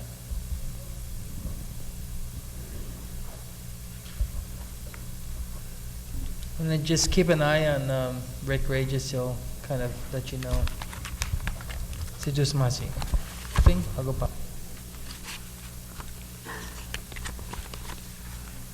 Buenas. Wagini padaksalika sti ratata pamatsalika sti. Zangin perfectu haut surohano cocina un soda STC na amot. Lasas atso pagnitus ifit kalaskas tagwan pipitas unay zapalangpang napo. Zangin sinon soda session na amot na ifan STC military build up. Saya namasi. Estige pago.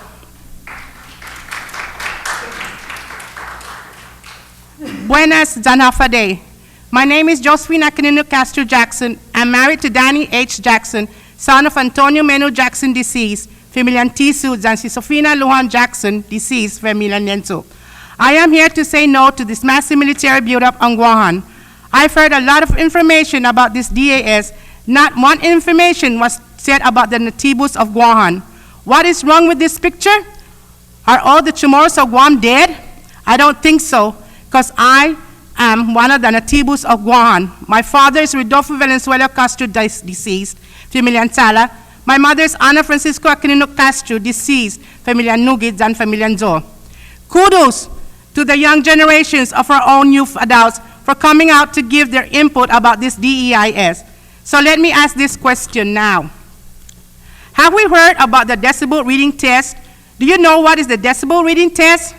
It is the sound level that will affect our living conditions here on Guam. So let's tell this military to undo the unnecessary loud noises that will come with their firearms and their aircrafts, kaboom! This test will concede to the effect of our babies, youths, and our uncles. Also the civilian population within the proposed sites. The firing range is a big no-no. Where are our youths going to drag race? On the main road where they are going to get into an accident? First time, Pagan and I went to this drag racing on Friday 21st, 2010 with the We Are Guam youths. Looking and watching these youths with their trucks, cars, bikes, and scooters racing really was incredible. At first, we didn't want the drag racing happening in our area until that night. As the people who are doing this massive military buildup, if they take this land away, where are the youths going to do their racing? So let's not give up. Let's start this federal government from taking and condemning lands. Like the sticker says, please don't shoot our racetrack. Munga bot pumaki esti sagang kerera. Zan munga matsuli esti natano para i-target range. Ni tafaisin loki senador dan senadoras Joman Fatinas resolution dan senadores dan senadoras gi Northern Marianas natsumodos na munga ma-accepta i-military build-up ginigi i-Marianas. Sa esta aanok hafa i-milita matotsogi gwini gitanota. Esta man malalago zaman aato gi polisiya gwini. Esta tahuhunu ka gi kaseta dari television na dos na militar gi papagi zatumun na mabalatu zaman man susugun ikereta niya. Esti para ta-accepta siya pesmana zatasangan esti not the massive military build-up gwinigita nota guahan. Palabas mataw pagat esti bayusangan. Tatlo. Pago po manakitalo aday tumanahong ha ti gikarenta na sakan ni masaki i mananaitay i za para matalo nihi zata protei igwinata pago gi pago za munga hit sumedi o munga ma-accepta esti na malabida gwinigita nota. Pes mana loki zata protei hafagagi gi halum tano tagwi endemic zan medicinal plants that our Sirojanos and Sirojanas are presently finding it difficult to access medicine plants for traditional cures and remedies. Este siya naman amot manggagyan kelat. Este gwi siya na anya na amot. Put, paudedo, tupunadudu, lodikaw, akangkang tasi, amot tumuga, jet basbabwi, gatlak fada dandalalay, dang si, gagaw dangkulo dan gagaw utan, gasusu, may agas, may gulalo, dadang si, agaga, halinuno ni agaga, sensin gap, katman tasi, akangkang waka, katman, akangkang malanesa, dan akangkang tasi, say hagon, pupulun aniti, lada, subukaw, hagon agaw ni guaha pipitas niya, gihagon niya, pipitas, wait a minute, known as pakaw, tsagang katson and others that are not identified, but don't forget ihali marijuana, all-purpose use. These are the names of our local herbs that can be found in our jungles, and some you can find in your own front yard. Like for example, tsagang yumatak. Who helped me identify these Chamorro herbs? Cheksi Mataupagat. Let's not forget again our indigenous trees that has been here for thousands and thousands of years. Chongkun Ifit, Agaw, Lemay, Dos Klasi Unu, Nisina, Anai Hauhutu, ni ma finaan ugam jani ochu sina un golat apan put zon benelus. Estin dos na klasin lemay guaha. Anonas, fadang, pahong, kafo, chongkungagaw, agatelang, jan ihutu ni tas agan fart pill, known as hutun tsanga. Mga loki mamalefa ni gaga halumtano, siya, wild boars, baibin halumtano, deer, benado, coconut crab, ajuju, jani fanihi, the fruit bats. Jani wihan ni man gagigi halum tasi ni tisina hani man tibu, man meska halum tasi jani tano. Dapada hamzo ni man magas jani federalis, taja guahan, no, ma distrosa esti nanilala. Jangan nun distrosa esti nanilala, pes pasta puno ya, todi tauta natibu. If you don't know who we are, the natibus of Guahan, they are the original engineers of the land of Guahan. Saina masi. Oh. I sent them ready one, I gave them my speech. Okay, when I came in at 3 o'clock, I gave it to them. Yes, I was going to ask for a copy for... No, you don't need. Yes, Esta Manadjan, right? Esta Manadjan. Si Jus Masi. Thank you. Saina Masi. Matao Pagat.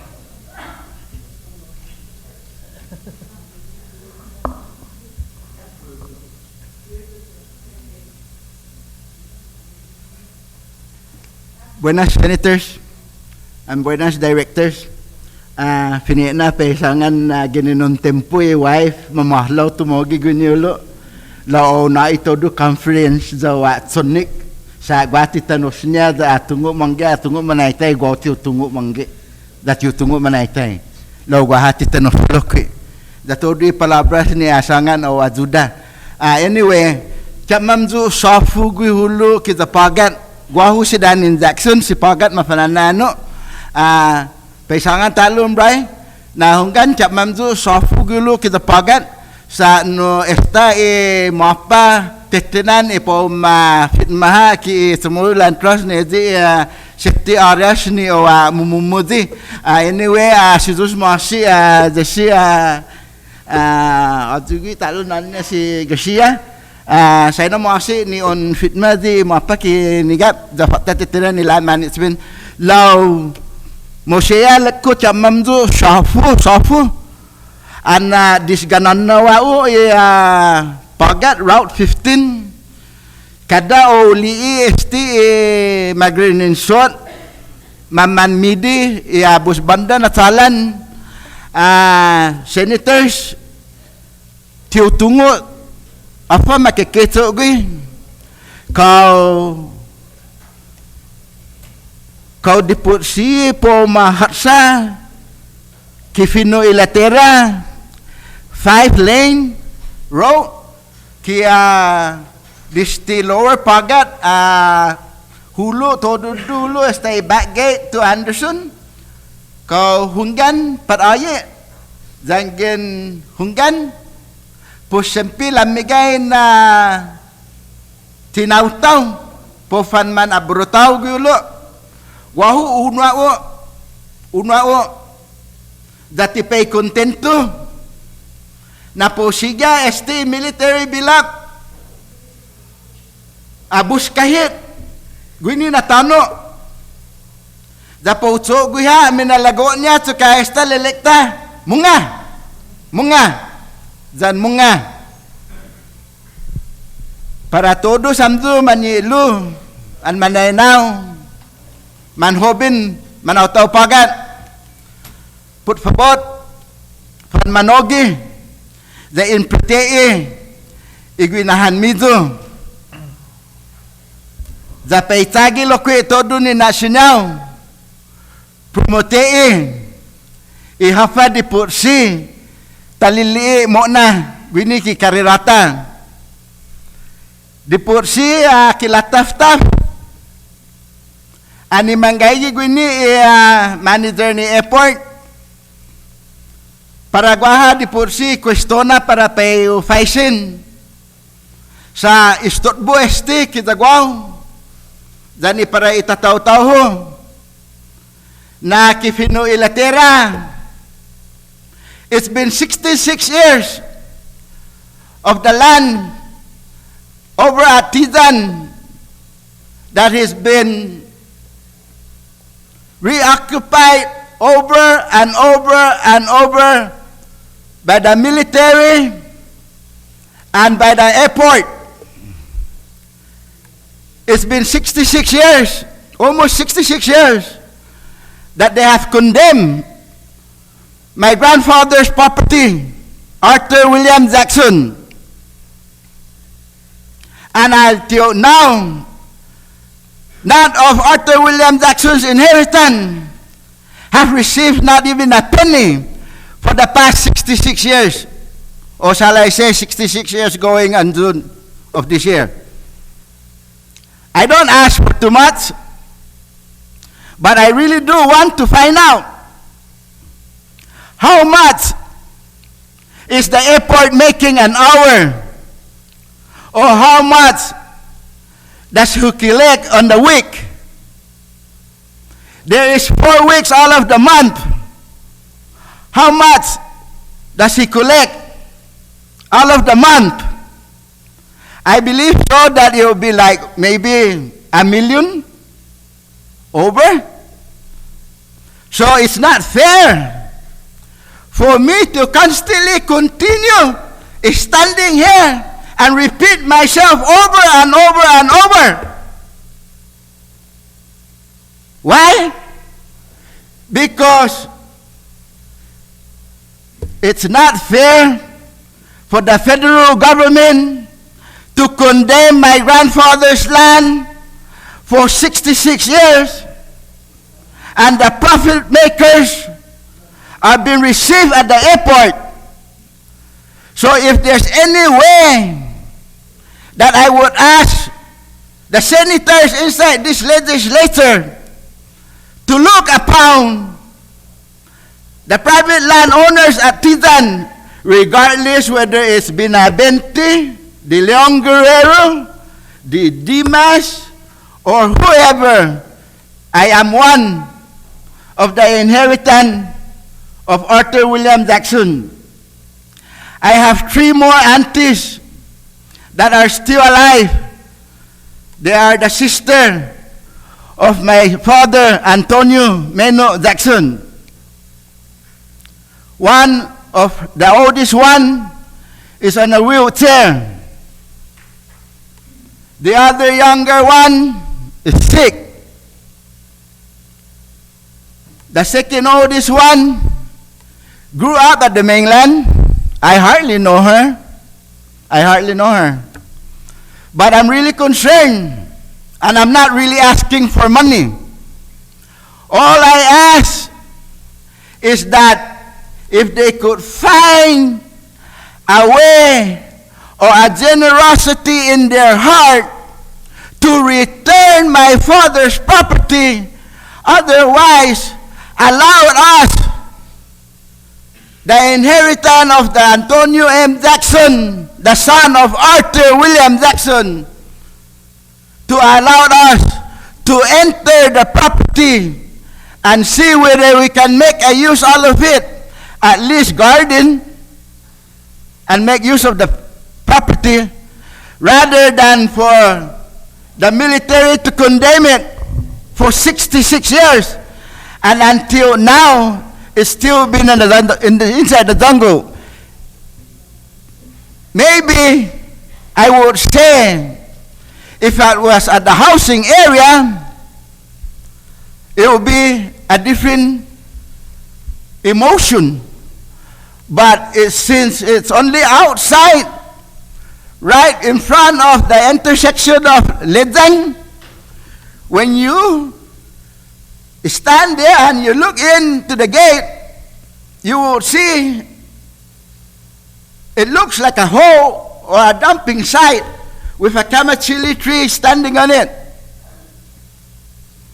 I sure do like to enter the property while I'm still alive and see what kind of value I can make all of it. Pagat, dispensajo. Give me a minute, please. Okay. Just give me a minute. I'll just make it short. Si Diyos mas. Because I'm really concerned of my father's property. the federal government is looking at the Department of the Tomorrow Land Trust, trying to get a property there. Why? Isn't it not enough what he have done to our ancestors on the year of the 40s? And now they're looking into the Tomorrow Land Trust to see where they can get a piece of skin. Please, Mr. Director of Tomorrow Land Trust, I urge you to say no to this military build-up. Enough is enough. Thank you, and Jesus Masi. Buenas. Saina Maasi. Faed, Mr. Ben Garrido.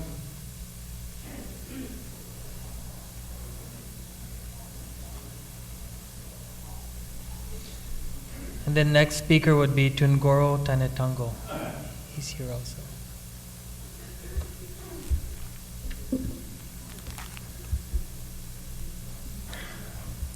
Wow, si Vicente Garrido.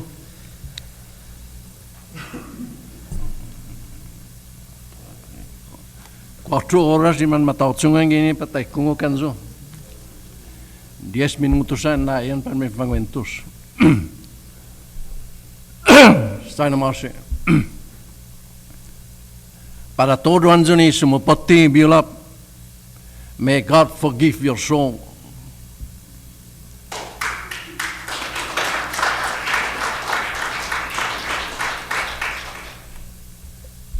I don't support the bill up, no matter what.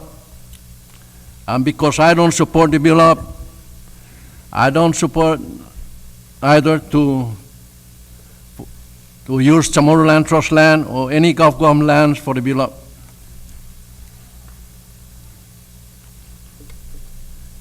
Guau loki masaki tano manaynahu. Ezi Harmon Cliff Raimundo lot 50-50. Gifin Australian cable. Ni deposito pa ma-release. Esta gaigi mapa. Now it's being retained by the Air Force for the build-up. And another 2 hectares of parcel of land up by the golf course is being retained and now being used by the U.S. Army Reserve.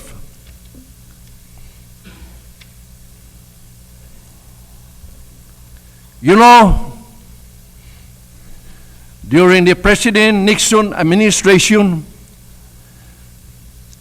before Mr. Walter J. Hicko, the former Secretary of Interior, during this President Nixon administration, many of you here are not even born, as that in the year 1969 to 1972. Mr. Walter J. Hicko was fired as Secretary of Interior after he pleaded with President Nixon, the National Security Advisor, Henry Kissinger, asking Mr. Kissinger to recognize the people of Micronesia and their need to own land. Kissinger replied, there are only 90,000 people who give a damn. Anjusti, hita, iapuka kumekwintus nisti. They could care less about us. And that's why the military here are doing this to us too. They could care less. Who give a damn? And if I'm not mistaken, I don't think any of our leaders stand up or were aware of Mr. Kissinger's remark or had responded to such comment. How many of us really know that the atomic bomb was supposed to be dropped around Micronesia near the island of Chuuk due to the heavy concentration of Japanese forces in the region? But this was changed by President Nixon and decided to drop the bomb, the atomic bomb, in Hiroshima and Nagasaki. And these reliable sources come from a well-known UOG professor who now retired. Can you imagine that? They dropped the atomic bomb, choke. You really believe that we'll be alive today? This is really painful for us, Chamorro. And here we are, very happy for this glorious, massive military build-up. How many of us really know or notice something about the Fanogi Chamorro? And the last line of the Chamorro, it says, Diyos protege Islang Guam. He didn't say that America or U.S. or Uncle Sam, please protect our island. He said, Diyos, God protect our island. My people, if there's any war today, only God can save us. Only God. Nobody else.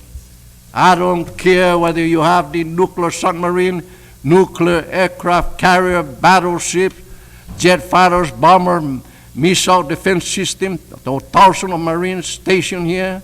Only God can save us if there's a war today. Toxic agent on our beautiful island of Guam.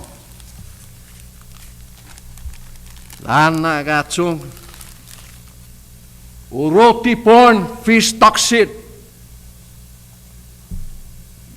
And Mahanutalo siya, zero tolerance showed on the contamination around the island. Don't eat Cocos Island fish. Contaminated sites in Anderson Air Force Base identified. How many more we want? We are a poison people. They poison our air, our land, our sea, ourselves. Western lifestyle, poison health. Man ma-poison it, todo ginigislata.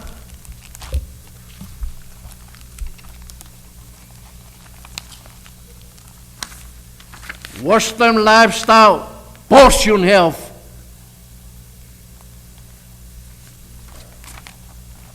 U.S. study hit Guamanian westernized diet.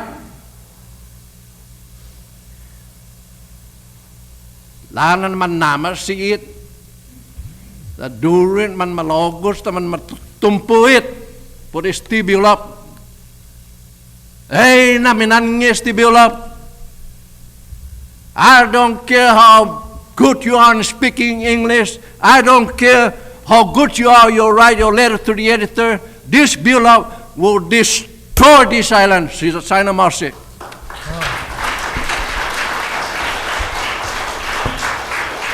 Sign of mercy, Lokwe. And you did that in 4.5 minutes. Chitus Masi. Hatun Goro Tanatango, you're next, sir.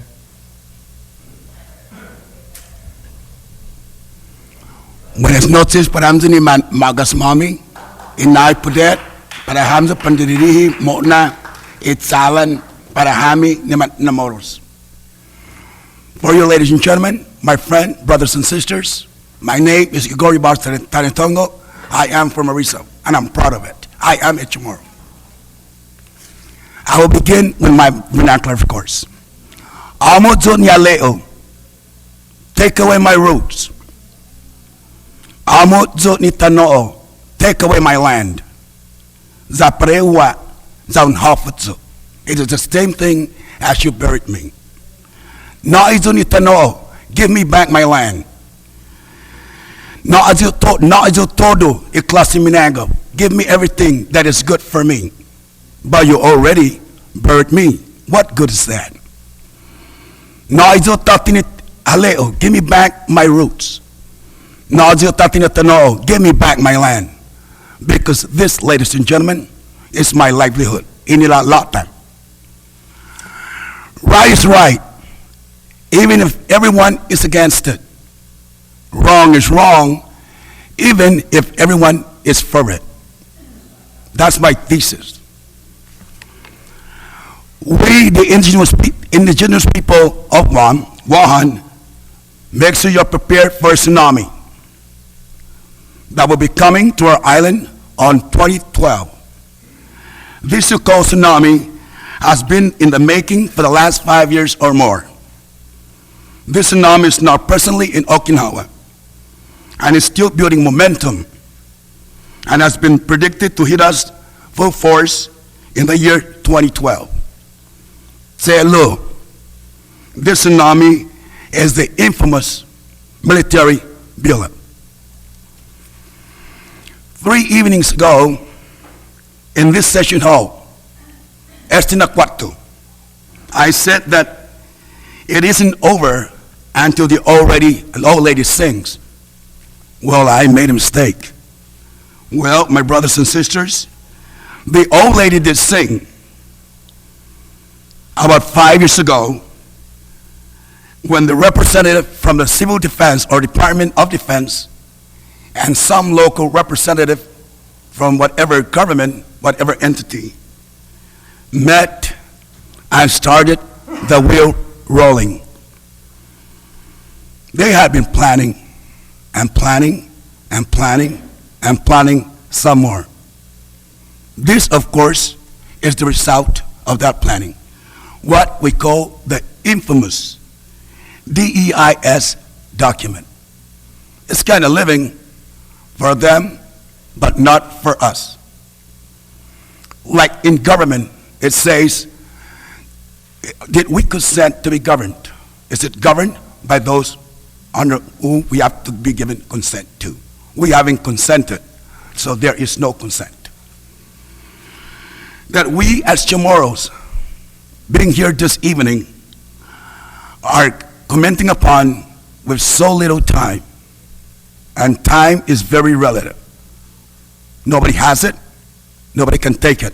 There's no time. With little time to properly digest its content, 1,000 pages. Get real. What really is the intent and the impetus of this buildup? Most certainly, the Department of Education, the Department of Defense, with its many heads all over the place. In a nutshell, it intends to move many, many Marines and many dependents to our island. Further, it intends to acquire land in Chico and Manila to build a firing range. I don't know. I think we are the endangered species. Think about it. I'm not for sale. I'm not possessed, or I am not owned. I am my own person. To add to the injury, they intend to obtain other properties all over our island. Don't be shocked if they come knocking at your doors. Close your doors.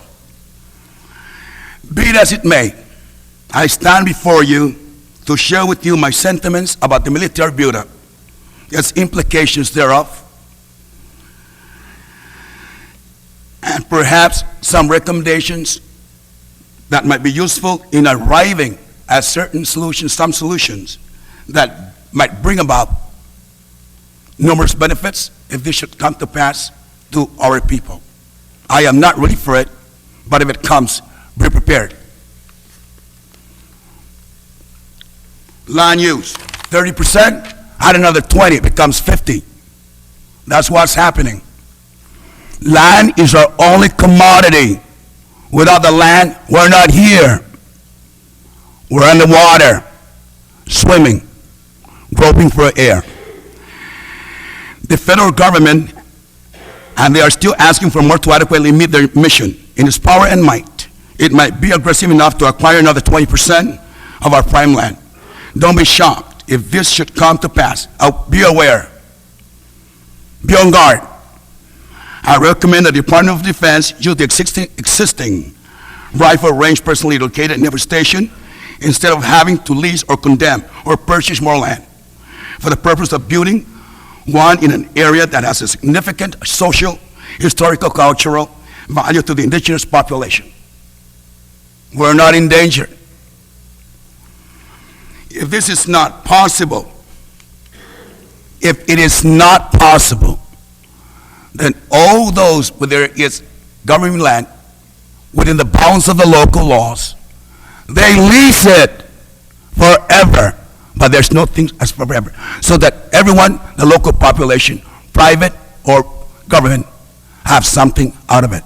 It's called the benefit theory, if possible. Economy, Telo. 2014, many of the construction workers will go home because most of the construction project would have been completed then. What then? Well, first of all, many buildings will be empty. Business will not be as lucrative. Imported goods controlled by the feds within their jurisdiction will not benefit us. It's them or us. And ladies and gentlemen, we ourselves are the enemy. Now, human resources. There will be approximately many thousand, I don't know whether it's 7,000 or plus, actual workers that will be reaching our shores for the military construction project. In addition, there will be thousands of workers from offshore to be competing for government of Guam and other civilian jobs. So we don't have 25% out of the 100, out of the 3,700 or 2,700 jobs. We might have only 50 because you had to put down your pluses. There are many others that will come. Construction. Well, I feel bad, me included, for those low-income families. The prices are going to go up.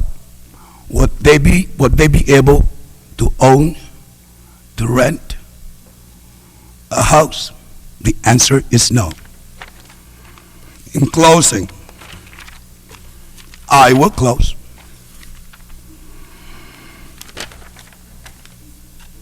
We have spoken, and now we rely on you, our guiding light. We have been in the dark. You are the sun. Give us that light, like Plato or Aristotle, to stand before them, eye to eye, cheek to cheek, and tell them that this is where we stand, and that we do know where we are going, and that we do know that we will eventually get there. In closing, I would like to say I am not ready for it, but if it comes to the worst situation, make the best of it for our own people.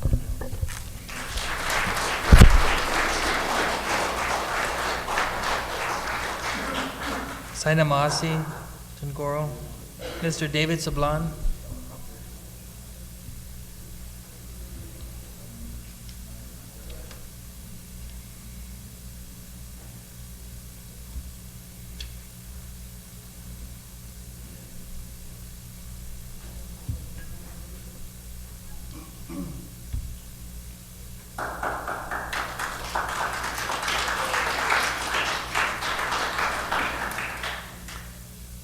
Half a day, Toru Samzugini, Zang Iman Tonu. Half a day.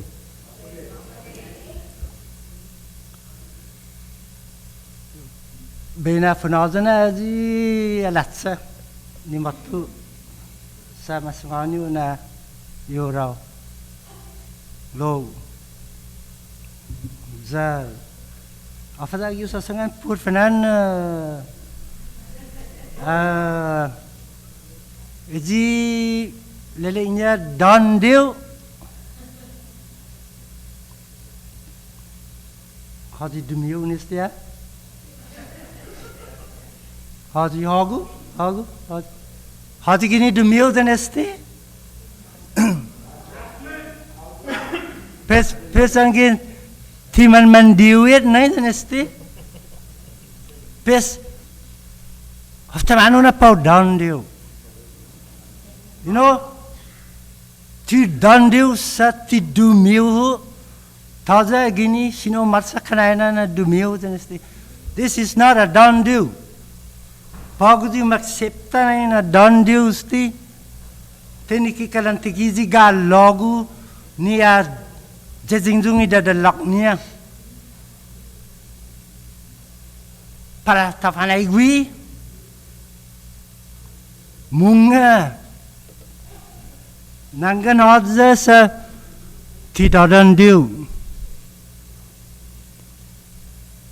edzanaling niya dan diu sa pudi manggagit gi papa ia fafa niya ni maaluk man makaluni sahid za esta 2010 ini pus idipursi ni para eradicate este colonization za Estados Unidos ha mismo ni mahano huzung za praktika izona democracy and freedom lo tianona yu tuna tiana liliu ni ileleknya malagu na pabeli ibunitun leleknya ni democracy and freedom lo agagasa ya gagau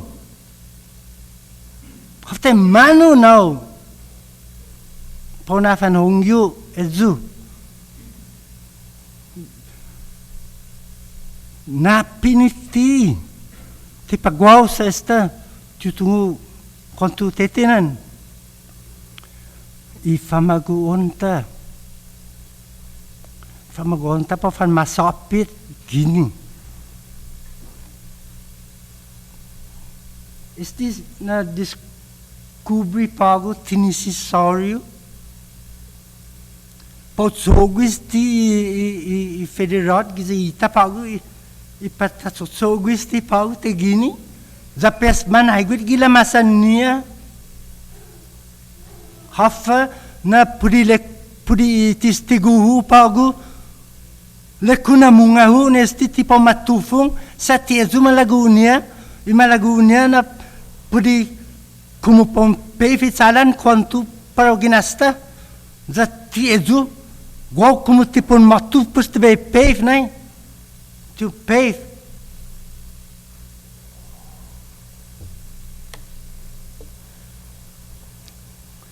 tanisita lai man mata you know sa atana go pa be alu na man ma gosu amzu lo tungafa anta atana Estados Unidos na lelenya na your governor is a non-self-governing governor. You don't have a voice. Please, amzuni in ilihi para mogas tima gosu amzu eji kalan lelenya Estados Unidos the puppet all of you guys all our elected leaders are just a puppet of the United States of America, and that's the darn truth. If they are going to treat us the way that they have been treating us, then we are all just a puppet of the United States of America. You know?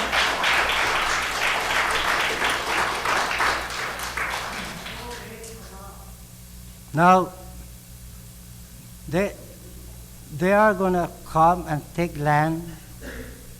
The land that I left my house and I went down to Adelup and protested. I sacrificed myself in Adelup for close to 3 months to make this land for the landless disappear, because before the Chamorro Land Trust, it was land for the landless, and because any Tom, Dick, and Harry that lands in the airport is automatically landless, and then I get denied because my father has land, and they assume that I should get it. So I sacrificed for that, and now it's another repetition. These Marines are going to come and condemn that land that I I sacrificed, even my house was burglarized. Wow, I was protesting. How dare these criminals? I'll say criminal. These are criminal acts in the eyes of the world. If this is ever out on the world known,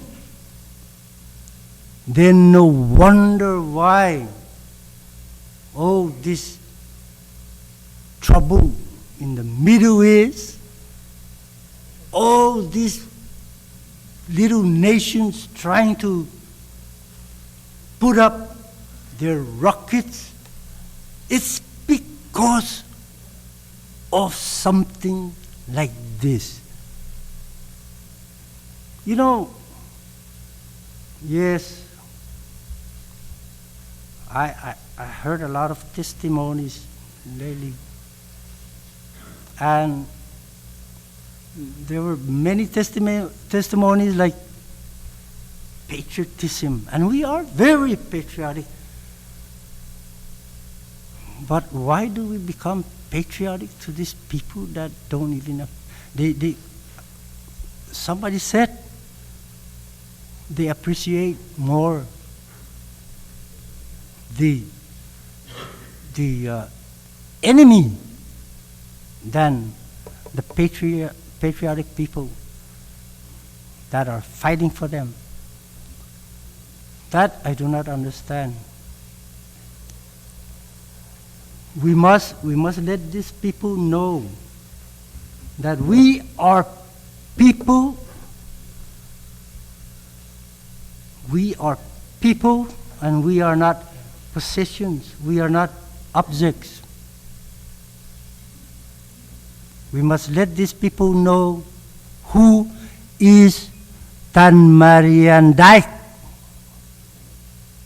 and Tun Hussein. Must let these people know we are Guahan.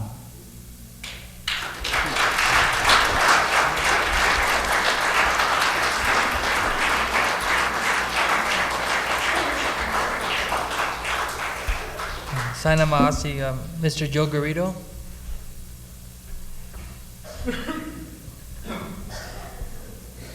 And then the next speaker will be Ms. Barbara Dela Cruz. She's still here.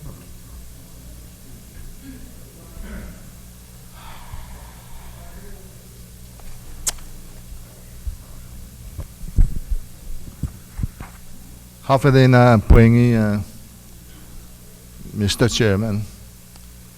I think for the past few months we have all aged quite rapidly, and we're going to get older as this DEIS gets past us. I want to discuss the purpose of the Chamorro Land Trust, as well as the Guam Ancestral Lands Commission. And I have a discussion. If I don't have time, then I'm sorry. The procedures under the law in regards to eminent domain, describing the government powers and the powers of those that are directed to lead agencies and departments of this government. I want to qualify something. I'm sorry, well, no, I don't apologize, but I speak English. And if we were not a U.S. colony, I will be speaking Chamorro all the time to you.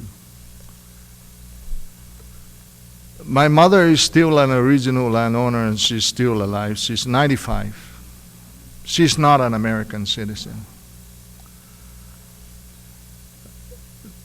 Her father was not an American citizen, and his land was taken by the U.S. government. He died in 1942.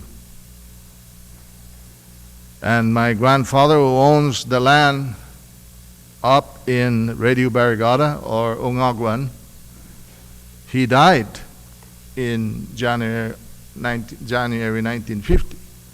He was not an American citizen. Neither was I. I was not an American citizen until they said I was when I was 6.5 years old.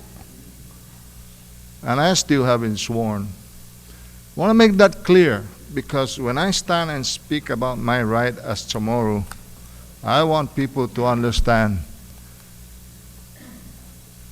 that I'm speaking for my people too, and my grandparents who were not able to speak for their rights. They didn't have any. And for people who are not Chamorros, maybe I should ask you to find something in you to understand our predicament as indigenous people. We are not the only indigenous people in the United States that are suffering this. Every indigenous people in the U.S. is suffering the same thing. Every. And there's reason for that. Because there's only one kind of people that are suppressing all of us. And we all need to understand that too. The Chamorro Land Trust actually is a result of the military land taking. When the U.S. started taking lands even before World War II, back 1930, and in fact they began taking land from us by imposing taxes against non-U.S. citizens. And so if we didn't pay because we didn't have any coin or U.S. currency, they take the land from us. Many in my family lost lands like that. I'm not particularly bitter, but I should be, because I know my history is not straight, and I know that the government that rules over me don't talk straight. In fact, this whole nation is a nation of hypocrisy, up to now. Guam is a U.S. colony, believe it or not. And the Chamorro Land Trust lands are considered by law here in Guam to be homelands. In the United States, that is called Indian reservation. And of course, they are protected there because they managed to have a treaty with the United States government. I believe that we must amend this law to include that any high official who land scam the Chamorro Land Trust should be treated as a criminal and be considered a criminal act with 10 years in prison and $1 million in fine. I guess that would be fair enough. Of course, us people, we're just like the Sioux Indian. All of those people over there are my relatives, and some of them are actually my nephew. And I'm not speaking badly against you. It's just that there are some principles that we have not even begun to follow. All of us are Chamorro, and we look at you so that you could fight for our interests. And if you can't follow that, then the most honorable thing to do for an Indian chief is to resign your position. Because at this point in time, every homeland given to the military is a homeland denied to the Chamorro. And if Pagat can be 1,000 lots, then 1,000 Chamorros are denied. There's not much time that I can articulate my displeasure against the build-up, and I do not support it at all. I have my job just like yours, but I'm not a high official. And maybe if I was, I would resign right away. I will not follow any dictates of anybody in this government that is not in the interest of the Chamorro people. And I think that should be articulated among all of us, not by our minds, but in our hearts.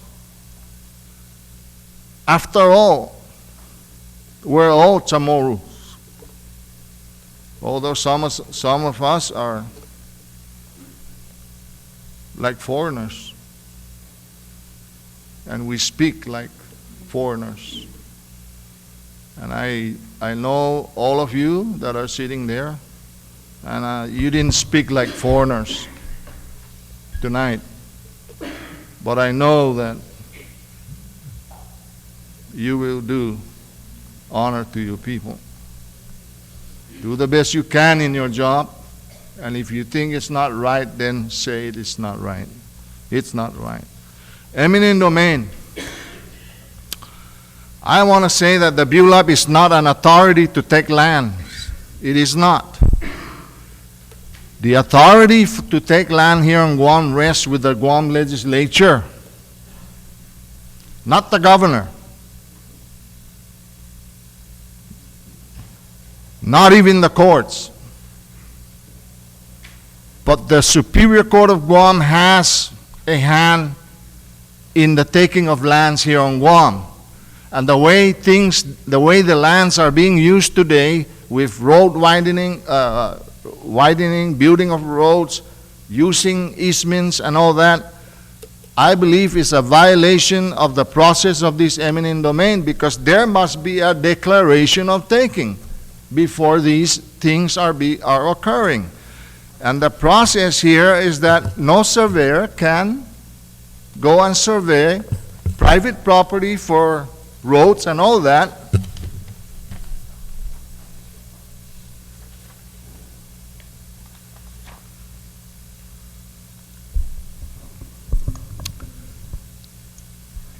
until the private property for public use in the territory of Guam has been authorized either by the Guam Legislature or the Congress of the United States.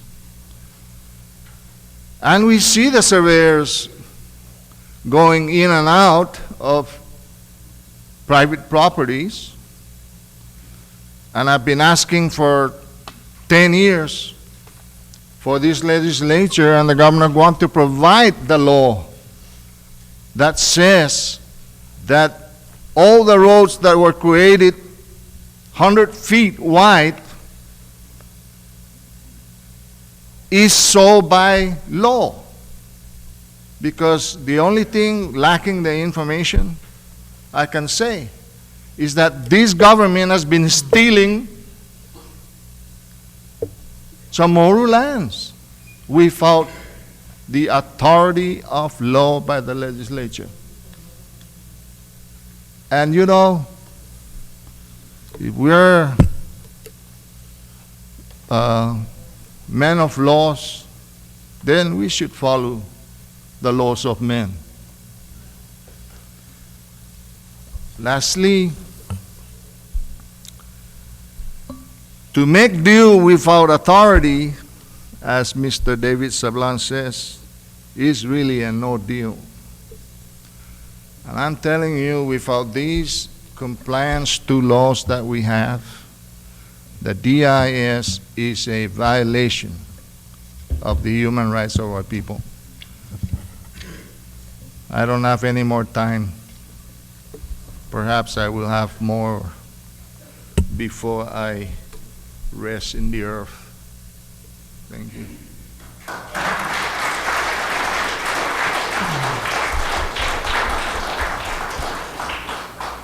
Thank you. Is Barbara Dela Cruz here?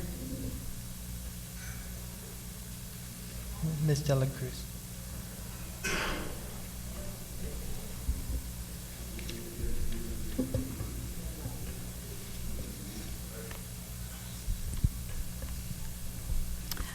Good evening, Senators.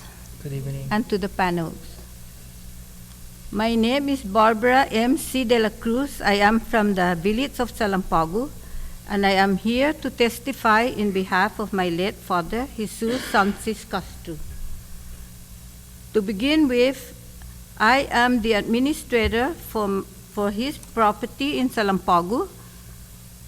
In 1944, right after the war, when the American came to Guam, they went straight up to Salampagu and occupied my father's land without any telling or asking my father. They went in there, put a number of Quonset huts for their tent or camp, and then they make a road for the dam further down in their neighbor. They used the land for so many years. Then in 1954, 10 years later, my father was told that they will pay him back for the times that they've been in that property.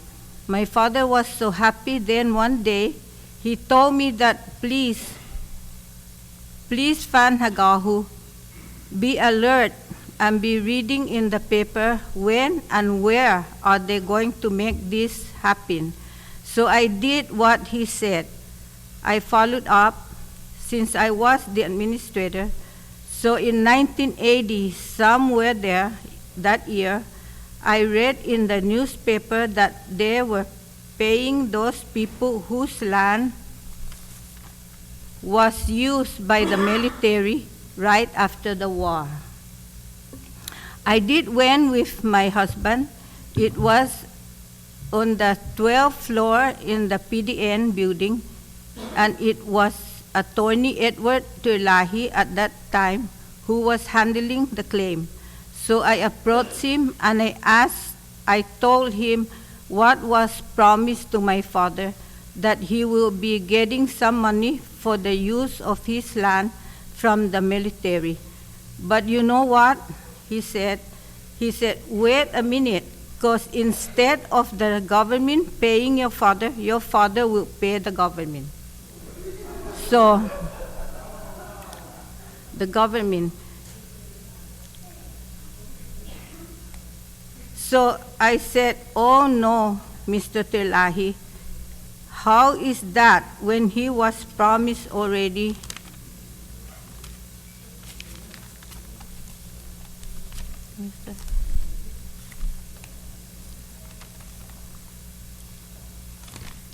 Please bear with me because this is my first time and I will come back again. That he will be getting it. Then from that on, I never bothered to see this attorney anymore. Then one day I went to Senator Gutierrez's office, and this was in the early 90s. He said, they are not working on that yet, but don't worry, because when it come out, then your father will be one of them. So, good senators, I think that this is the time for me to continue on this matter. Right now, this road is still standing and is still serving the people of Salampagu without any payment. And by the way, my boundary is right in the middle of this road, and I'm still paying taxes for it. So please check this out.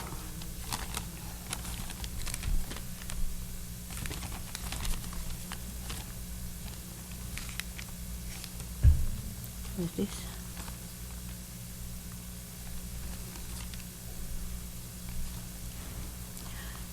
Check this out.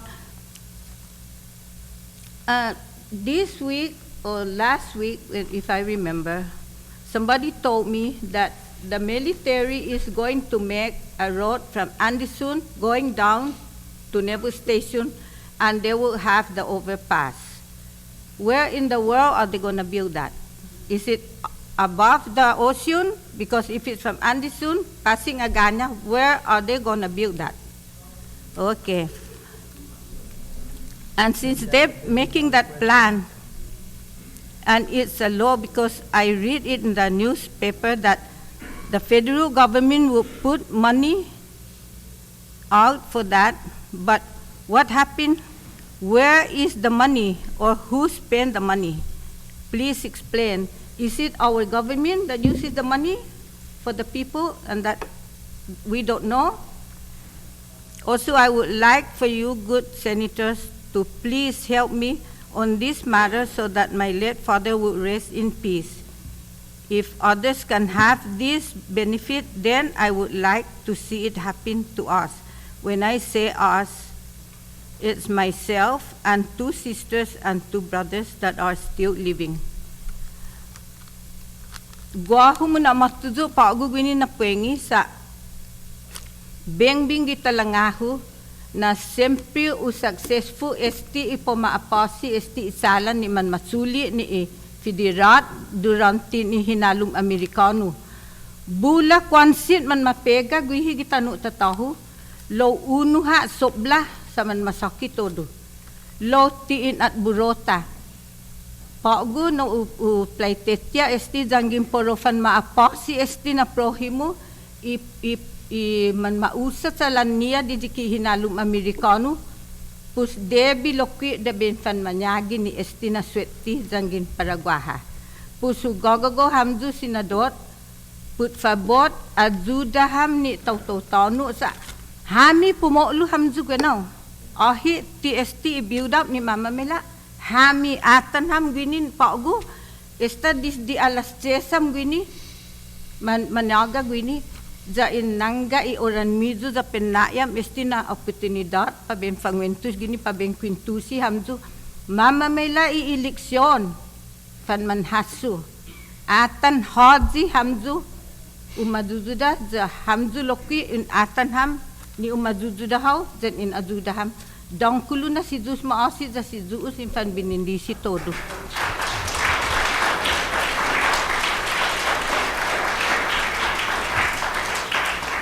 Sana Masi. Mr. Tom Farron. Pulan.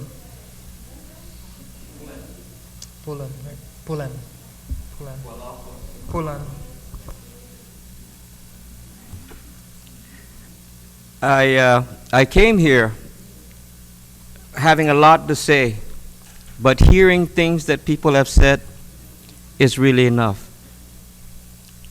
We have been living on this island, born on this island, raised on this island to show respect to not only between ourselves, but also between and amongst our people.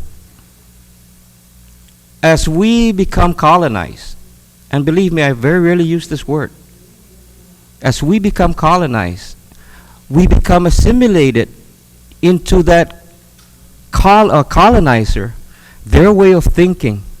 And then we become a part of them that we start fighting amongst ourselves because united we stand, to quote a president, divided we fall. And no, it's not the love song, okay? For united we stand, divided we fall. No, I'm not singing a song. I'm praising that. The years of not YERS, but the years of this federal government is such that they are not paying attention to anything we're saying. This draft environmental impact, and I thought it was study, but it's a statement of fact, a statement that says we are going to do it. But we're going to hear it from you anyway. I've been listening to the testimonies presented here since Monday. I've called in 4 questions. Not one question was asked. And I'm wondering why. Was it because the questions that I asked were too technical that Environmental Protection Agency will look at that? The Office of Highway Safety will look at that and say, oh God, we better not ask this question because then it will incite the people. Well, I'm going to incite the people right now. Even God, when He sent His angels to destroy the city of Sodom and Gomorrah and told Lot, and excuse me, I'm not yelling at you. I have my students also that are watching this because they are very interested in this. As a matter of fact, that conference that they had with all the students, they came back and they said, Mr. Farron, you know what? Everything that you were telling us, teaching us, was discussed there, and it was right. I said, well, let me ask you this question. Based on my teachings, did you speak up and say what you want to say from your heart and from what you learn? And they told me yes. And I really feel proud of them. So my students are watching and their families. And that's why if you hear me yelling, it's because of the frustration and the heartfelt, my heart bleeding. Hasuhami Pulanitano. That has been echoing in my mind since 2004. And it's not Hasu Guahu, but Hasuhami. And to further define that thing, think of us protect the land or watch over the land. It's not for the living only, but it was from the spirits of our ancestor. I started speaking up not even knowing where this came from, because I felt that the spirits of the people. I am the son of the land. I am the son of Guam. And not to disrespect my parents are Luis Avjay Ferran and Felicidad Migofnia Ferran. That's why I am the son, and I'm not disrespecting them. I would like to take the name forever of Pulan, which was given to me by my fellow Chamorros. But I do not want to also, I don't want to disrespect my parents at the same time. If the words that echoed during that time frame, that the United States became what it is today, then I'm going to echo it again. I do not support this build-up. I will never support this build-up or the taking of any land, either in Guam or in the Marianas, because we are one Chamorros. We're not Chamorros from Saipan and Chamorros from Guam. We are Chamorros from the Isla de Marianas. And that seems to be it. And I get really, really frustrated when comments are made. On the one hand, it's sarcasm. On the other hand, I weep at it. When people, Chamorros, will stand up and say, we have met the enemy and it is us. Okay? When an outsider, somebody outside of this island says that, it's a sign of wanting us to be not united. It is saddening when we say it, because it is the truth. Chamorros, we have to unite. Chamorro Land Trust and land management, before 1 inch of property is condemned, before 1 inch of property is given to the military, give me the land that I'm entitled to under the Chamorro Land Trust. 2 years ago, I was given the land. Then you said there was a moratorium. I finally got a surveyor in, and then you said the moratorium from Senator Pangilinan was for commercial. But when I went in there, you included residential and agricultural. And they said, oh, we can't give it to you because we're inventorying all the property. I will close. I did not come here to testify on the last few nights. I was watching it on TV because today I wanted this to be a part. And I will say this, the words that America has given to us to remember all the time, to show that we are loyal Americans, to show that we should sacrifice ourselves, is always quoted, taught to all the Chamorro kids here. I am a teacher, I'm a sociologist, I'm a teacher of U.S. history, as well as the history of Guam. And the words of, give me liberty or give me death by Patrick Henry, that was really stressed out when I was growing up. And the other words, the other phrase, I only regret that I have one life to live for my country. Believe me, I also regret that I only have one life to live for my people here and the island of Guahan. We are Guahanians, if we want to call ourselves Guam, not Guanese or Guamese. And the thing about it is that the first blood that was ever shed on this island was on March 6, 1521. The first blood, Chamorro blood, that was shed because they stole a skiff. After being given food, they went in there and killed Chamorros and also burned their huts down. From that That was the beginning of the end of our Chamorro culture. And I will close. I still have a lot to say here. But we have been subjects to treaties that were signed that we never participated in. It's easy for somebody, I wish I could carry my sword in here. But then Homeland Security will arrest me. But I wish I could bring my sword in here and have a coconut tree right here in the middle and draw a cross on it. And by virtue of me drawing the cross on it saying, I claim this land for Her Majesty, and that all lands will be the possession of Spain, and everything on this land belongs to Spain. And then by virtue of a peace treaty, of a war we never fought, the treaty in 1898, we weren't even included in there. We weren't even asked because we were unfit, inferior. And that was the excuses. If you look at the documents and presentations of the signing of the peace treaty, there were notes that they kept.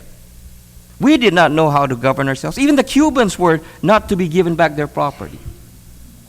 Mark Twain made a comment about this, that the United States, in his anti-imperialist stance, stated that we did not go there to liberate the people, but we're going to go there to subjugate them. And that's exactly what happened. The Filipinos were subjugated, but they fought. The Cubans, the Puerto Ricans, the Cubans fought, and they weren't subjugated. We didn't even know what was happening. And when they wrote down in their journal that the Chamorro people did not argue about that cross on there and being claimed as a colony of Spain, they made it sound like we agreed to it. When you take Spanish and Chamorro looking at each other, is there a common language there? There is no common language. Then in 1920, I'm going to be as quick as I can with this, okay? Bear along with me, please, because my students are also watching. In 1920, they issued the No Chamorro rule. They burned the Chamorro English dictionary because the governor did not understand Chamorro and did not want Chamorros to be speaking Chamorros. They wanted them to speak English. Were we asked of that? No, we weren't asked. Then 1941 to 1962, we were subjected, dominated. And the end of the naval restrictions in 1962 made us free to go anywhere. We were like military people. In order for us to get married, we had to ask permission from the naval governor. Please, governor. They took away the Manay Sinsaina. The tradition of courting, how beautiful that was, to walk in there and be wondering if the father or the mother is going to pound you on the head and kick you out of the house. Instead, we had to worry about whether the governor was going to come in here. The treaty in San Francisco that ended the war did not end in 1945. The treaty wasn't signed until 1951. And there they gave the Philippines, Vietnam, Cambodia, 500 million, 200 million, and so forth for reparations. But Guam, I forgive you. You don't need to pay them. The Organic Act. I was born in 1950. You can tell how old I am now. I'm still handsome, but I was born in 1950. But I was born in 1950. I became a citizen of this country just like I became baptized into Catholicism without knowing I was going to be a Catholic or knowing that I was going to be an American citizen. My mom just said, yelled 3 times, and then that was it. You're an American citizen. And they didn't ask me. They didn't ask me any of these things. The military is not God. Even God, when he sent the angels into Sodom and Gomorrah, Lot was asking him the question, If there were 50 good people in that city, will you destroy it? And God said, if there were 50 good people in that city, I will not destroy it. Then he kept saying, okay, if there was 10 good people in that city, will you destroy the city? And God said, no, I won't destroy the city.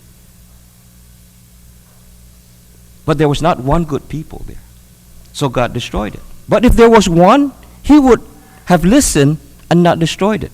The United States is not God. You have thousands of people here that are saying, no, we don't want you here. So listen to us.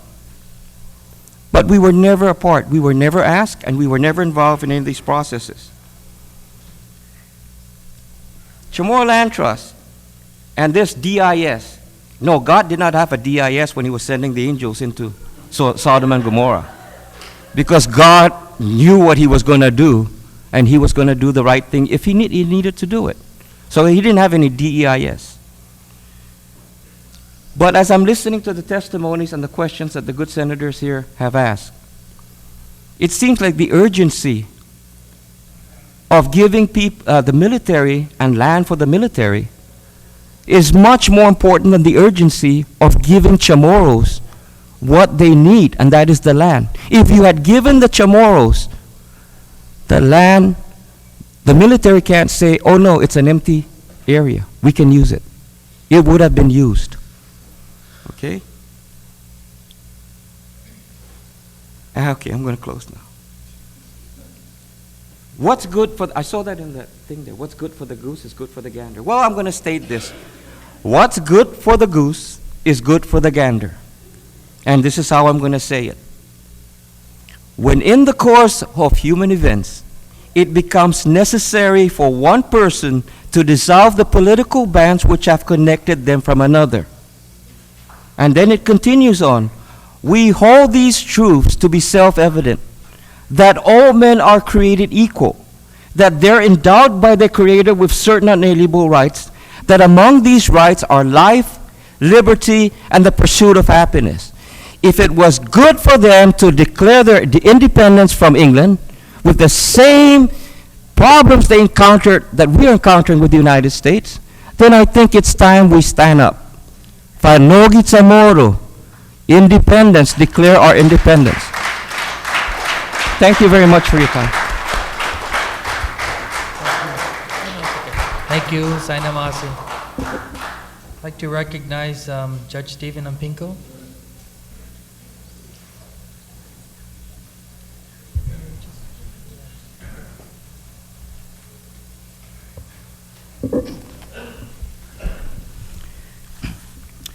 Thank you, Mr. Chairman, for this opportunity to comment. I'm here again in my personal capacity as a landowner in Sussesan Valley, an area that we all know has been designated as proposed alternative sites for live firing ranges under the DIS. I have already submitted my impact statements concerning the DEIS, and I'm not going to repeat any of that. But lately, proponents for the buildup and newspaper articles have described our residents testifying at these hearings as being emotional. Certainly, unbecoming conduct has no place in these proceedings. However, there exists legitimate reasons why our residents appear to be emotionally charged, especially on the issue of potential land condemnation.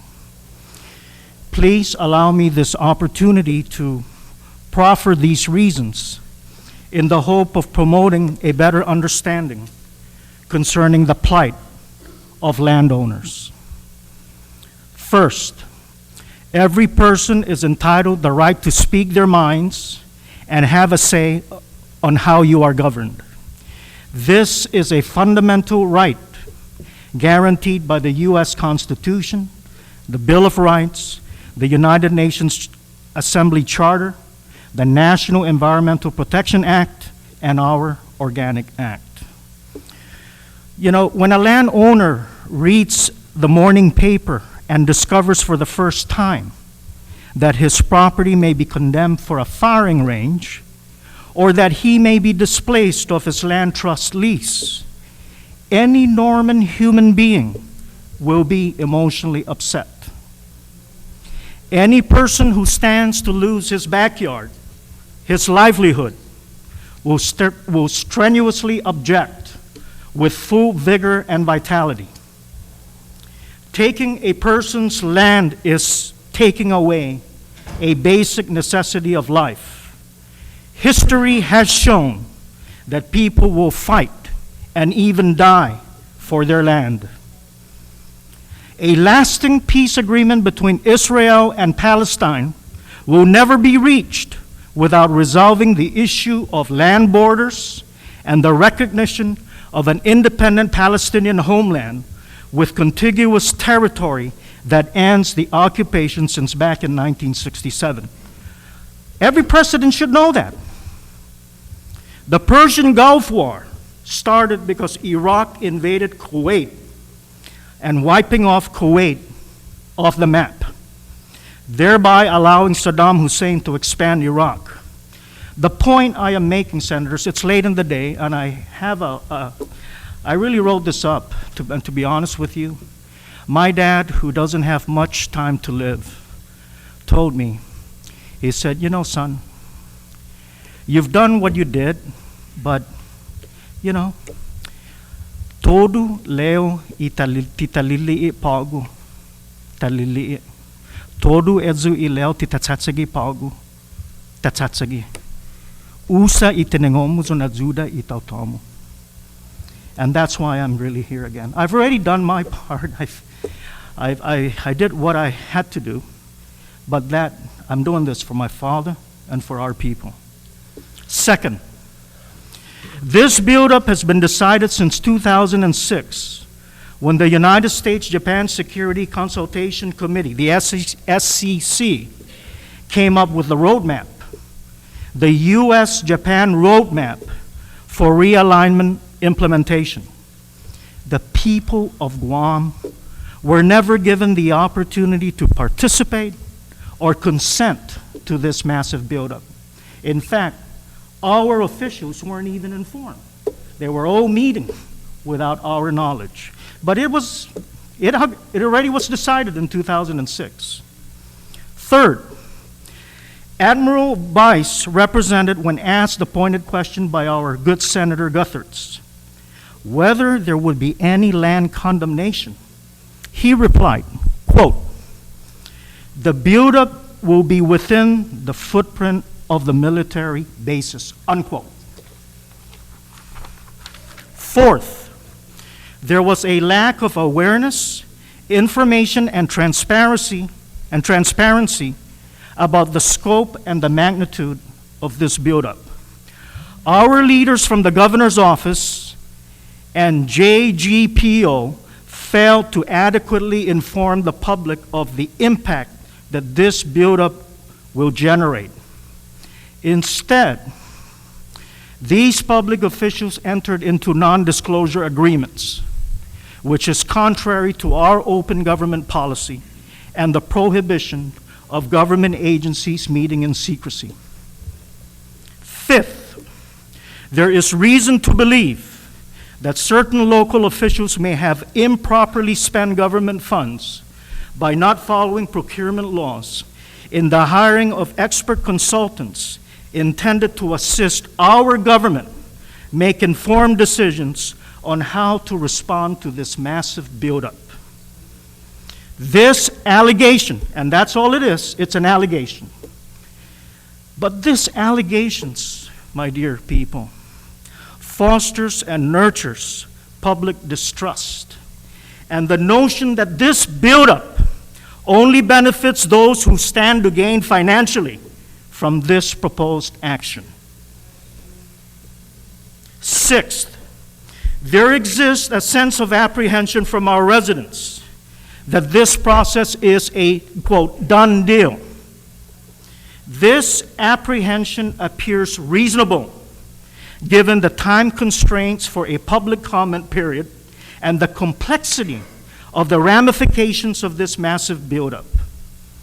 The act of severely limiting or engaging in perfunctory proceedings is tantamount to depriving the people the opportunity to fairly and reasonably comment. This tactical process is so disheartening that the freedom of expression is a mere exercise of futility. Finally, of course, there are many others, but I'm constrained with time. Finally, senators, ladies and gentlemen, our high-level officials, Secretary of State Hillary Clinton visited Japan twice. Secretary of Defense Robert Gates and President Obama visited Japan just this past few months. None of these high-profile officials made a courtesy visit to our island to visit our people who are the largest stakeholders in this entire build-up process. This, I submit, demonstrates apathy and a lack of sensitivity to the people of this island who will substantially be impacted by the enormous demographic changes and changes in the quality of our life.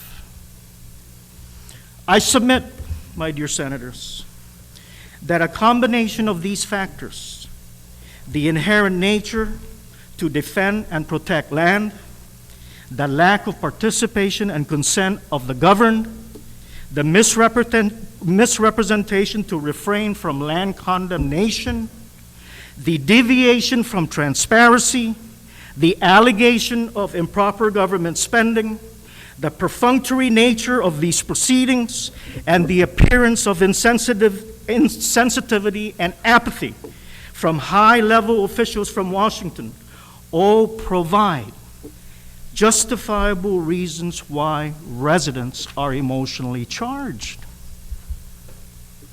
This is what America is all about. It's about the right to speak your mind and say how you are to be governed. Only in America will you be afforded the opportunity to agree to disagree. I was inspired with President Obama's speech. I went home for lunch and I wanted to hear exactly, with all these problems of the United States, and of course we're all interested. These are the ideals of America. That's the word he said, ideals of America. We hold these basic values and human principles so dear. That is why we are currently at war, in order to preserve these ideals. And so let me just close and say, may God bless all of us. May God bless our families, and may God bless our future. And I will be remiss if I don't mention this. Mr. Chairman, Senator Ben Pangilinan, Senator Judy Guthert, Senator Tello Tairagui, Senator B.J. Cruz, thank you. You've always been in the forefront from the inception of this process. And so we are depending on you. Thank you.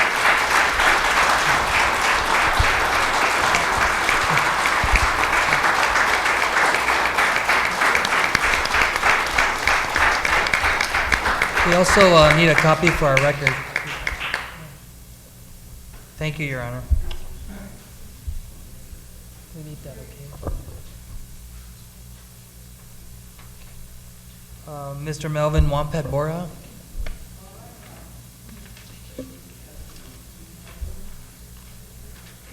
Is he here? Is Melvin?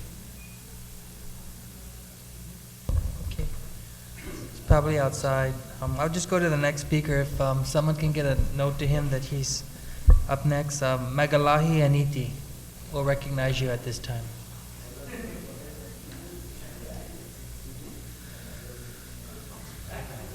Manganiti, yeah. So how they spelled it. Manganiti.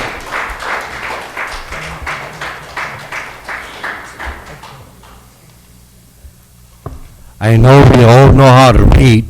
We were forced to learn how to read.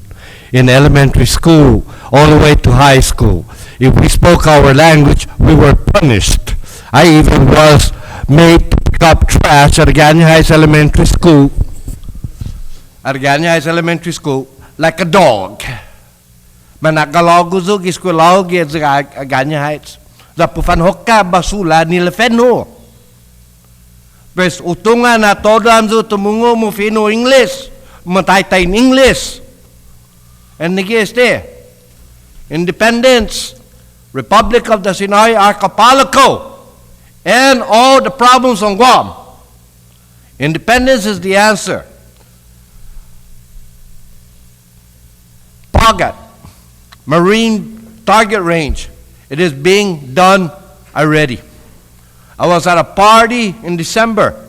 All we heard for over 2 hours was the machine guns, the rocket launchers, and the helicopters. Do they have permission already to use the land for their target range? Wow. What happened here? More lies, more deceits. These are the people we believe in Guam. Is the United States of America who killed the Indians for all that land from coast to coast? And again, office ti Guaha. Afa Guaha guning Guam. Putafan hongi si dokon isaki. Agas mafanogi kinim pot gunit. Mga madaliki isaki, mga madaliki idokon, mga madaliki imamumuno. United States of America is a country made up of liars, stealers, and killers. They stole the land of the Indians. They stole the land of Guam. We don't own one piece of land on this island. If you pay property tax, I'm sorry, it's not your property. You're a tenant on that property. Read your deed. If you really believe you own your land, ask yourself the question, why are you paying property tax? Oh, I love the idea of the airport. I want to put it out at a Ritidian. Why? It's safety. There's no homes. So if the plane crashes, not one person will die who lives around the airport. Because there's no houses. Not like in Tizan.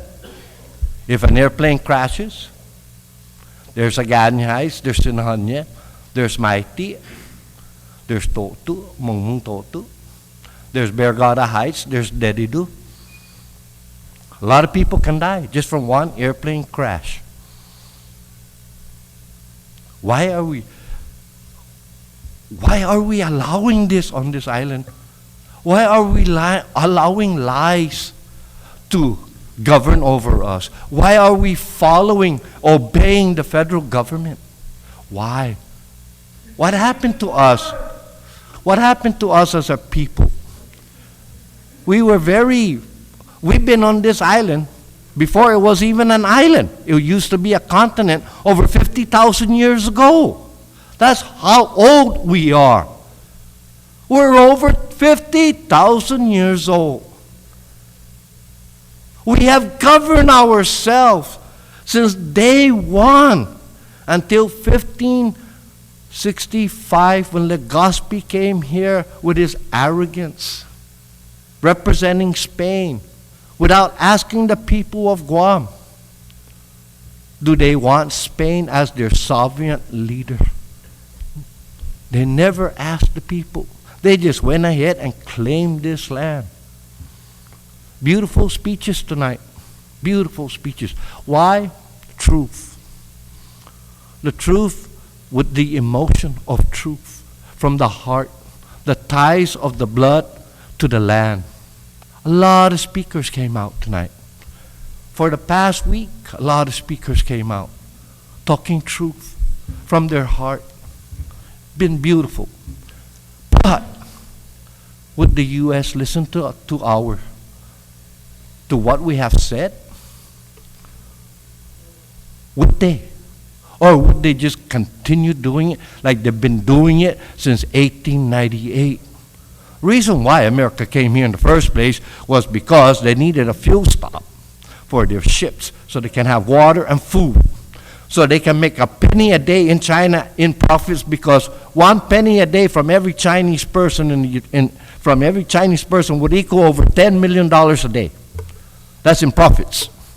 That's the reason why they came out here. That is the reason why they created a war with Spain in order to take this land. They received stolen property. Now, isn't that against the law? Why is America getting away with that? They received stolen property because Spain stole this island from us without the permission. But is there a plan B? When plan A fails, is there a plan B? Also, why must we obey the laws of a country we have no rights to? Why can't we govern ourselves? Are we really that incapable? Well, we're sad if we believe that. When we're over 50,000 years old. America since 1776 or 1782. Because they so-called won their independence from England in 1782. They declared independence from England in 1776. It's a 6-year war for their independence. What happened to Guam, man? That's still a baby in Pampers to us. That's only 1 week old. What happened to us as a people? Why are we allowing the injustices of the United States to rule over us? Why can't we declare independence? There is no time for political status vote. I'm sorry. You know it, I know it, you know it, and everybody on Guam knows it. Why is there no time? Military buildup. Where's war reparation? Where's nuclear downwind compensation? Where is the compensation for the atrocities committed on us when we were being punished for speaking our language? Where is the compensation for all that toxic waste they have dumped arrogantly on this island? Where? Where is it? Wow. This is the answer to all our problems. Right here. This is the answer. Thank you.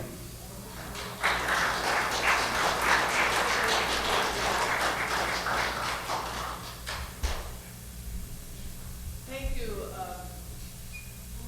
Melvin Borja. Melvin, are you here? He's not here? Okay, we'll hold this for later. Mrs. Gloria Nelson.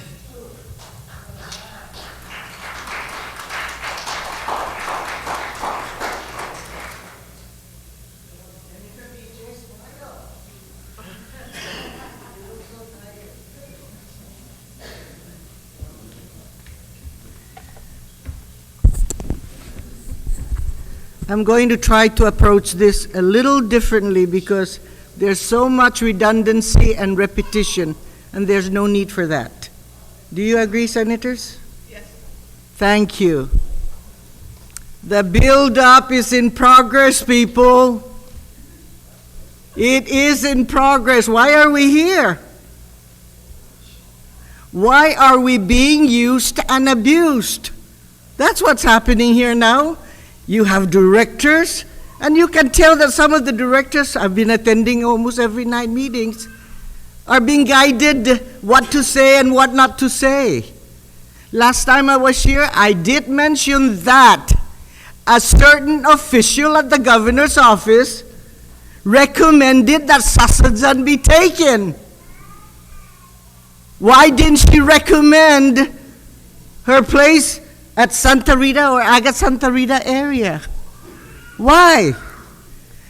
And Josephine Jackson, I congratulate you because you mentioned all the medicinal herbs up in our area. I sometimes would pull some of them out. There's so many. But people come around because they need it, particularly those without health insurance. Now, the decision is already unilateral. You know that. I believe it. Do you? BJ, do you believe? You don't believe it's unilateral? Then what are we doing here? There are not really Thank you.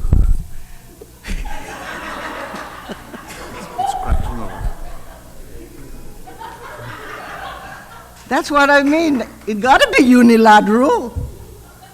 Cause I feel so bad with all our senators here, and you know, that's another thing. People in attendance night after night, almost the same senators night after night, and I kept looking at my friend Tello, Senator Taitagui, right? He's the only Republican, and I told her, you better join the Democrats. I'll clap for that. No kidding. And if I were to vote Republican, which I could, I'll go for Tello. Tell her you gotta vote. I told you I'm going to change the tone so you can wake up. And they talk about the federal stealing our lands. Mansaki na kung torit sa moro man manyanaki tanut sa morwa. So don't just blame the U.S. Some of our local leaders are also Saki. If you want to know who they are, go to Ted Nelson. He's been researching those. You know, there's one group that deserves recognition, and that is our youth. My God, I really give them a clap.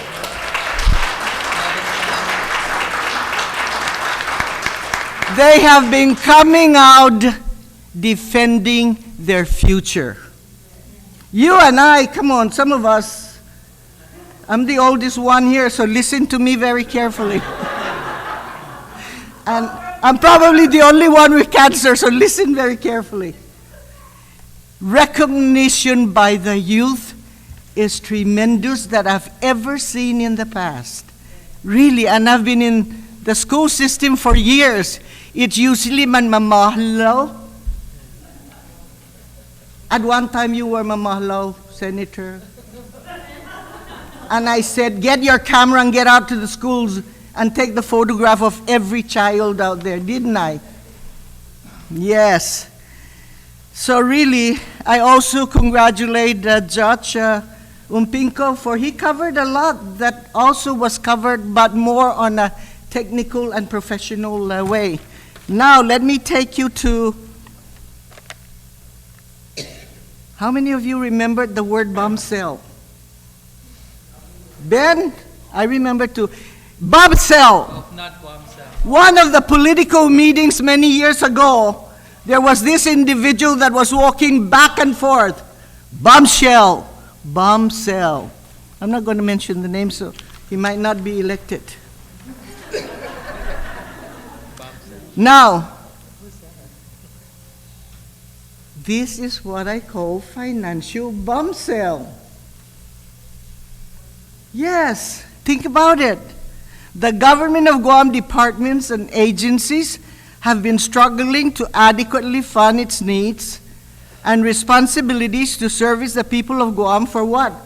For education, for the hospital, health and safety, recreational facilities, utilities, I'll tell you, millions and millions. I don't know where we're going to get it.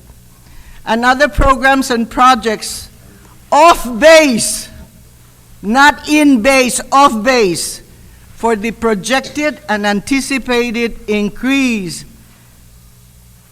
The question is, what has the federal, what, DIES? DIES? DEIS. Why are you saying DIES? Matay na eh. Hey, come on, wake up. Wake up. The question is, what has the DEIS committed and or offered financially? In my opinion, nothing now. Nothing. Not even 2 years ago. At least they can initiate various essential projects and programs in advance. Give us the money now so we can start planning for our death tomorrow. We don't have that. They didn't give it to us. Advanced and effective planning and implementation is a must for a smooth, peaceful relocation of the military from Okinawa to Guam. Okinawa says, U.S. get out. So they're coming here, right? They're here already.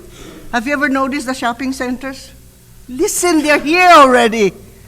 Don't kid yourself. Look at the traffic. It's here. And offered billions of dollars. What did Guam say? Simon says, Guam says, welcome, Uncle Sam, come back to Guam. But we cannot pay Uncle Sam. You can pay us the billions of dollars from the Japanese government. You see it and read it on the paper all the time. Why? Oh, come on. Guam is where America's day begins, right? You see it on with patriotism, loyalty, and the best hospitality in the world. Nowhere can you go to fiestas after fiestas to eat kelaguin and red rice without being invited. Only on Guam.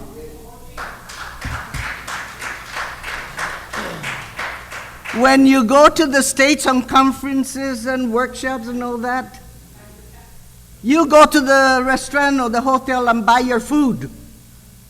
Very seldom will they entertain you the way we do it on Guam. We even have sandwiches and coffee out here. At one time, I think it was Senator Guthrie's who prepared fiesta food. Our congresswoman, according to the paper, spent over $4,000 at a hotel. 40,000 for 40? Boy, I wish I would go off island and be given that kind of hospitality. So now Guam leaders. Who are the Guam leaders? You see a few up here. Wait a minute, you have not yet made it to election. You can run. Get ready to run. You have been attending all these meetings. Anyway, demand Japan's millions of dollars committed to the U.S. for military build-up here. How do we do that? How do we do it? How do we get that money? Because it's going up at Anderson in base for construction build-up. That's all you've been. And then they're going to bring in these workers because we don't have enough workers here. They didn't even give us money to start training our graduates. We can do it, but there's no time. Time is very important, and time is a political strategy, and you know that. That's one way of eradicating us from anything. Committed to the U.S. Now let's ask for that money, people. I'm not a senator, and I'm only with Lola Cola. But we're getting the money. We're getting our money. Right, Ben? Yes. Wednesday of next week at 3 p.m., there's this bill 317. We're going to be here. And by the way, Lola Cola, I was baptized by Governor Camacho.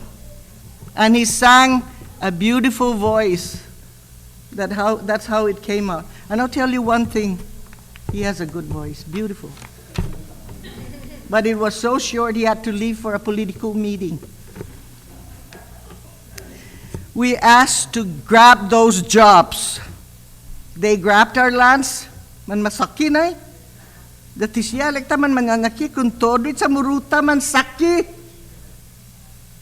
Yesterday and even today, it's happening, especially to our poor people. people that could be fooled. But like the saying say, you can fool some of the people some of the time, but you definitely cannot fool all of the people all of the time. Cannot. We need new school buildings. How many thousands of students are coming in because of the military build-up of the workers that are coming in? Don't kid yourself, they're going to select the workers' political patronage. Our people, they kept saying, and the chamber is so strong that there's plenty jobs for our people. Equal Employment Act. You have to announce it, you have to do it legally, because we are Americans, right? We are. Whether you like it or not, you have been baptized. And who baptized you? Our former leaders many centuries ago. So I'm not complaining. I thank them because that's the only thing they knew at the time. They're probably around here listening to us that they shouldn't have done what they did. It's too late. So we'll get that money for infrastructure, for schools, K through 12, for our institutions, ZCC and UOG. And have you people noticed that GCC is really moving very well? Give a hand to GCC.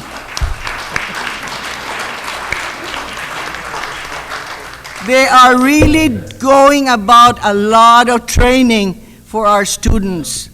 And I know that because I would go to President Okada's office trying to introduce certain students na manmamahlo.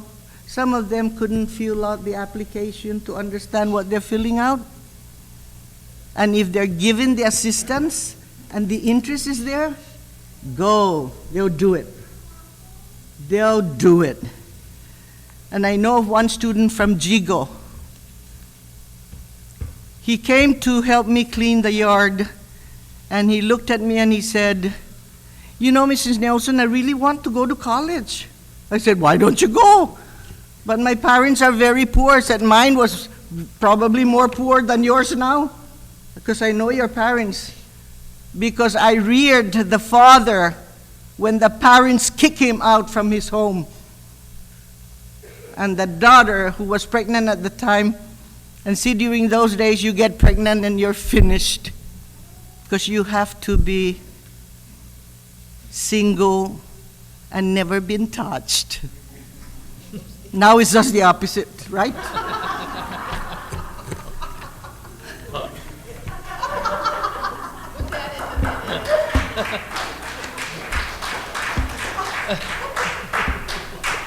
So what? We have to build, put it in the minutes, what do I care? So what? We have to build the Chamorro population because we are being extinct. We are being eradicated, people. This build-up is an eradication process.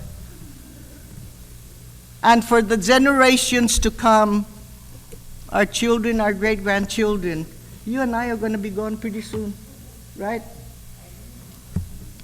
But we need to leave them something more comfortable than what we're going through. So, to grab for our children, I'm grabbing the millions of dollars. Are you going to be grabbing those millions of dollars? You got to. I'm sorry, I'm going to finish. Thank you. I read it. Please come. We have to all pull together. Leaders will have to pull together. They're not. Right now, our leaders are being divided. Who said divided we stand? Ava? Divided we fall, united we stand. But they're not, they're all falling. They're all falling. I see it with the legislature, I see it with the governor's office, I see it with some of us. We are not pulling together as a community for what is best for the generations to come. And we are allowing being abused and used. I want to see more of our leaders and our lawyers, you know, who were sent to college through scholarships and all that, come out and help these people. They're staying home watching TV or snoring right now. Where are they? When you make it to be senator, and I'm looking at Mr. Duenas. Think about it. If you can't do it for the sake of the people of Guam, get the hell out of it. Get out. Because we deserve better leaders than what we're seeing now. Look at this. I can honestly say I'll vote for every one of these people up here, myself.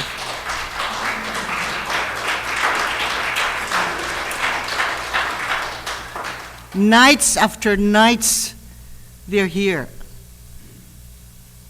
They come in, and in a matter of 5-10 minutes, they're gone. This is the core. Senator BJ, sometimes I thought he was sleeping. Yeah.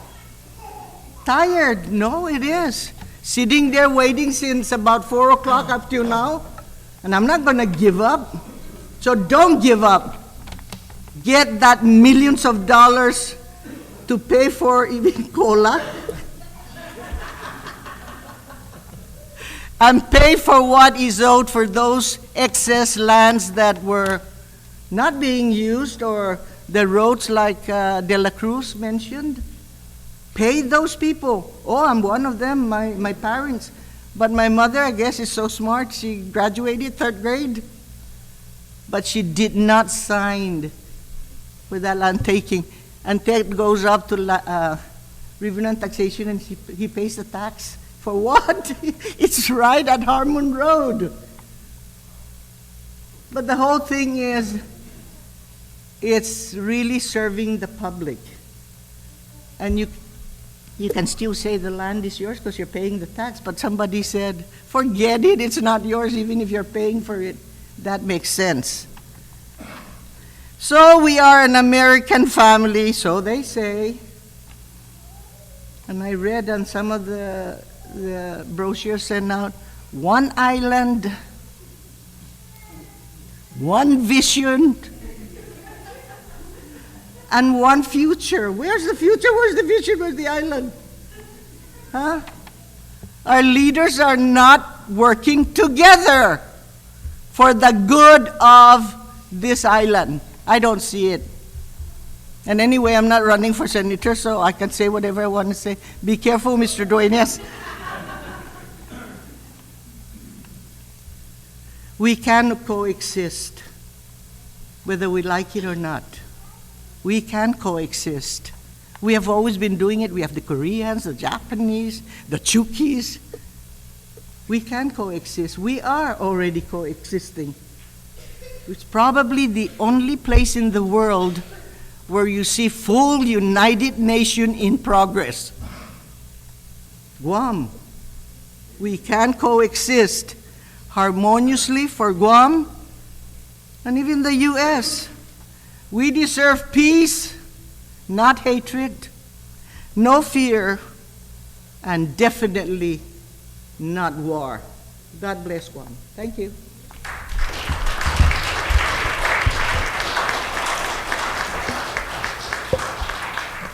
God bless you too, Auntie Lola.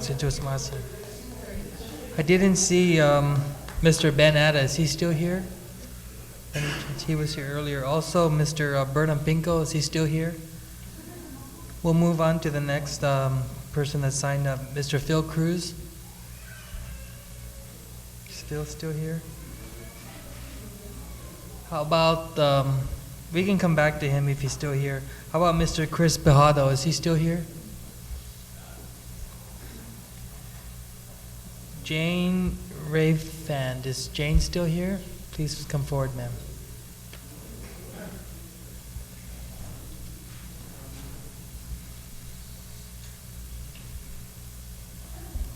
Thank you, ma'am, for your patience. I know you've been here early.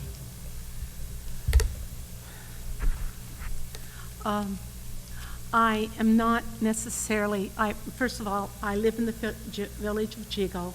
I have for well over 20 years. I have lived on Guam and in Micronesia since 1964. This is my home. I have Chamorro grandchildren. I have grandchildren from other nationalities. This is my home, and that's where I want it to be.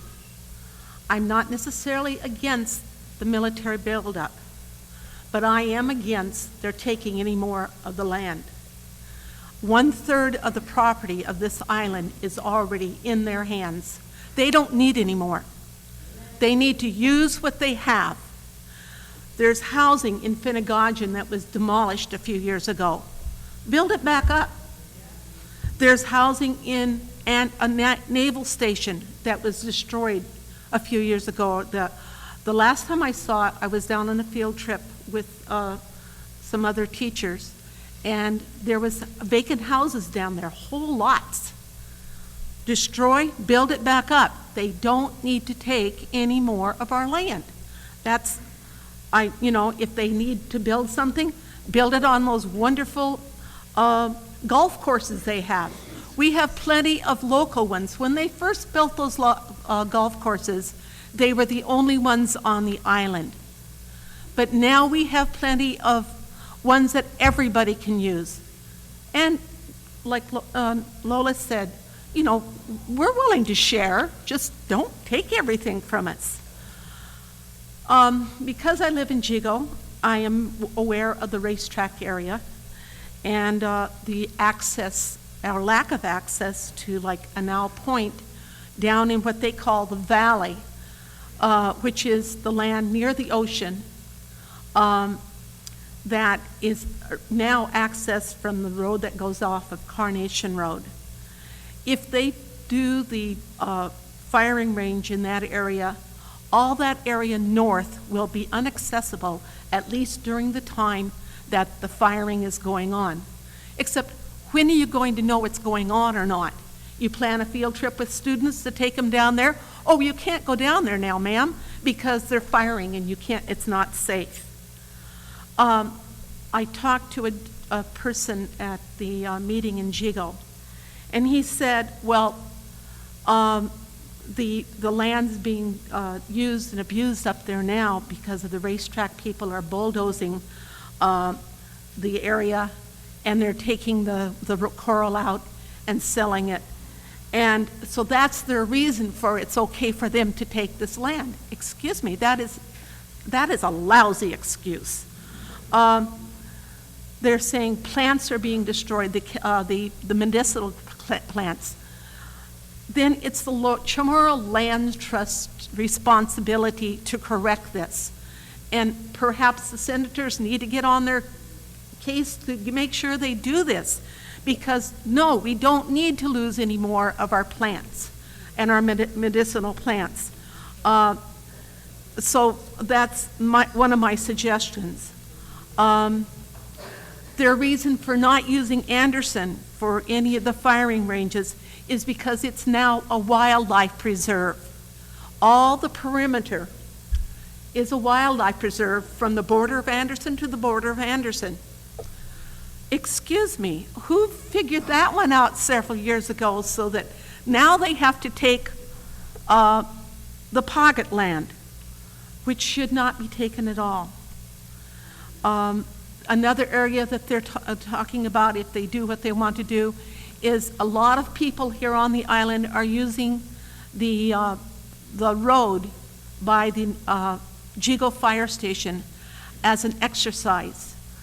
If you go up there, you see if you get up there by 4 o'clock, 5 o'clock in the afternoon, that place is packed with cars.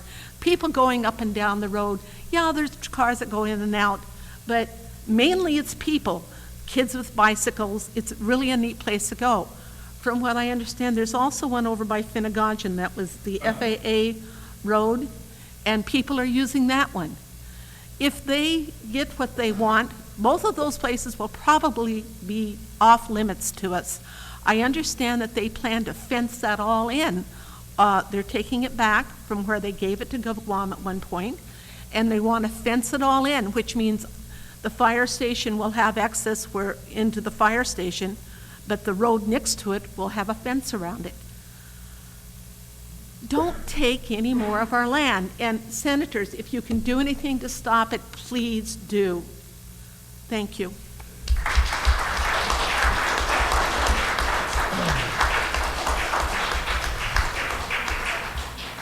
Thank you very much, ma'am. Next speaker is Ms. Janet Uggan.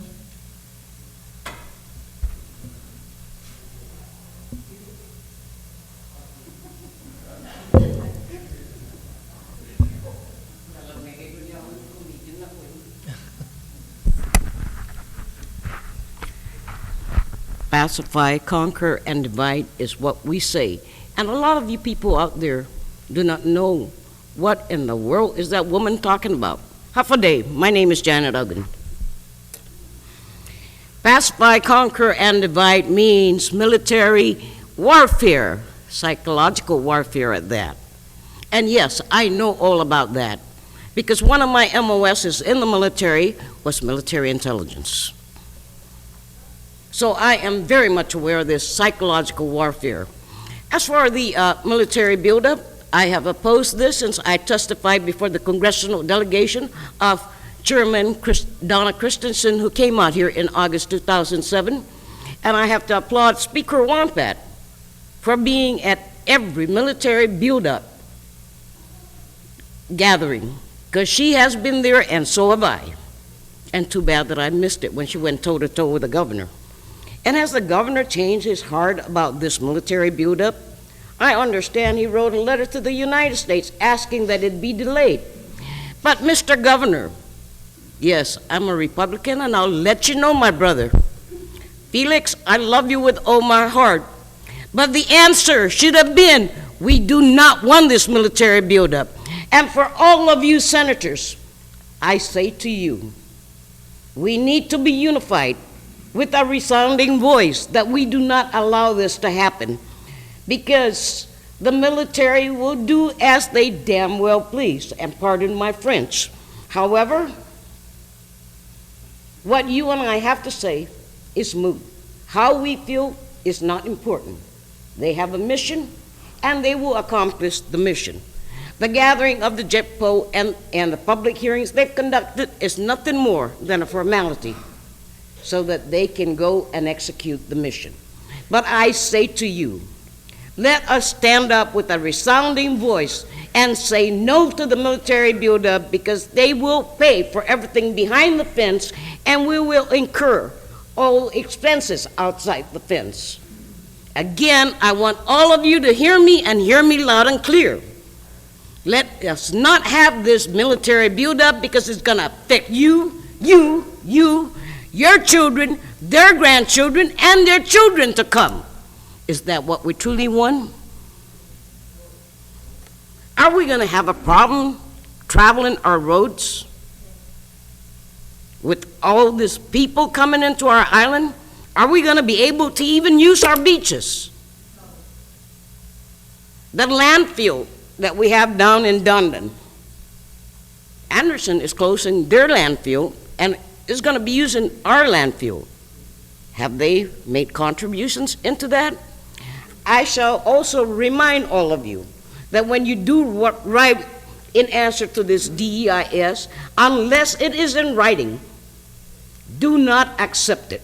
And that's why I say again, only the business people on Guam are going to benefit from this. They are the ones pushing the military buildup. And I applaud my cousin, Judge Stephen Unpingco, for his eloquent speech and hitting every issue. So with that, I say, Panogi Chamorro, please stand and let's do the ofresi. Ginin imastakilo gihinasoku, imastaklum di corazono, jani mas figo national. I'm sorry if I'm going too fast. Who ofrecen my saju, para beyu protehi, jan defendi, I hinengi, I cultura, I linguaje, I airi, I hanum, janitano, ni irenshaku. Diretsoku ginnazugo starta, isti wa fitna, gi iblibda, jani bandirahu, I banderang wahan. Put favor fa manazut na mungait manggera. Sa tapanggera ta defendi tanok ta mungait sumedis di sa bawat patolrit. Si Diyos masi.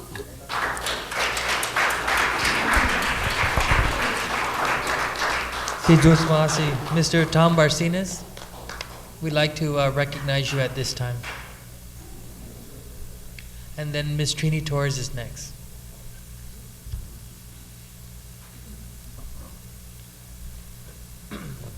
Buenas para todos, Hamza. I will begin my statements with a little story about air pollution, and I wish the environmental lady is here. 6 months ago, I visited with a friend up in Zigo,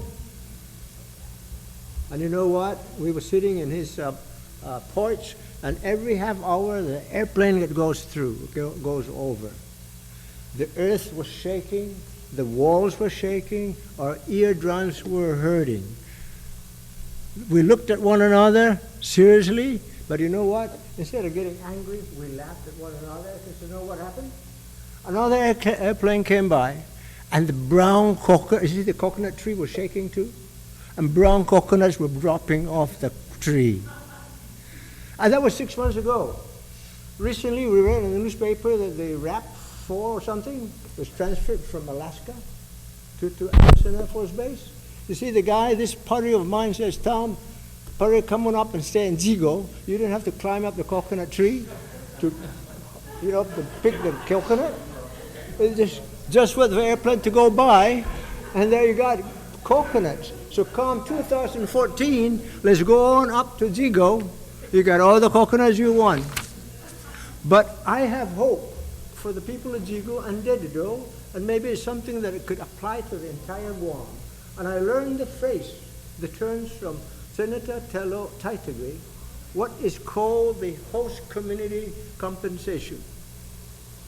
You know, I went to my computer, and there's such a thing as host community compensation for people like them. You know, gosh, man, you couldn't sleep. These coconut trees are dropping. Some kind of company for what's called host community compensation, and maybe that could apply to the entire Guam. And a more serious note, I'm sure a lot of you have seen this map already.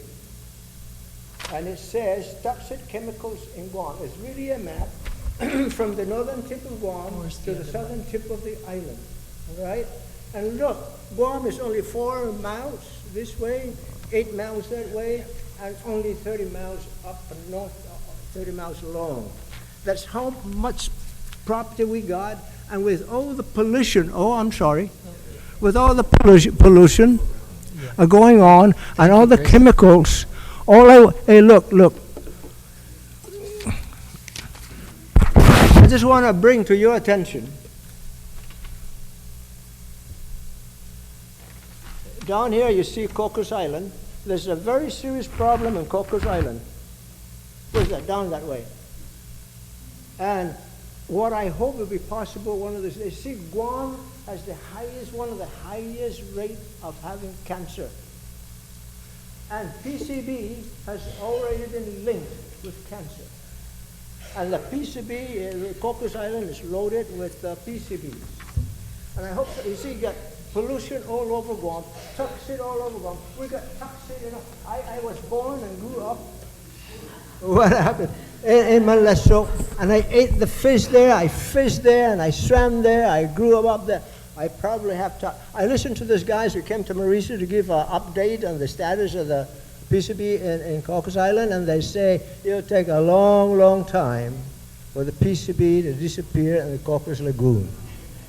But look, this is a map of the pollution around Guam. And in 2014, or later on, with all the activities, the military activities is going to go on, you would just imagine that there's going to be more pollution.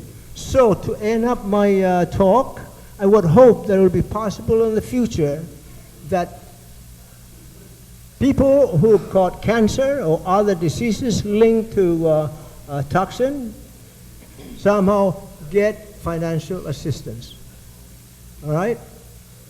I'm going to look very seriously about the possibility of getting financial assistance to the people of Mauricio. I'm going to ask for statistics to see if by per capita, Malesso, for instance, or Umatic, has a higher rate of cancer. And if that's the case, then maybe there's justification that they ought to get financial assistance for being in the situation they are in. I'd like to call your attention to something. You know when the airplanes come into Anderson? I had heard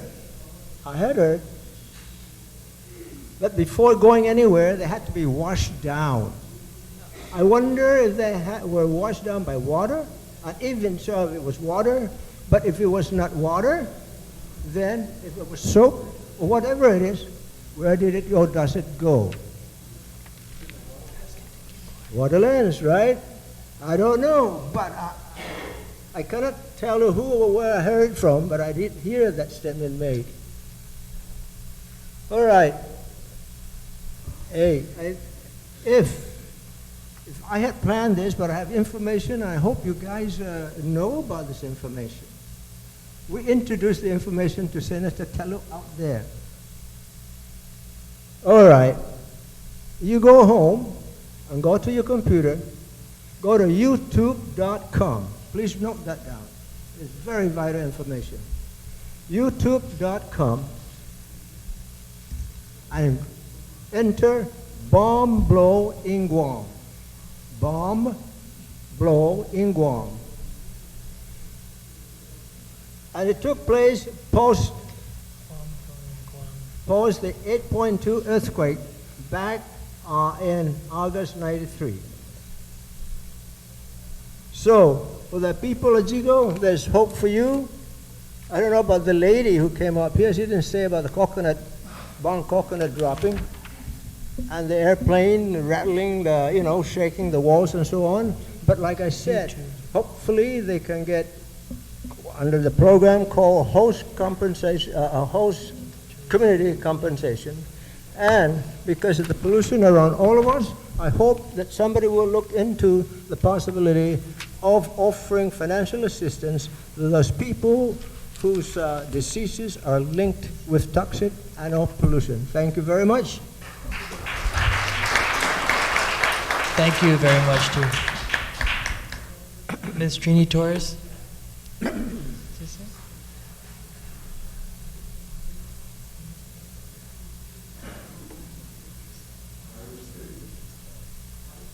For your information, the website is youtube.com and it's Bombs Blown in Guam. Yeah. Bombs Blown in Guam. Yeah. Trini, we recognize you at this time. Buenas, half a day. Ongan tauto totsugu the Guahu no chairman gi Commission on Decolonization Task Force for Independence for Guam. Waloki magahaga, pilong magahaga for tautomo na native rights. The Agupa Guahaloki concert rally. The kumbibida hamjum fan matu sa pataonra si magalahi hurao. Sa Zona Park eji former one-stop land management. Eji fiun adilupa in front of Pico Cemetery. We have a beach there that is dedicated to Magalai Hurao.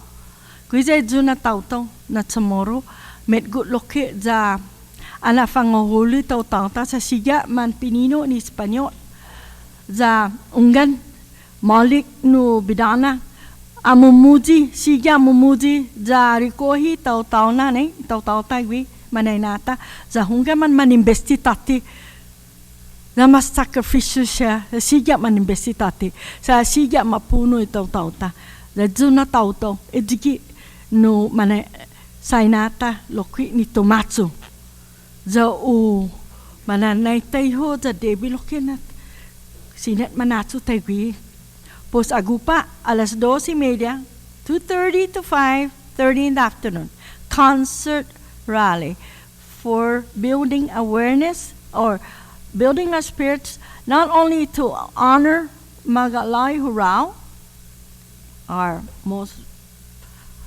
I guess the strongest Chamorro leader, we can say, to honor him, that's his part, and then to also have a concert rally. The Manantis band is going to play and sing, and then we'll have people speaking out too. And this is also in regards to the military buildup. And we titled the rally, concert rally, and you're all invited. Okay, please come. There'll be food. As you know, that food is really the center of the culture of the Chamorro people. Wherever we are, we find food. Whenever we gather, there's food, right?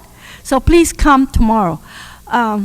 Yes, and to honor Magalai Hurao, and also to kind of build spirits in ourselves, to stand up. Stand up and be together. Like Magalai Hurao stood up with our people. They fought for dear life. They kept fighting.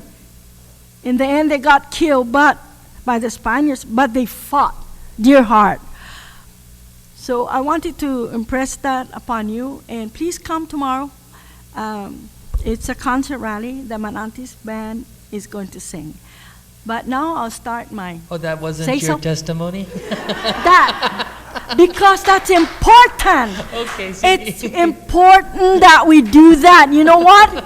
It's important that we get together, collect our people, and build our spirit. We need each other. There's that electricity among us that surrounds us that we have to gather that energy together. But now, I want to talk about independence. Let's not be afraid of independence. It seems like there are people who go out and start trying to poison our people's mind, like, oh, what we're going to do, go back to the grass skirt and grass huts. You know what? I did live in a grass hut before, because right after the war, we still had our ranch, and it was a grass hut. There was nothing wrong with that. And but we have clothes, though. I didn't wear the grass skirt. But if that indigenous fishing right, the Bill 190 doesn't go out, and they want the traditional way of fishing, then we'll go out naked and fish. And you cannot stop us. That Bill 190 has to come out into the open. It has to be voted on. Please, I'll not forget that we need to be able to feed our people. That's our subsistence. Now, let's not be afraid of independence, because you know why? It's our freedom. Independence is our freedom to make our own decisions with a dignified survival, not to be trampled, not to be trampled under. No U.S. military, a dictator around the world already. That's what they're doing. And I'm afraid it's going to be a corrupt dictator.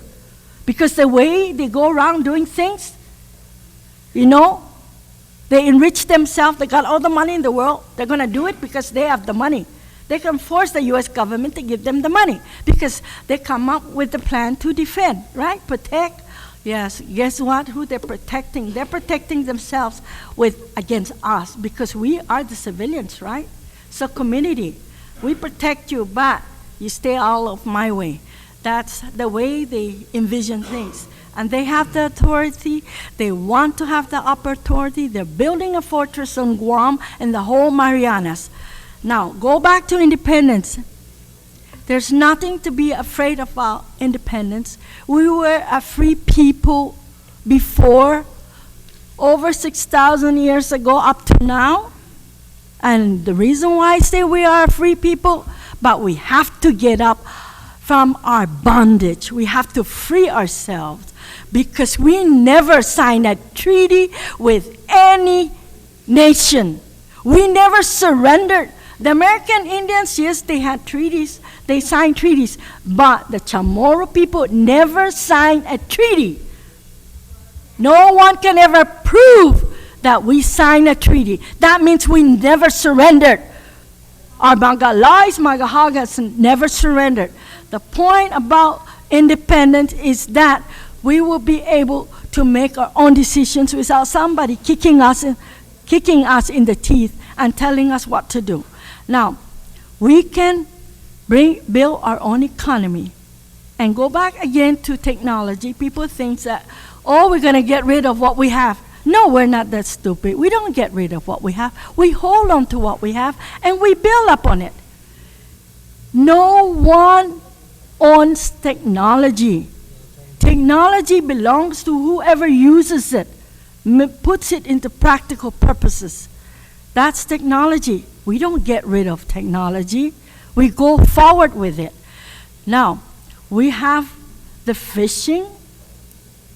We have the fishing that industry that we can multiply, we can expand. We can expand, we can buy even second-hand ships, fishing ships, maybe from Japan or from Asia. We build our own fishing industry. Why do we allow, like Japan, who the U.S. allows to fish here, take the fish back home and then turn around and sells it back to us? We don't have to do that. We can fish for ourselves and sell our people our own fish. We can even export. We can develop our agriculture and build up our agriculture. We had been farmers also, and try to export some fruits, vegetables to other islands. We can do that. We have the technology. We have the agricultural technology, genetic engineering, which they use in plants to build the best plants that are pesticide resistant, and also that will endure the hot weather. We can develop. There's technology around the world. We can develop that. And not only, livestock too, chickens. Yes, we can multiply our chickens.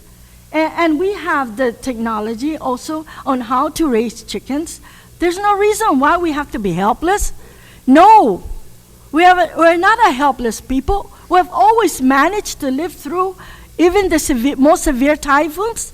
We managed to get together. We pool our resources together. If somebody was out there not having food or shelter, we go and we help them. That's what we are. We're people who extend to ourselves. We always help people. When they're down, we help them. When the most severe typhoon comes, yes, we go out and help them. Now we're even helping other people from outside, collecting money and helping them, giving whatever resources we have. But we can invest our own resources in ourselves, on our island. And we have the manpower. Yes, we do have manpower. And by the way, it doesn't mean that we kick you out like, Senator Gutters, you thought that we're going to kick you out. No, I said, well, you can be our consultant, right? For independence, remember? Independence, not statehood. Independence, because statehood, they'll never let us have statehood, and not free association. But free association is better than statehood. But mind you, independence, you can be freely associated with any country, with the US, with Canada, with New Zealand, with Australia, with Japan, with anybody. You see, with independence, you have the upper hand, and you negotiate with them under your terms. That's what it means. And to start off independence, you have a provisional committee that can foresee and make decisions so we can become a republic. We can do as what we decide what we want. We don't have to be pushed around. We can stand on our own feet and help our own people, help ourselves. That's what I want to say. Fan mato gupa za biba tomorrow na fan met good handzo tomorrow fan natu hulo. Thank you, Trini. Mr. Brian Scheibo, recognize you at this time.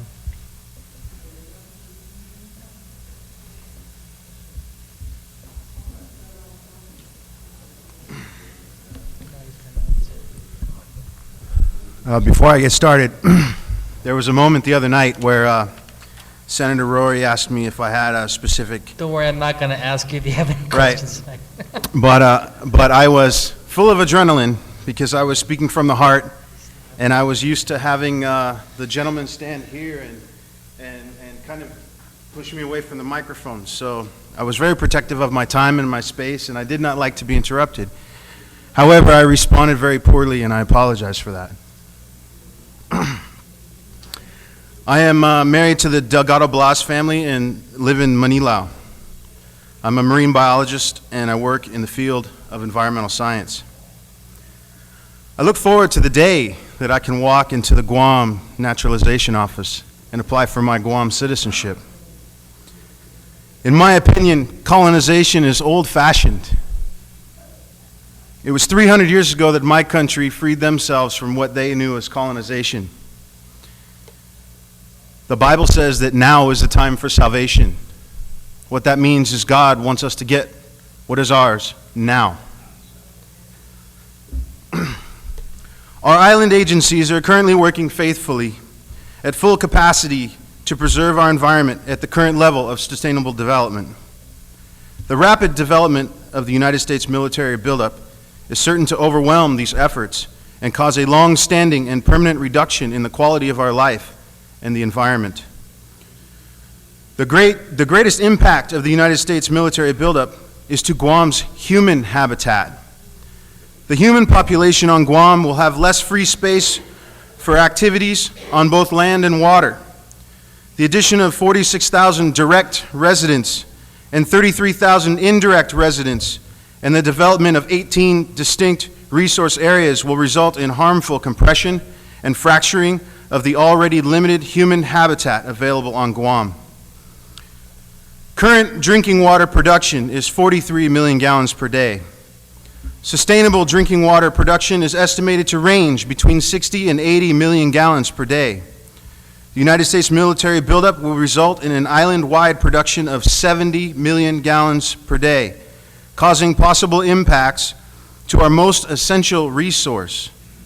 This data was taken from the Guam Water Utility Study.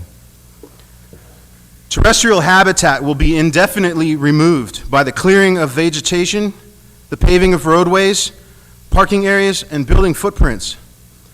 Habitat will be fractured by the installation of fence lines, impacting the ecology of land-based organisms. Hazardous materials flow will increase. A portion of these hazardous materials, some considered exotic, including military firing range and bombing operations munitions, will find their way into the terrestrial and marine environment. Dredging in Apra Harbor of more than 1 million cubic yards of potentially contaminated sediment will result in the dispersion of contamination throughout the marine environment. These contaminants may mobilize through the marine and terrestrial food chains. No comprehensive, multi-depth, multi-incremental testing has been conducted for radioactive and heavy metal pollution suspected to exist in deep harbor sediment. Attractive dredge material disposal options are not available. By far, the best course of action is to leave the contaminated sediment in place and undisturbed. Additionally, dredging will permanently remove invaluable substrates supporting coral reef habitat. Aquatic recreational activities and tourism will be significantly reduced as a result of the further industrialization of our Apra Harbor. Terrestrial sedimentation, stormwater runoff, and municipal wastewater discharge will increase island-wide as a result of the United States military buildup. The combined effect will be an increase in marine pollution and a decrease in the quality of an already challenged marine habitat. Overall, the United States military buildup will result in the reduction of species diversity on an already challenged coral reef. This is contradictory to global initiatives established to protect endangered coral reef species.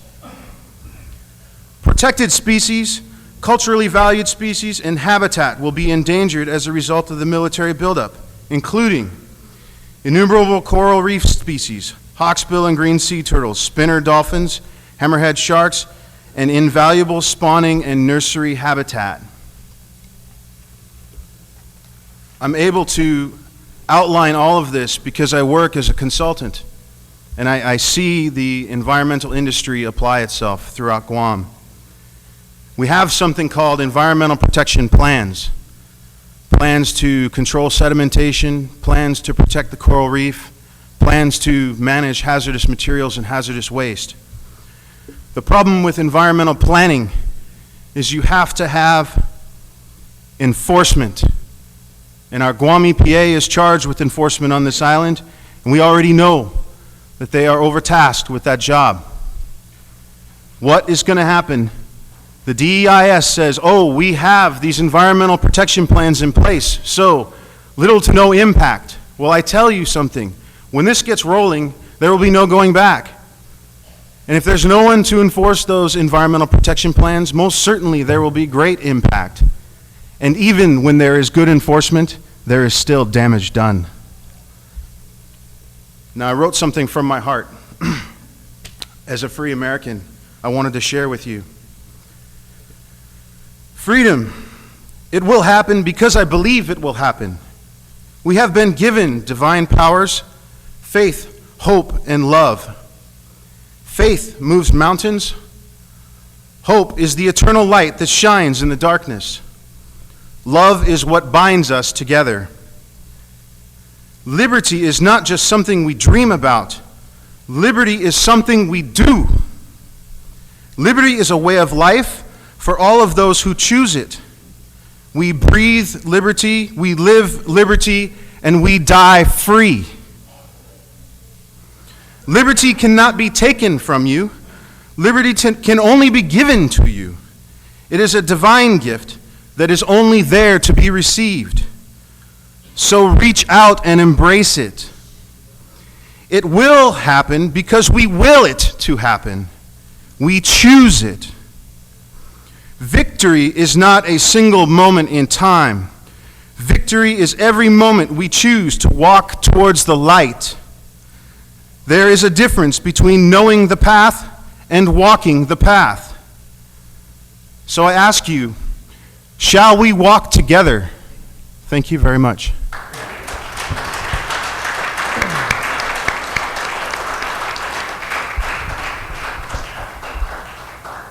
Thank you very much, Brian. Rebecca Leangoro.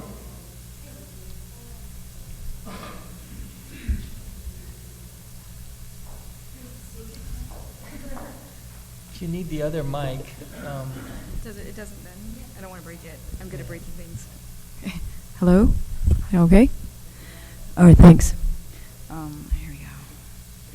Oh, first of all, I want to thank you again for being here all these nights to honor our fears, to honor our concerns, to honor sometimes our outrage.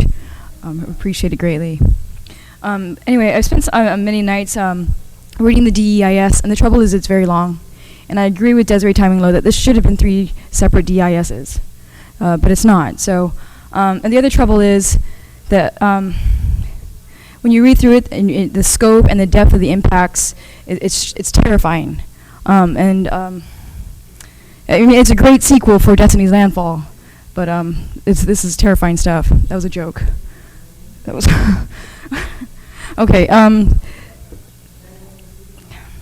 And so, and I've read it, and I've gone to a lot of the, I've listened to as much as I can just to hopefully pick up on stuff I've missed. And so I'm going to offer something that I think that I haven't heard repeated.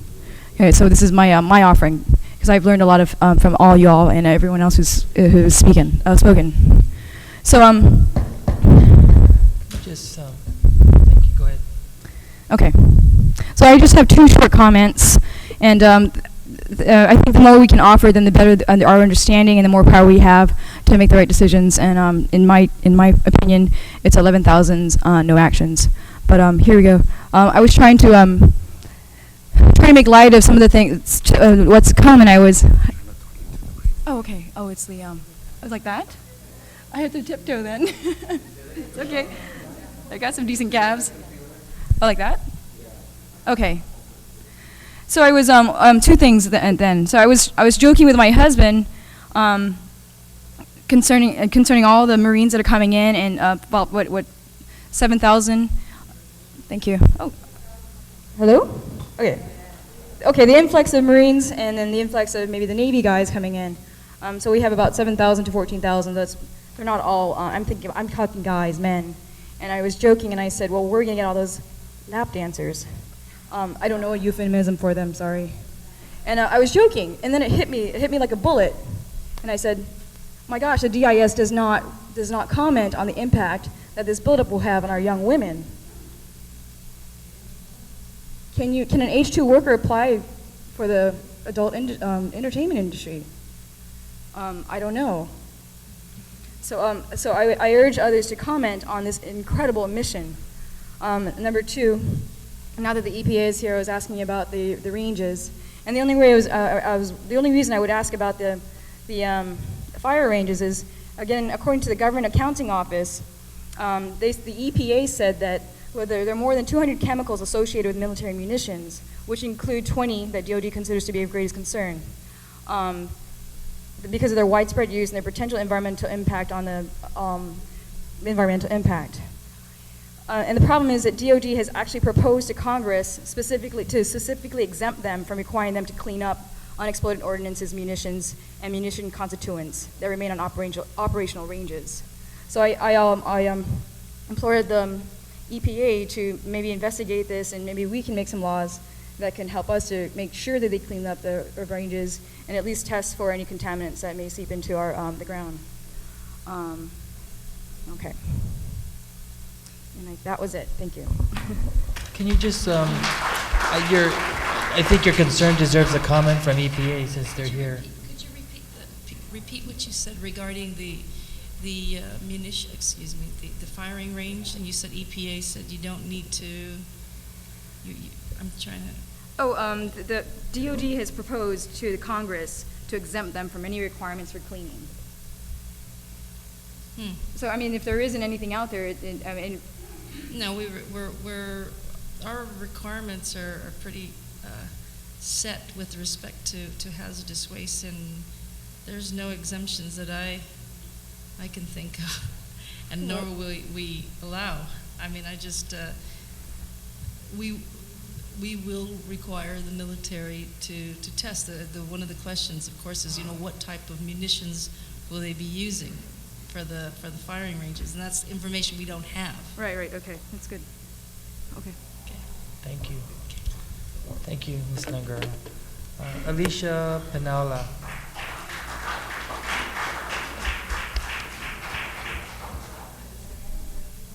And the next speaker is Alyssa Eclavea. Okay, ma'am. I'm here for a reason that I need to address this matter to you guys to help to ensure. The microphone down here. I have a estoppel. Oh, you turn it on? Oh,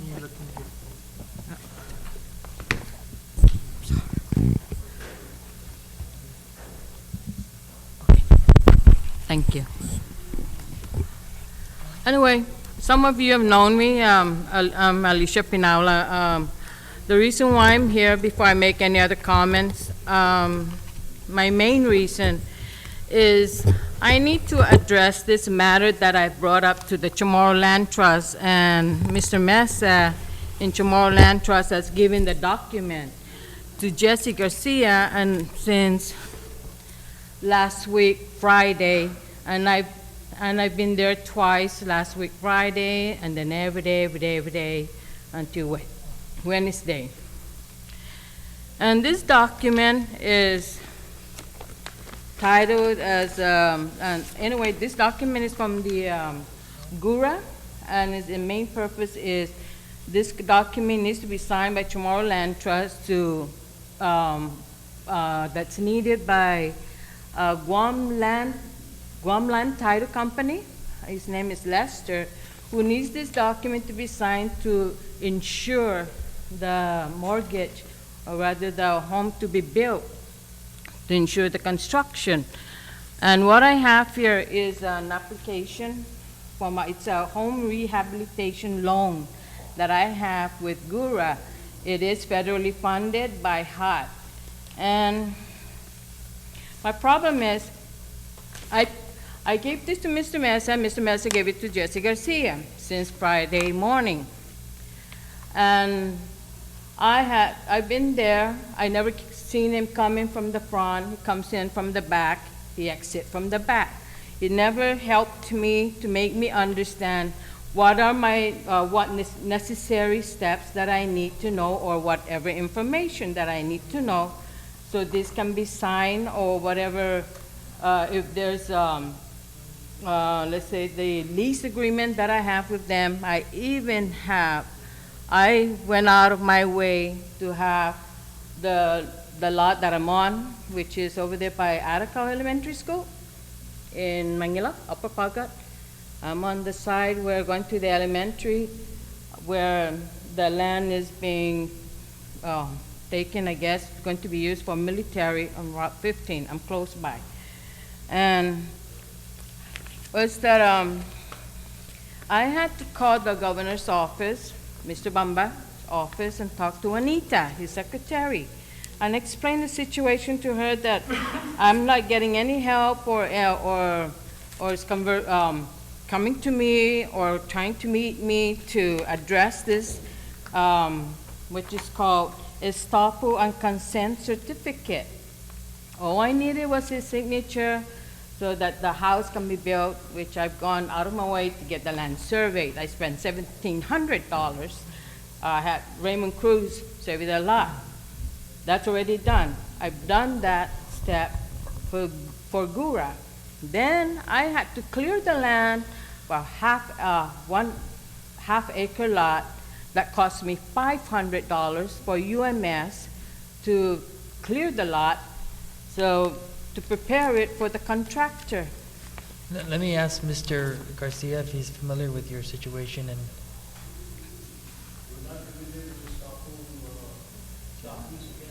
is your mic on, Jesse? What the Chamorro Land Trust does, we deal with loan guarantees. That's something new that we have, was presented to us. We got to get clarification on it. We don't give that type of documents. It's usually a loan guarantee. So that way, if the DC doesn't fulfill their commitment to the payment, then that means that Chamorro Land Trust would assume the payment.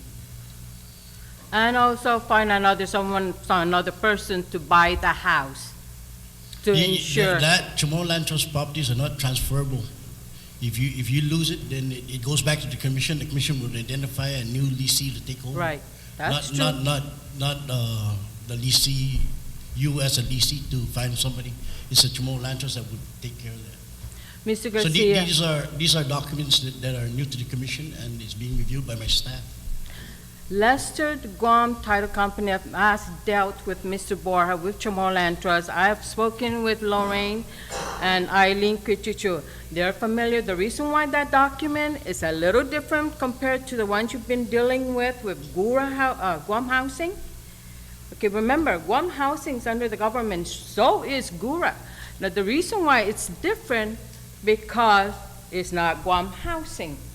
That document is a little different to what Guam Housing has been using and what Joe Borja has been, or rather the staff that has been familiar with the Guam Housing document. So that's why That's Gura. It's a little different because this is the first time that Gura has ever going to build or finance. So that's why it's being reviewed. I can't just sign anything you bring to my office. I will review it, and if it's good and dandy, then I will sign it. If it's not, then Mr. if Garcia, it's not for the best interest to the commission, then I will not sign it.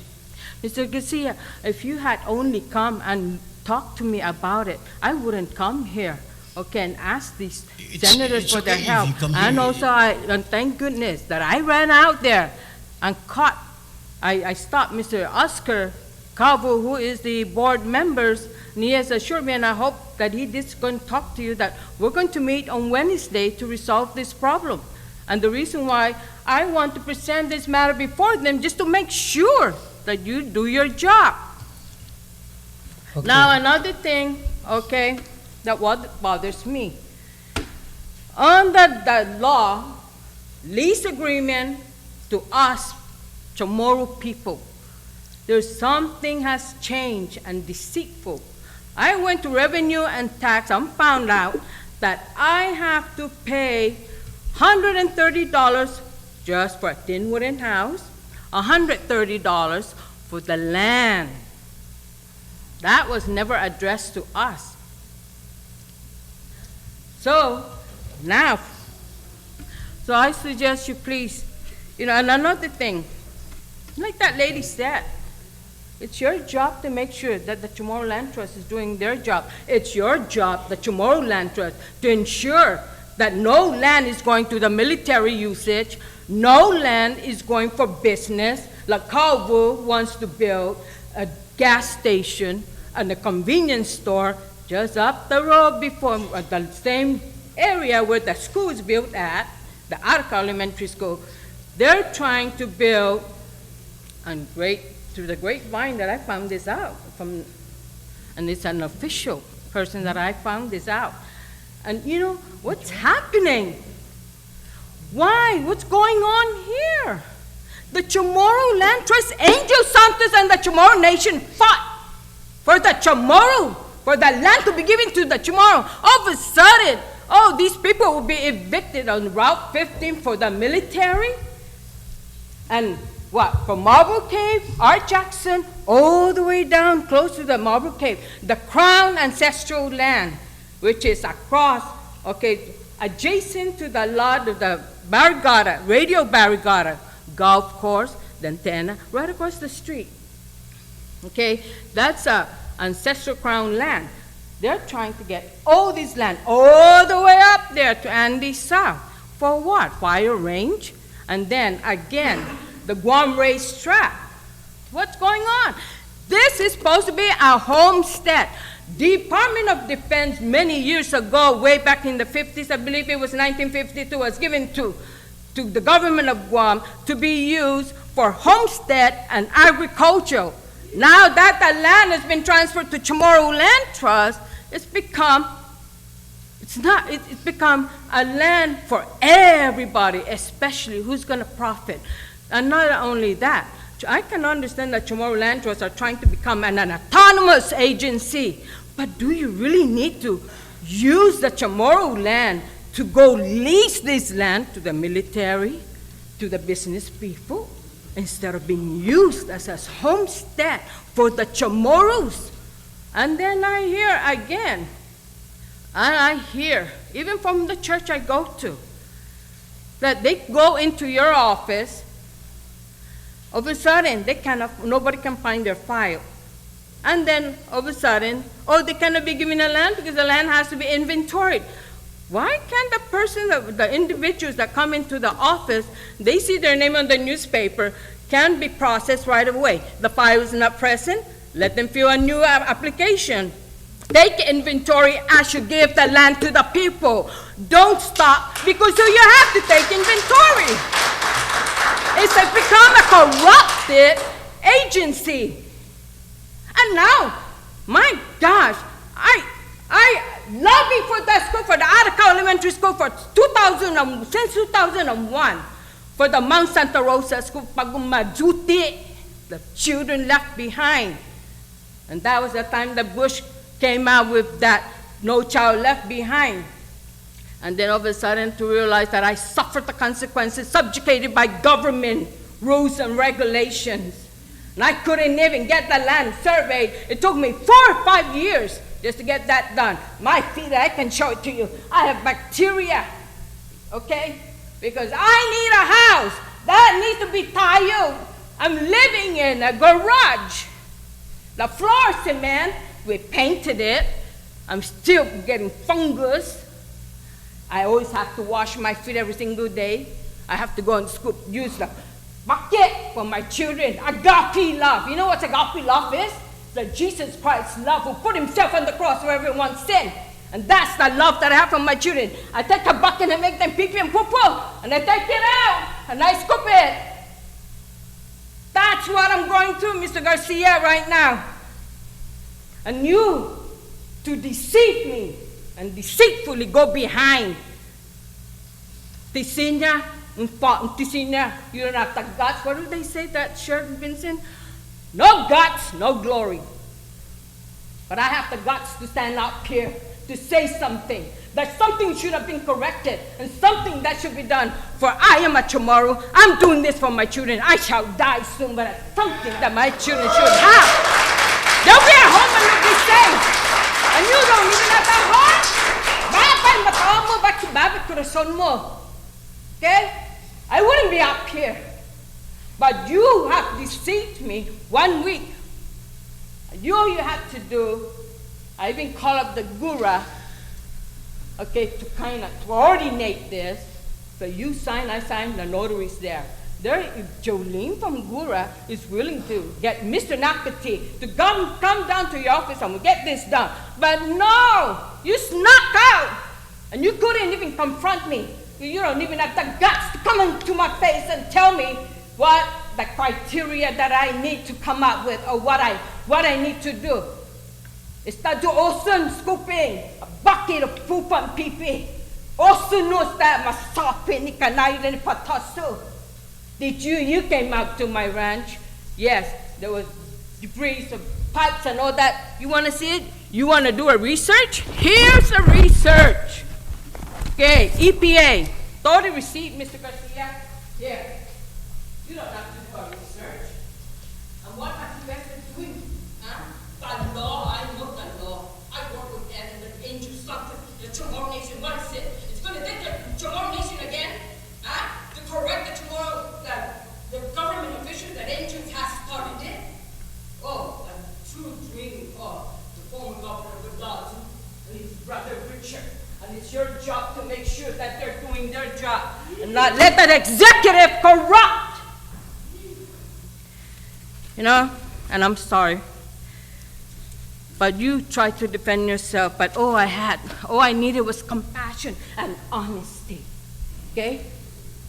I can't stand people who are corrupted, have a corrupted heart, a hardened heart. Now you are hearing a Christian speak. Ma'am, You know- your meeting is Wednesday with the Chamorro Land Trust? What? Your meeting is Wednesday? I hope so. But the reason why I stood up here, because I I know, want to make sure. And your comments that are this very relevant happens, to and the you guys military gotta help buildup. me out. It's so simplified. Simple. Mr. Garcia, have some agape love, Jesus Christ love. The passion for the cross of Jesus Christ. The passion for what is right for your people that tomorrow, okay? Just ask Mr. Garcia, would you be available Wednesday? We'll have a meeting with Mr. Hill. Yeah. I need to send decree, but I'll find out what time is that meeting. Okay. Thank you, ma'am. Your comments are very relevant to the military. Thank you, and I really buildup appreciate yours. And I'm so sorry.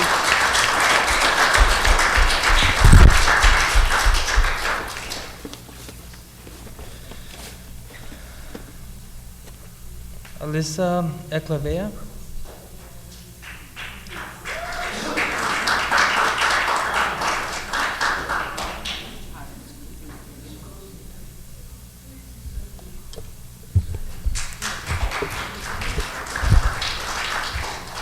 Hi. Once again, you guys know my father, Ronald Eclavea. He was here, but he had some other issues to take care of, but he really wanted to be here. Once again, he is not responsible for me coming up here. I have my own opinions, and he respects that. I also wanted to state that I am with We Are Guahan and Island Girl Power, Capoeira Menjinga Guam, and singing on to Poetry Outreach. Okay, I would like to start off with the racetrack. I have never been there until recently with We Are Guahan. They make a lot of money, and I was talking to the lady who would make them pay about $7 to go in, and she was telling me that that company basically made it from scratch. They pay their water, their power with that money. You see the youth come out and they just have a blast. The families go out there, they spend a lot of time with each other, and it's just amazing to see them out there. And I heard in the DEIS that they wanted to take the racetrack. They say they want to relocate it, but no, it states it. And I don't think it would be nice for them to take it, because that's the reason why we made the racetrack, is so that the youth wouldn't get into any more crashes. They wouldn't get, I guess, funky on the road, you know. I don't want to see my fellow friends get hurt. Young men and women, some women, have a love for speed. We're young. And I don't want to see them out there. And the military wants to take the racetrack. Do they plan on building a new one for our kids, for our youth? I just wanted to know. And the policy. Is there a policy stating that they are going to clean up the lead and the metal that they are going to leave behind from the shooting ranges and stuff like that? Oh. You're asking us? Yeah. Maybe EPA can. EPA. Yes. They're gonna make another. No. You're talking about cleanup. Yeah. That's what we require anyway. I Okay. mean, they have a shooting range down in Anderson, up in Anderson already. And the requirements are very clear that they do need to pick up and they do need to test the soil. So, I that hasn't deviated, at least not to my knowledge. Are they gonna make another racetrack though for our youth? Now, for the racetrack, I can't answer that. Okay. That's beyond my scope. But land management might answer. But if they take it away from us, people are going to die. They are going to get into car crashes. We are young. They have like this need for speed, as I said. Where are they going to take their energy out on? The road where we all of us drive? Over there at the racetrack, it's a safe facility for them to race each other and stuff like that and have fun and spend time with their families. Another thing that I'm upset about is how they want to take more land from us. Honestly, I find it ridiculous because I have land in Jigo. The military took land from me and my family, my grandma Jigo. They give it back, they take it. They give it back and they take it. What are they going to leave? What are they going to leave for us? My kids, my grandchildren. I want to have kids, or after high school, of course. After high school. But I want to know what's going to happen. They're going to keep saying they're going to give it back, then they take it. I don't want them to take any more land. Naval Station and Anderson Air Force Base were villages, right? We have a capacity of so many people on Guam. We want to add 80,000 people here. Dedido is overcrowded.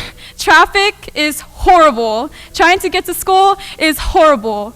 I don't want 80,000 more people to come here. I'm not racial. It's just we can't handle it. We are trying to accommodate these people on our island. Prior to these meetings, or I've been here Tuesday, or Monday and Tuesday, we already have issues in school. The rise is going to be 20% in students. The bus fare is going to be horrible. I just don't want them here at all. The meetings, I don't want to be a minority in my own homeland, as I said before. I don't want to go other places not knowing who I know, or knowing who I know but not who I know, you know what I mean? Like, they can't say this whole thing with saying, like, this is your auntie's, uncle's, nephew's, Nina's party person, I don't know, or pari, over there. Or when they come here, I'm not going to know these people. I'm not going to be as safe. Anyway, sorry. I'm nervous.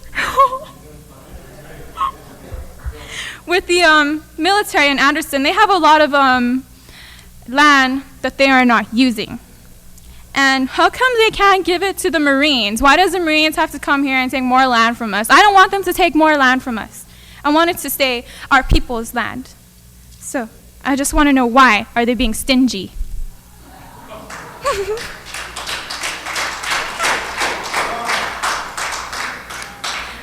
Okay, I have 1 more minute.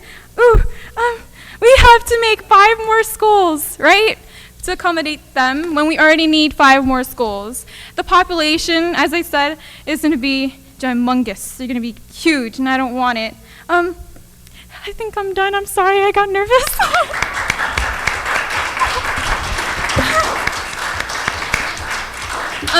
Thank you. Thank you, Alyssa. Thank you, guys. Have a nice day. Okay.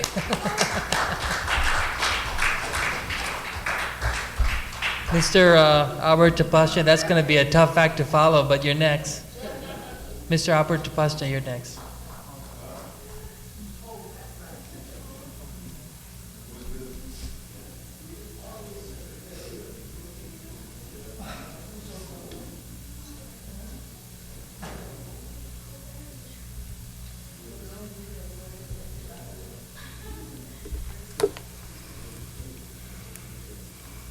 I thought I had my chance the other week, but I'm going to go ahead and just say a couple of things tonight. First of all, good evening, ladies and gentlemen. It's a Friday, and I hope you are for the New Orleans Saints, not the Indiana Colts. That's a Super Bowl Sunday, right? So, Mr. Dueñas, I'm here specifically to address a very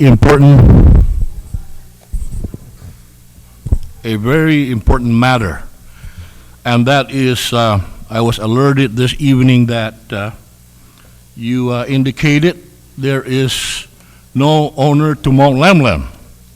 Am I correct? What I said, Mr. Tawase, that I was not aware of who owned it. The question came from the good chairman and Senator Pangilinan, and I said I would get back to him when I acquired that information. That's what I said. All right. For the record, let me clear the record this evening, okay? Less work for me.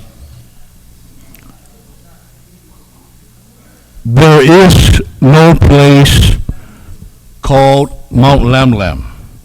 There is no such thing, there is no such animal, and there is no legitimacy to that word, Mount Lamlam. I don't know where you got that terminology, but let me press upon something else. It is Lot 252. It is called Gaan, G-A-A-N. Originally, gentlemen, I'm from Umatic, and you are looking at 99% owner of Gaan, not Mount Lamlam. 501,000 square meters.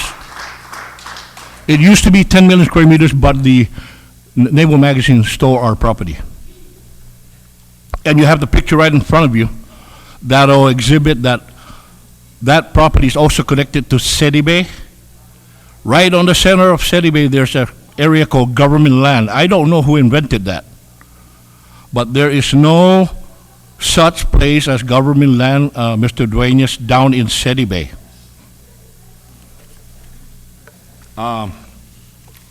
It'll be an injustice if I did not read the original owner of Gaan, which also houses our family cemetery that nobody's aware of. Okay, some of our great grandparents are buried up there. In Gaan, Mount Lamlam never existed, just like Gun Beach. There's no such place as Gun Beach. It's Gognya, Estate 2959 and Estate 49. Stolen, recovered. We went through hell with that because of that man. Let me go back to Mount Lamlam. The original owner of Mount Lamlam, quote unquote, there's no such thing, right? Is, as my family tree here will express,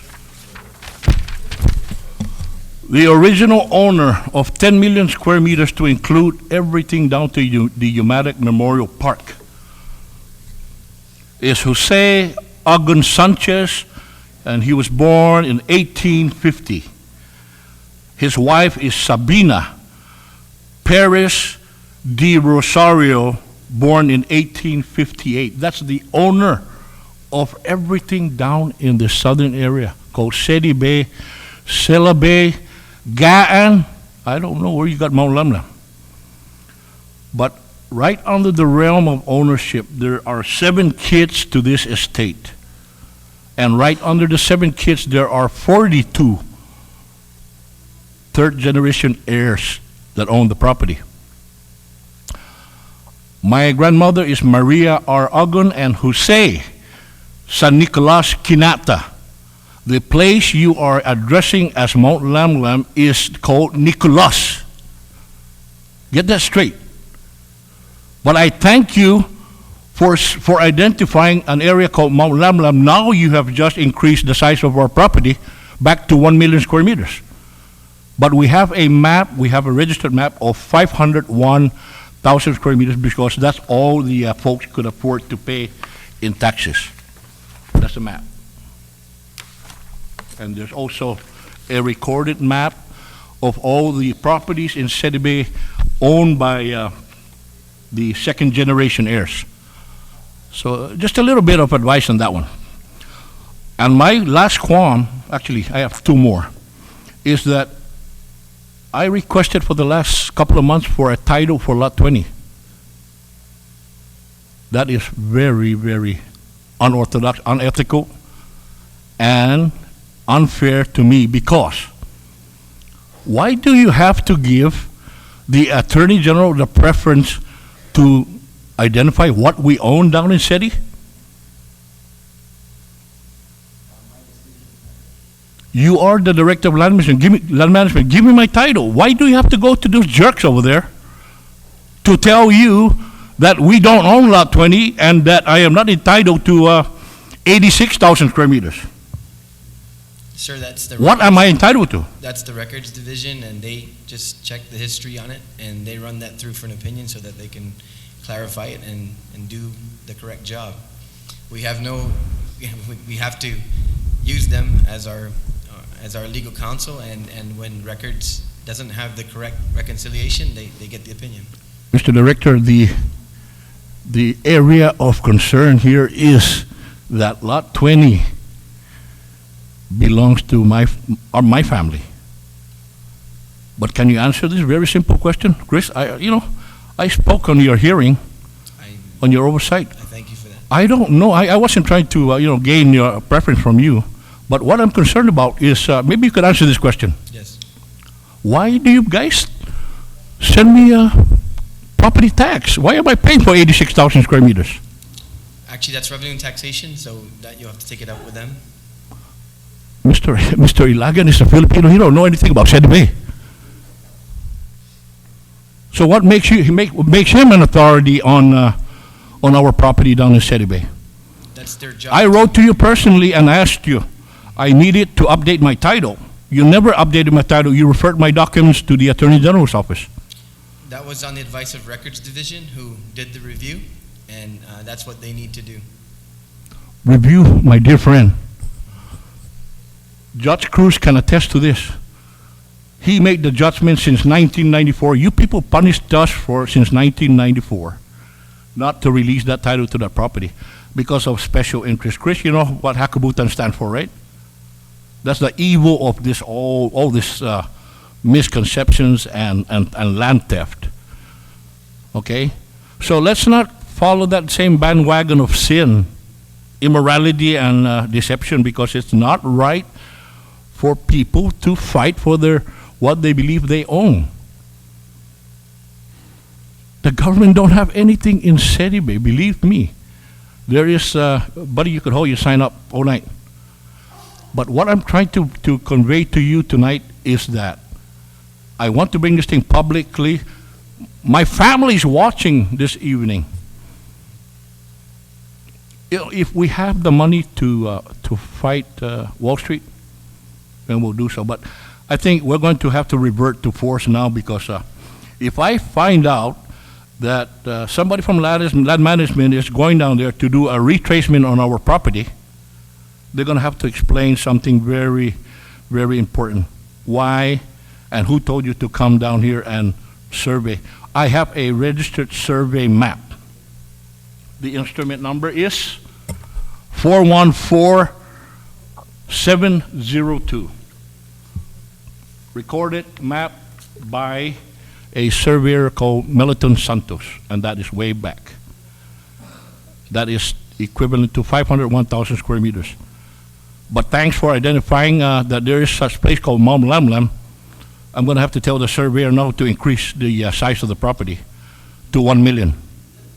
Senator Pangilinan. You people made that statement tonight, that there is a place called Mount Lamlam and nobody owns it. So there must be a place called Mount Lamlam with an owner unidentified.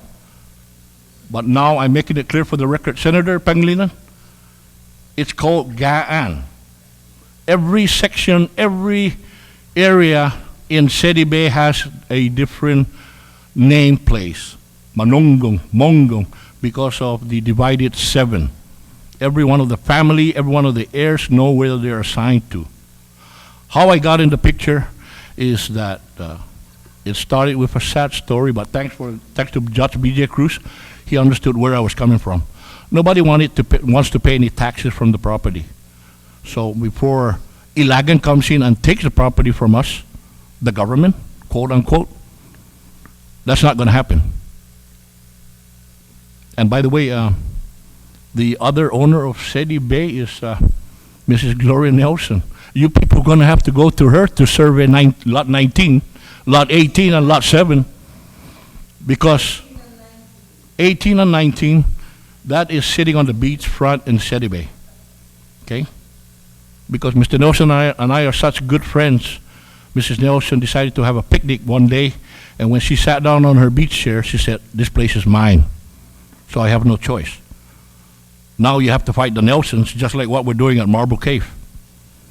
But there's a solution to this military buildup, besides building up at the PD cemetery. I'm going to volunteer probably 2 million square meters. And by the way, 3 million square meters next to Sedi is called Caballero, Cablerro. Caballero is 3 million square meters. You add that plus our family's property, because I cannot continue paying any more taxes. There's no teamwork right now. So why don't we do this? Take away your interest in Marble Cave. Don't go to Gun Beach. Please don't go to Gun Beach. There's no such place. It's Goknya. But there's also a place called Gaan, lot 252. And the total number of lots down in Sedi from lot number 5 to lot number 29 are all sitting in the Sedi Bay proper. It's mapped out. Everybody's got their assigned interest, but if we don't pay the taxes, the government's going to take it. So why don't we do this? Make our family rich overnight. The Marines can come in, they can shoot each other there, because there's nobody around. And also, one more thing, it's close to Naval Magazine, and it's also close to what Dwight Luke gave away to the University of Texas, 10 million square meters called Mount something. Somebody knows the name of the property, Bolaños or something like that. 10 million square meters went to the University of Texas. So look into that, because that is way bigger than Marble Cave, way bigger than Gun Beach, but Gun Beach is where the money's at, so I want to stick to that. It took me 7 years, Chris, to bring that matter into the peaceful nature as it is now. The resolution and all the confusion that went on because of theft. I think Senator Judge B.J. Cruz hurt me in court a couple of times, so he's resting now. Thanks, Judge, for dismissing the case, because you gave us back our property. And also, Mr. Duenas, you still owe me a letter, sir. You still owe me a letter explaining why those documents are missing up there. Oh, please, don't make me use my investigative talent, because there's no need to resort to that. But I've done enough investigation with my family property, and I pray to God that someday some of our family members might make it to Harvard, because they have the money to support them. And nowadays, with the economy going all directions, we do need the help. So I could probably fairly say that the Gaan area, the Sedi area, Caballero, not to include the Umatic Hills, they're all connected. So why don't move the interest down there? Leave the Nelsons alone. Leave the Jacksons alone. The problem there's the Raceway Park. Look into that, because somebody's brokering something in this island that we don't know, whether you politicize it or not. I'm afraid somebody's going to get hurt. I mean, there's just too many radical attitudes going around now because of this land issue. But again, what do we have to gain by listening to an entity that does not permit us to vote for the President of the United States? Yet our loved ones are fighting the war in Afghanistan and Iraq, now Yemen, closer to our home front, the Philippines, but yet we can't vote for president. I'm still waiting for the war reparation. My mom is already 80 years old. The last time She heard about the war reparations, but before my dad died in 91, and my dad said, it's coming. I have a And it also reminds you. I have a suggestion. Maybe Yes, sir. you can meet with Mr. Duenas. I'm sure he's always available. Correct. And also, Rory, Senator Rory. Yes, sir. You heard the song before. This land is your land. This land is my land. From California to New York Island. It never said Guam, right? It never said Guam. It never said anything about Marble Cave, right? But they treat it like marbles, you know? They juggle that around, and what are they trying to fool? It's an impossible thing, and if the only resolution to that is to revert to a large area of away from society, and they could have the property overnight, but they're going to have to pay for it. By the way, it's if I total the square meters of my family property, close to 2-3 million, that is times maybe 5,000 per square meter. I'm sure my family will be happy. Divided by 42. Some of them are dead, but I know they're looking down and they're probably clapping their hands in heaven because of this injustice that's going on. So thank you, sir, and please don't let me apologize, because when I testified for your hearing, you promised you were going to do a very good job, and we're still waiting for that response, my friend. And I heard you're running for senator too, so you have one vote. Not because of my map now, not because of my map, because you prevented justice from being insulted. And I'm looking at you folks in the eyes again. Please, we have space down south. What is wrong with the south, my dear senators? What is wrong with the south? Please answer that publicly if you can. Hello, thank you. Thank you for taking a break, but Mr. Tabasnia? please, Thank you. please Thank you. think of the south, okay? Thank you. Thank you very much. Mr. Fred Uggan Sr. still here? There you are.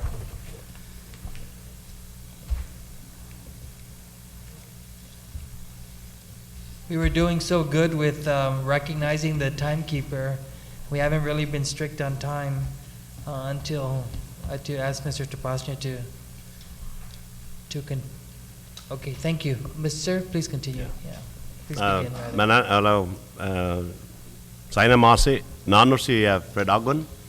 Sina fan un rota, un segunda non si ta fanogi un rota.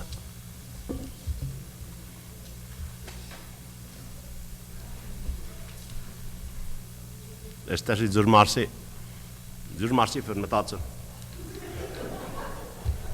Zurmarsi för matatsu pago. A betunga festina utsogia. Ai gua pastorau lo nebuzo na ai samorozo za fanno gorestia za vai matestia ne. Lo nebuzo na comentus giza papa di pune momestro zo samoro lai zanistir guamo ke. No gua nai betunga fa utsogia zo. Sa zangin nai espe fusioko tiutunge pamalon mestro. Lan manalo mi fa iskalan tekko nai. Okay? Sempre linha fa matatsung no. Le koi fanogia naza. Fanogia naza.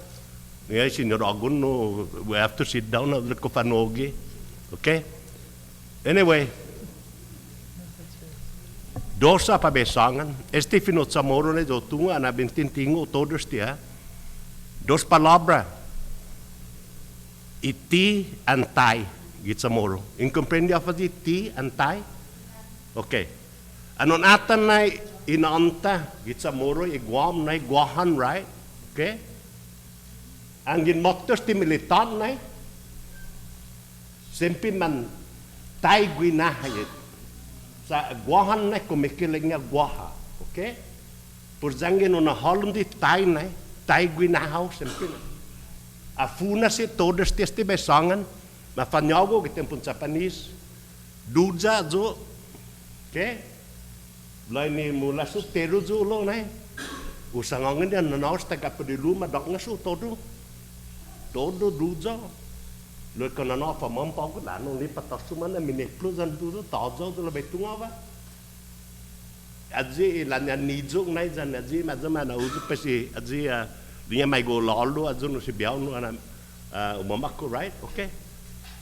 Lo azu no sangan este itai anitia, okay? Sa jangin atsogi todisti militari malagonia. Da sede desti I jota leaders ya nai. Amdo ni sindor I governo todo nai. Amdo ni director. Tisino along natin chechiwe chechu mijo sa jangin nai. Machocho cho de bidun chogi chechu. Jangin diun chogi chechu mo pusamano sempre nagaigyo. Taigyo gyuzung no. Bula problema nai, problemata, okay? Bula problemata. Hafa na patagwata lo problemata gwini. Hafa na patakunya stimavisya. In adza mahasu nestine tauto betunga bagus te tauto. Adzi salapia ne. Adza ipofan todom bipofan janyam iminaulik mona. Lo hasut maniluan ang todam sa mananawa. Na ifamagun midyo, ifamagunia, iman mamela na tempo pofan inefekta. Okay. Di kikitano sti. Masanga na 30 meters ay nakot niya, right? Tatunga, no? 4 meters ay nakot niya. Alaw no finidan niya. Pero po fan maktumagin no siya na megay tau-tau na eh.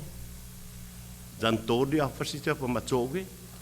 Man mongi sempi na eh. Man naigwit, man tit sa morit sempi na. Istabat sa morit na eh. Ang giman motos di bagi, tit sa morit sempi.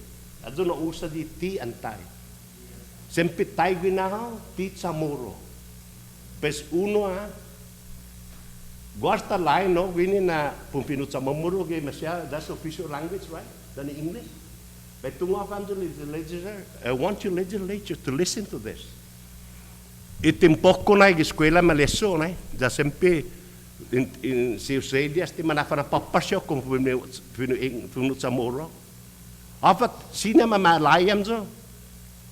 Zai man mottes ti Marines or subdies, adin anna general zo. Ha? Sino na eskwela di, zo alo ng punsaga gwini o saga Marines o finut sa moro. Man matsogin ni tauta patafan pino English. Am man matumagi na jadi malago niya, put demand them. You speak my language and you know my culture. You can think you can make that. You can make that as a law. They did that to us. Si Vice lang yan, anudo, lama. Vice ang punsagan na Zuman Marines, kano'y fitada. Antizamo fitada pa hamburger, pa kumunga kano, get out of here. Okay? Kano'y agunsuni. Kano'y chetday lemay. Dong tungo mamuno mono gon tungo man porgi baboy man diskatu sa baboy.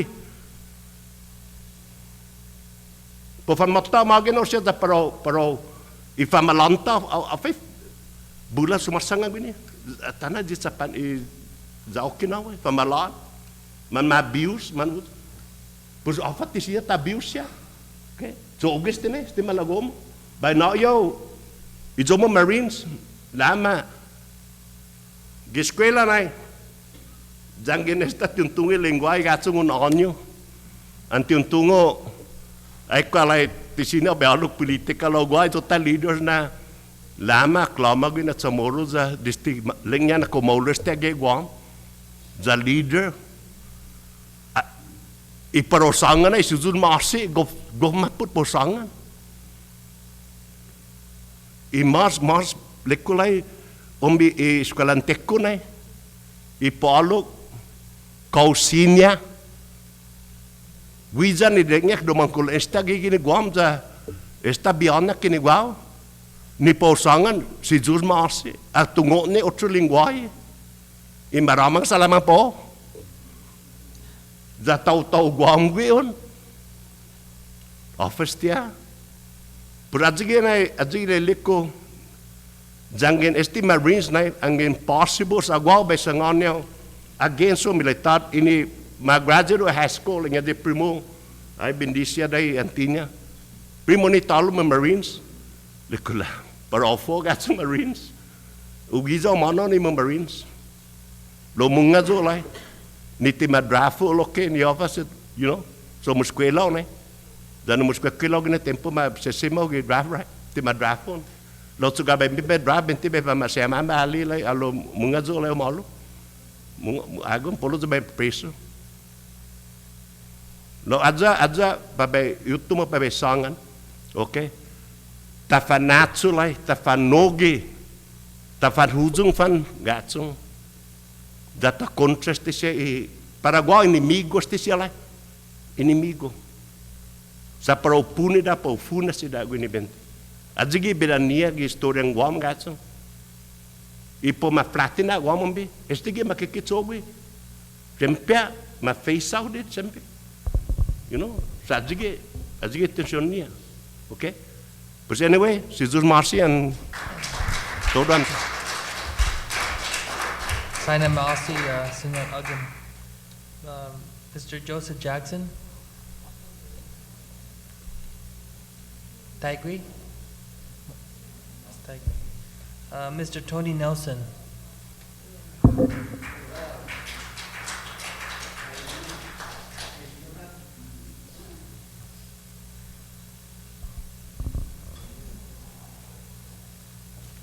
Buenas, señora and señores. Buenas. I'll make my presentation brief. I'll be submitting my written testimonial. And I want to thank Mr. Chris Pereñas. I talked to him earlier in Manila, and he invited me to his office to talk to his staff about this issue, so it'll be quick. Okay, I got two issues, one for land and the other is for GPA. That was last night, right? Anybody from GPA? Okay. Okay, this is for the land. This is regarding lot 7041 in Jigo. So basically, this is all ramifications of the military after the war. Okay, my family property, initially lot 7041 in Jigo, was split in half to accommodate a road north from Manila to Baggate. And this is Dispenser Samaringo. Okay, I have a little map here that I will show. So basically, the lot was divided eminent domain, so that this lot basically divides the property in half. In doing so, the three things happened. Eminent domain was enforced to obtain several parcels from lot 7041. One's for the main road, another is for the utility easement, and another for a 12-inch water line that ran from Marble Well all the way up to Mount Santa Rosa for Anderson use. And if you look at the map, they went through people's property, so it's kind of haphazard process. So, recently, this is for GPA. The Air Force built underground power line, distribution line, running from, I believe, in Dededo to Jigo. Okay. And also that was used for the easement along the road. So some concerns. Okay, long-term impact cost, there was a cost to lot 7041 east of Route 15.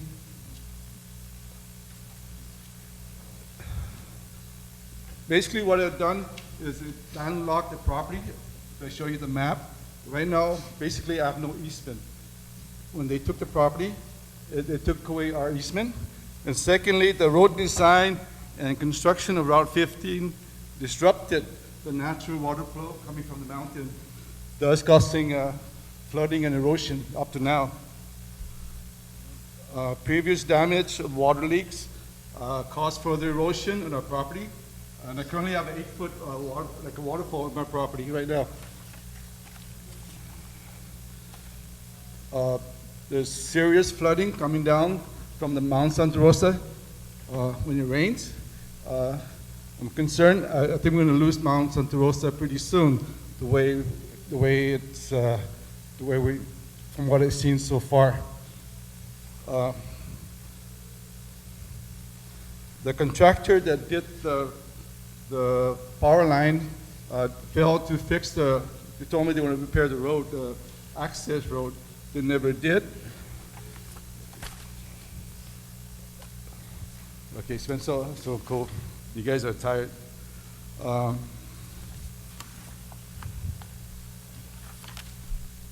One grave concern when they built the power line, what they've done is they dug down, I believe, 10 feet, and there's a 12-inch water line running parallel. Then I believe they put the high-powered distribution line on top.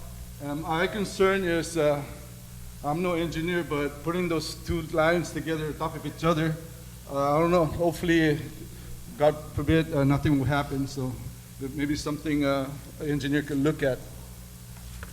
Okay, the other concerns are Route 15 issue, also known as Padron Lago, Old Road, and best known as Back Road to Anderson. Per their draft, EIS, and also talking to the general staff, they said there's no planned improvement on Route 15, from Gajanero to the back road. I'm a little concerned if this build-up goes through. I strongly believe that all of Route 15 will be impacted if the build-up based on the following factors. I have, on my personal recording, recorded 8 vehicle accidents within 200 feet from Tumbesenti of J Street. That was my access road just last year. The first traffic fatality occurred 8 poles from my road. That's just a few weeks ago. And easily on Christmas night, 3 o'clock in the morning, was a violent crash. This car flew into a 10-foot ravine, barely missing a power pole, and a 10-foot, probably a 15-foot Lagoon Manila. It's a pretty big tree, just as strong as an 8-foot. So luckily, no fatalities at that time. So that's a dangerous stretch of road. My family's at risk every time we try to access or enter Route 15. The hazardous road conditions, it's very slippery, hilly, winding, blind curves, as well as unpaved transition access. What it is, people be going up 35, up to 50, and you're trying to turn into a little gravel road. I think it's a serious traffic situation.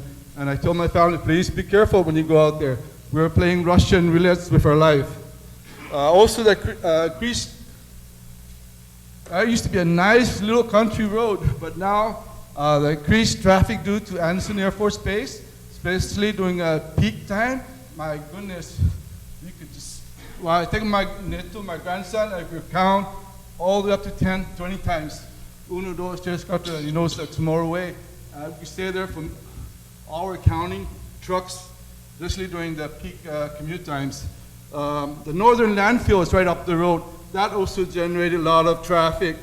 UP Elementary does too. And also, if you notice, that north is booming. Every time I go up there, there's houses being cleared, houses for sale. You'd be surprised. That's going to be a major factor. Excessive speed. Melissa mentioned about kids like speed. No, everybody does. Everybody does. All ages, all different drivers. Especially my concern are the heavy construction trucks, buses of all kinds, government and private. They tend to zoom pretty fast on that stretch of road. My neighbor, I feel sorry for them. Bus stops are only about 200 feet away. They get up, they transport their kids to and from school because of the safety concern. Even me, to go out on the road is a risk of my life. These issues on road improvement must be addressed, not only for the military buildup, but for everybody's safety. I want to share Senator Pangilinan. I heard him say that before, please take care of old and unfinished business before you talk to us about taking more lands. Enough is enough. So what I'll do is I'll present everything and I'll go see Chris. in behalf of my brother Peter Scambiller Nelson, who is unable to come here, who resides down in the Sassoon Valley, took a bullet charging up on Pukchap Hill in the Korean War. Now, if you talk to him, he's so distraught, he won't even talk. The only way he could leave the house is I have to trick him, force him, just to get him away from his house. Okay, he was unable to come. I brought him to the GIGO meeting, but he won't talk. My concern is it started with that letter from the Navy asking us, family owners, if they could survey. My brother asked me, hey, from a Tulitano, I said, hey bro, don't worry about it. I lied. I didn't know what I was talking about. I didn't know it will come to this. Okay, so he's affected. My concern is, where is the sensitivity? The guy risked his life for his country, and for them to treat him that way, I don't know, something's wrong with this democracy. My other primo down there is also staying down in Sassoon. The special primo, hopefully I could say it, Carlos Cambiluri, is also a veteran, having some serious health issues, and I believe this is doing some serious toll on his health. And also my Kendall Lola, health factors. This whole thing is just so bad for everybody's health. Hopefully we will pull through it. So basically, the consideration wasn't there. We expected somebody to at least talk to them, tell them what's going on. No, it did not happen. General Vice said secrecy, whatever, is to keep the process integrity. That integrity was compromised. The lack of information, no information, all the confusions. I was so confused. On the first meeting in GIGO, I don't know who was there. I had to leave only because I respect the Oficina ni Gobierno. Okay, I left. PDN said that meeting was ugly. You know what? There were hard questions, significant questions were asked. PDN said it was ugly. Then I took all the nice brochure, I took it home, I told the governor, I'll take it home and read it. I studied it. The next night I went to Mingilao. If GIGO was ugly, I don't know what Mingilao was, it was more exciting. And GIGO Howard didn't even do anything. He was silent, he was just laughing away. I was distressed. The governor saying one vision, I saw Senator Wampat, Senator Pangilinan pleading for the governor, please governor, help you. I hear them. I was sitting there, then I saw a representative from Washington standing outside bullshitting. I won't say his name, I'll deal with him tomorrow. Ask him, he told me he's not a cabinet member. I know, I walked in there, there's a guy standing next to me, fighting on the governor. I didn't know he was Angel Santos' son. I was sitting next to him, I could feel that fiber, I could feel that, I don't know, I felt it, that spirit. Okay, I was so distressed, my wife held me down and said, better go, do not talk, get out of here. So I did. Anyway, that place was so small, I don't know how they passed the fire code. I have claustrophobia, so I'm glad you guys have a bigger space. That was my concern. I told the governor in GIGO, I respect him, I respect his office. I wanted to apologize to Magilo, but they refused to acknowledge me, even my wife. So I had to bite my tongue and leave. So basically, that's what I'm trying to say. Something is tragically wrong with this process.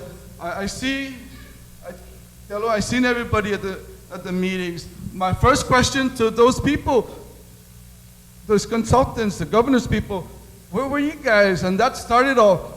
And what upset me was when Larry Perez told me, where were you guys? Where were you? I had to bite my tongue. I had to, okay, I'll let it go. Okay? Yeah, I fell asleep. I admit, I try to study as much as I can. My daughter gave me a disc, but I tell you, I have a problem digesting, reading this, all the different volumes. Can you imagine all the regular people out there? How many people go down the village, check the library, check the mayor's office? How many people went in and read the volumes? I myself, I get confused, the acronyms. How do we expect our people to know what's going on if they do not understand what they're reading? It really bothers me. I just woke up from a slumber. Ipa, we are Guahan. I don't know what they've done, but they woke me up. So to Larry Ferris and the governor, it's not where I've been. It's where I'm going to go from now on. Okay, I'll be there for those kids. You guys are rock. Está. Mga inasa ni militar. At sa JFK. Sana, guys.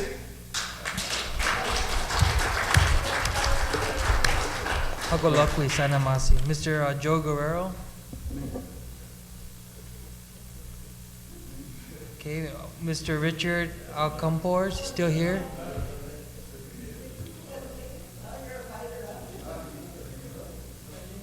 Are you Joe or Richard?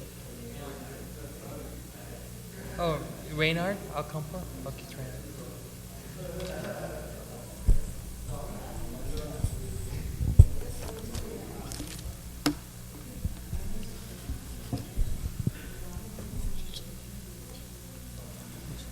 Then after you, Reynard, we have former Senator Karen Casabar, so please proceed.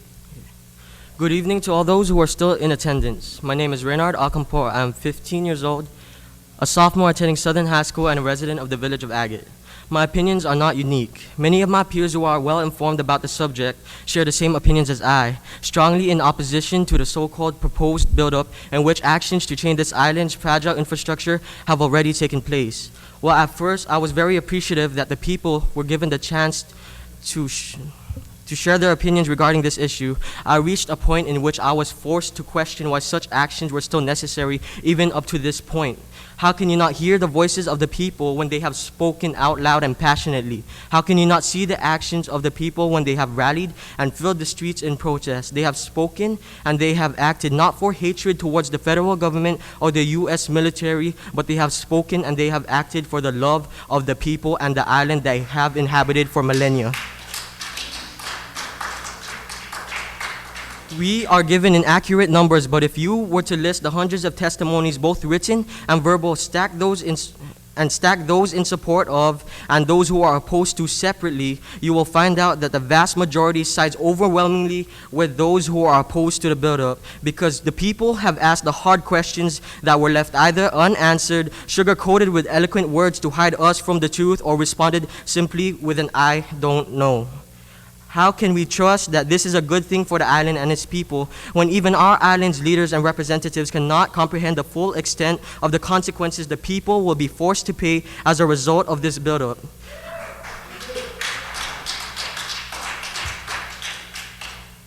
I thought democracy was a form of government where the people can govern themselves.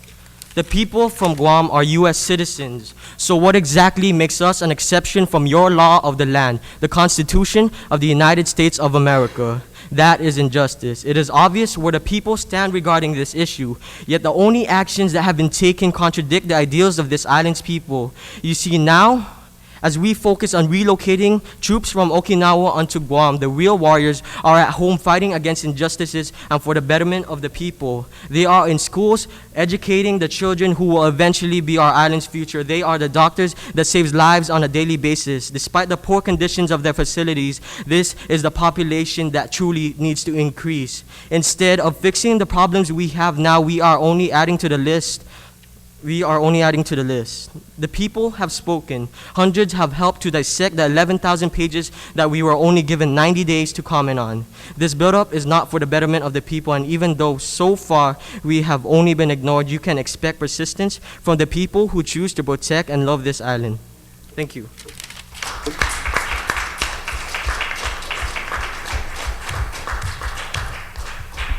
Thank you, Reynard. Former Senator Carmen Casabar.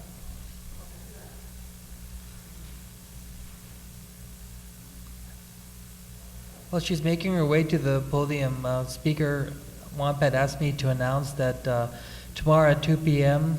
She's arranged for Mr. Leroy, for Lori Tan, from the World Wildlife Fund to talk about climate change and how our coast will be affected and how critical it is for us to plan for water power and to also safeguard Apra Harbor. It's 2 p.m. here in the legislature and the public is invited to attend.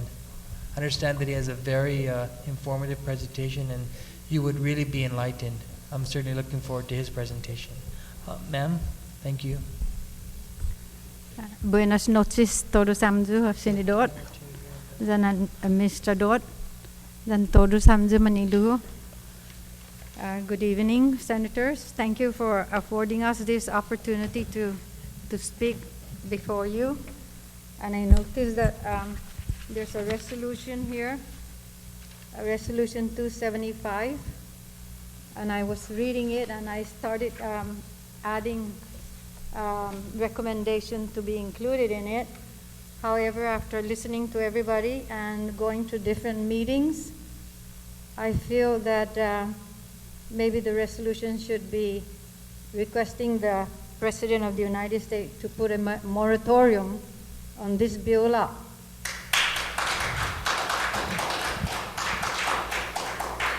Because I feel that this is military power, U.S. military power being replayed the same way as they did right after World War II. They're just coming in and we had other meetings done by the military that many of us have protested. Like, for example, down at by Uruno, they wanted to put some kind of radioactive, whatever, I forgot what it was, and we protested. They had the meeting in the hotels, and they gave us 3 minutes, and before you, and you know, Chamorros don't talk 3 minutes. First you are asked, Hajinanmo, Hajinanmo is asking you, who is your name, not what is your name. So you have to state, I am the daughter of Antonio Teru, Sepa Kitaan, and you have to tell all your ancestors before you get to who you, just telling people who you are, and the 3 minutes is up, and they ring the bell, and then you're done. So, you know, thank you for not giving us that gag rule. As we appreciate that. And I really feel that this is being done very underhanded.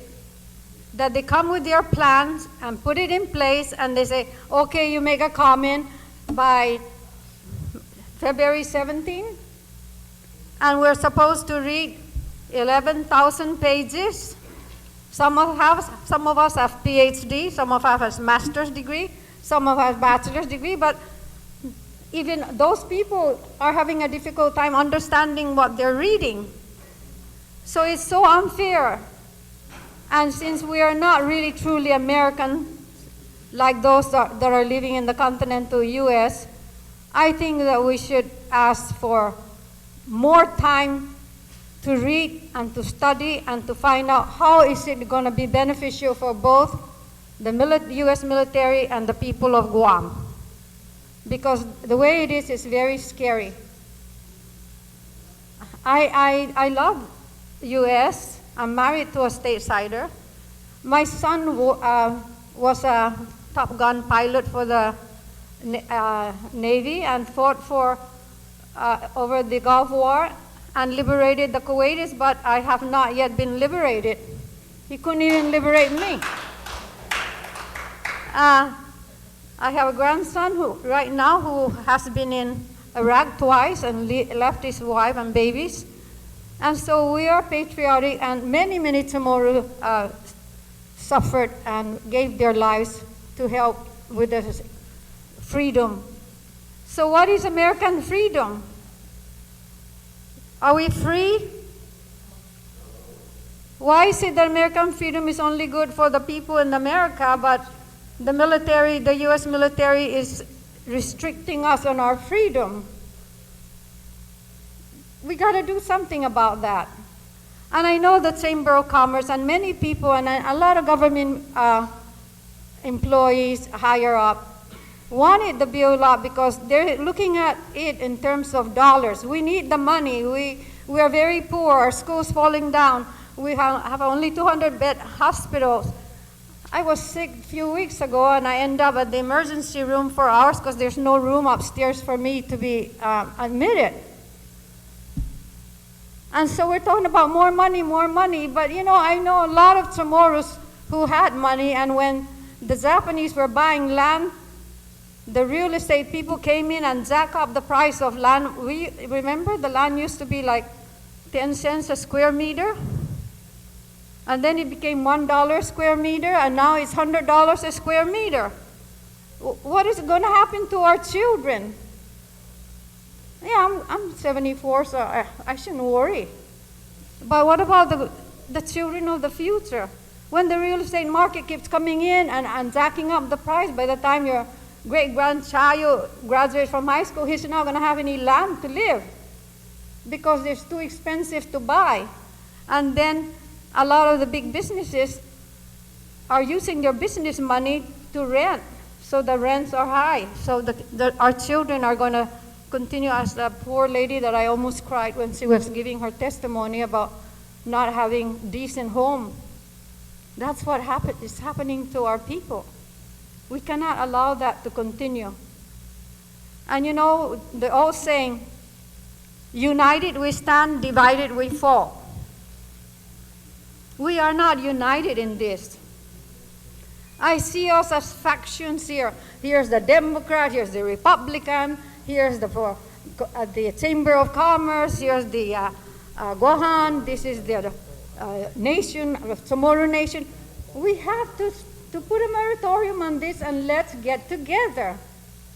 Let's put away our differences as far as the Republican and Democrat and Chamorro nation and whatever. Let's find what the common ground, what is good for all of us, and go that route. Money isn't everything. There are a lot of Chamorros who sold their land when the real estate market went up. They left. Then they're broke, and now their grandchildren don't have land. Because money is like quicksilver. It just slips away from you. So we want the military BOLA because it's going to bring lots of money. But for how long? And for who? We have to find that out. But actually, I'm sorry that I'm going on that high horse, but I wanted to talk about land. Do you know that the military, the first piece of land that was condemned was in 1947? And it was Upi. And you know where Anderson Air Force Base is? It's in Upi. And you know how they condemned it? 2 jeeps, military jeeps in 1947 came, MP uniform, MPs. Like one was driving and then 2 guys with their guns and 2 other or 3 other officers. And they marched up to my grandfather's house and they told my grandfather that he and all his children whose name is on the land must sign the deed selling it to the military. And if they don't, and my grandfather said, no, no, no, and all my aunties and uncles said, no, no, no. Said, okay, then we're going to deport your father to Spain because he's not a Chamorro. Of course, you know, he had a right to be on Guam because through the Treaty of Paris, he was a Spanish soldier who was stationed in the Philippines and then into Guam, Yap and then Guam. But yet, they threatened my family that they will deport my grandfather if they did not sign the land, to sell the And they said, well, Papa, we choose our father instead of the land. They did not advise the family that they can go get a lawyer and let's, give you time. No, it's got to be done right then and there. And then when it came to Toguac, and you know where NCS is in Toguac. When it came for that, it was in 1949, my father fought for it. And it was delayed, and it was taken to court, and you know who was the judge? It was a Navy man.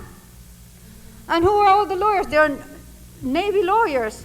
They took the Chamorro people to be jury, but they were all working for the Navy, and they were told that if you go against what we want, the price of this land, you're going to be out of a job. So that's how they took Togwag. And then a Navy officer came, attorney, and said, you can't do this to these people because they are protectorate of the United States, they are not U.S. citizens. So our leaders, Chamorro leaders, wanted to be American citizens, so they lobbied for the Organic Act, for citizenship. And coincidentally, the military wanted the land, so said, okay, let's give the Chamorro citizenship so that we can legitimize the land taking. And to me, that's the history. That's how it went. And it's painful. And I think that, we cannot continue letting them have the upper hand. And for people in land management, I wanted to say that I looked at the document, and if you notice all the areas that they put down as the proposal, it says NCTS Pinagayan. Oh, they really like that word, Pinagayan. Sorry, I'm very upset. It's Finagodsan. But you know where Finagodsan is? Gagi Finagodsan gifun Harmon. It's right down there. You go down Route 16, and it's near San Miguel Brewery. That's Finagodsan. I want the people in land management to stand firm on the naming of land areas on Guam, and not to allow the military to just name whatever one they want. I'm living over in Gogagun, which is the other side of Togwak. And Finagodsan Elementary School is not Finagodsan, it's in Gogagun. There's so many things that are wrong. And in land management, I know there are a lot of people, good people, who have worked in land management for many years, and they know the history of the names of places on Guam. And I came to testify and to say, that has to be corrected. Aganya Heights was never Aganya Heights until after the war. It was Tutuhan and Paasan. And then Tizan. That's not Tizan where everybody's talking about. That's Zalagwak. You in the land management have the obligation to help us make things right. Okay? And we really want that to happen. So on the land, I would like all the named places of the land to be corrected. If this bill has to continue, I would like for us to please help us to get the aviation gas line away from our private property, from the ancestral land property, and from the Chamorro Land Trust property.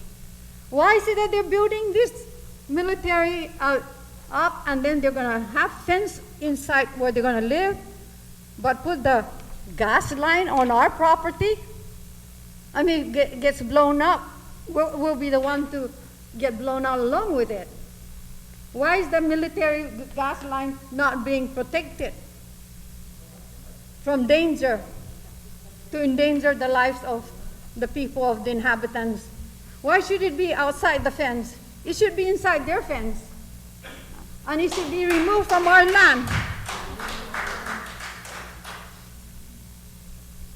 For EPA, I hope that you're jotting down how much money it's going to cost to build the sewer line to accommodate 80,000 more people. I sure don't want contamination down into our drinking water and out into our fish. And who's going to pay for it? I think you should tell Obama that if you want this bill up, then you have to pay for the sewer. I'm really concerned, and I don't want to drink desalinated water. I read in the proposal that eventually that they want to, with that many people, that we would be doing that. And I don't see why we should suffer while the rest of America is enjoying the freedom that American democracy is supposed to be.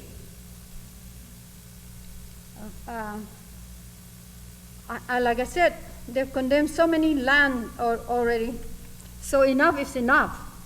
Leave the people's land alone.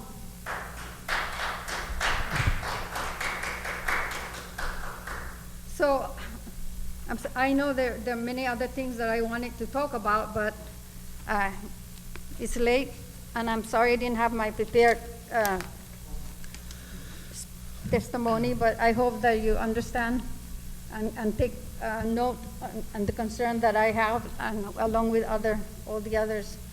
Yes, we need money. Yes, we're poor, but money isn't everything. We have to value our life, our culture, and our way of life, because it's going to be eroded. Thank you. God bless you. Thank you, Senator Carmen Capzabar. We really appreciate your presentation. Telena Nelson.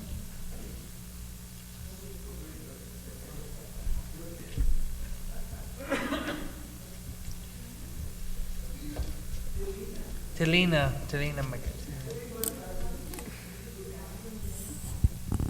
Mic check, 1, 2. Senators, first of all, I'd like to thank each and every one of you for holding these hearings and actually staying here. This is a very draining process, even for myself, and it's not even my job. So I can imagine, especially what you must be going through. I'm here today because I was having dinner at Capricciosa in Nagana, and I was thinking about my grandmother, and I'm saying, this lady who is suffering, and she manages to come to every meeting, and I'm making excuses saying I'm too tired. So I figured I better get off my butt, stop making excuses, or I'm going to get it from her. And then also I'd like to point out that I saw the governor there at Capricciosa with the First Lady and the same group that did the summary of the EIS. And I thought it was interesting that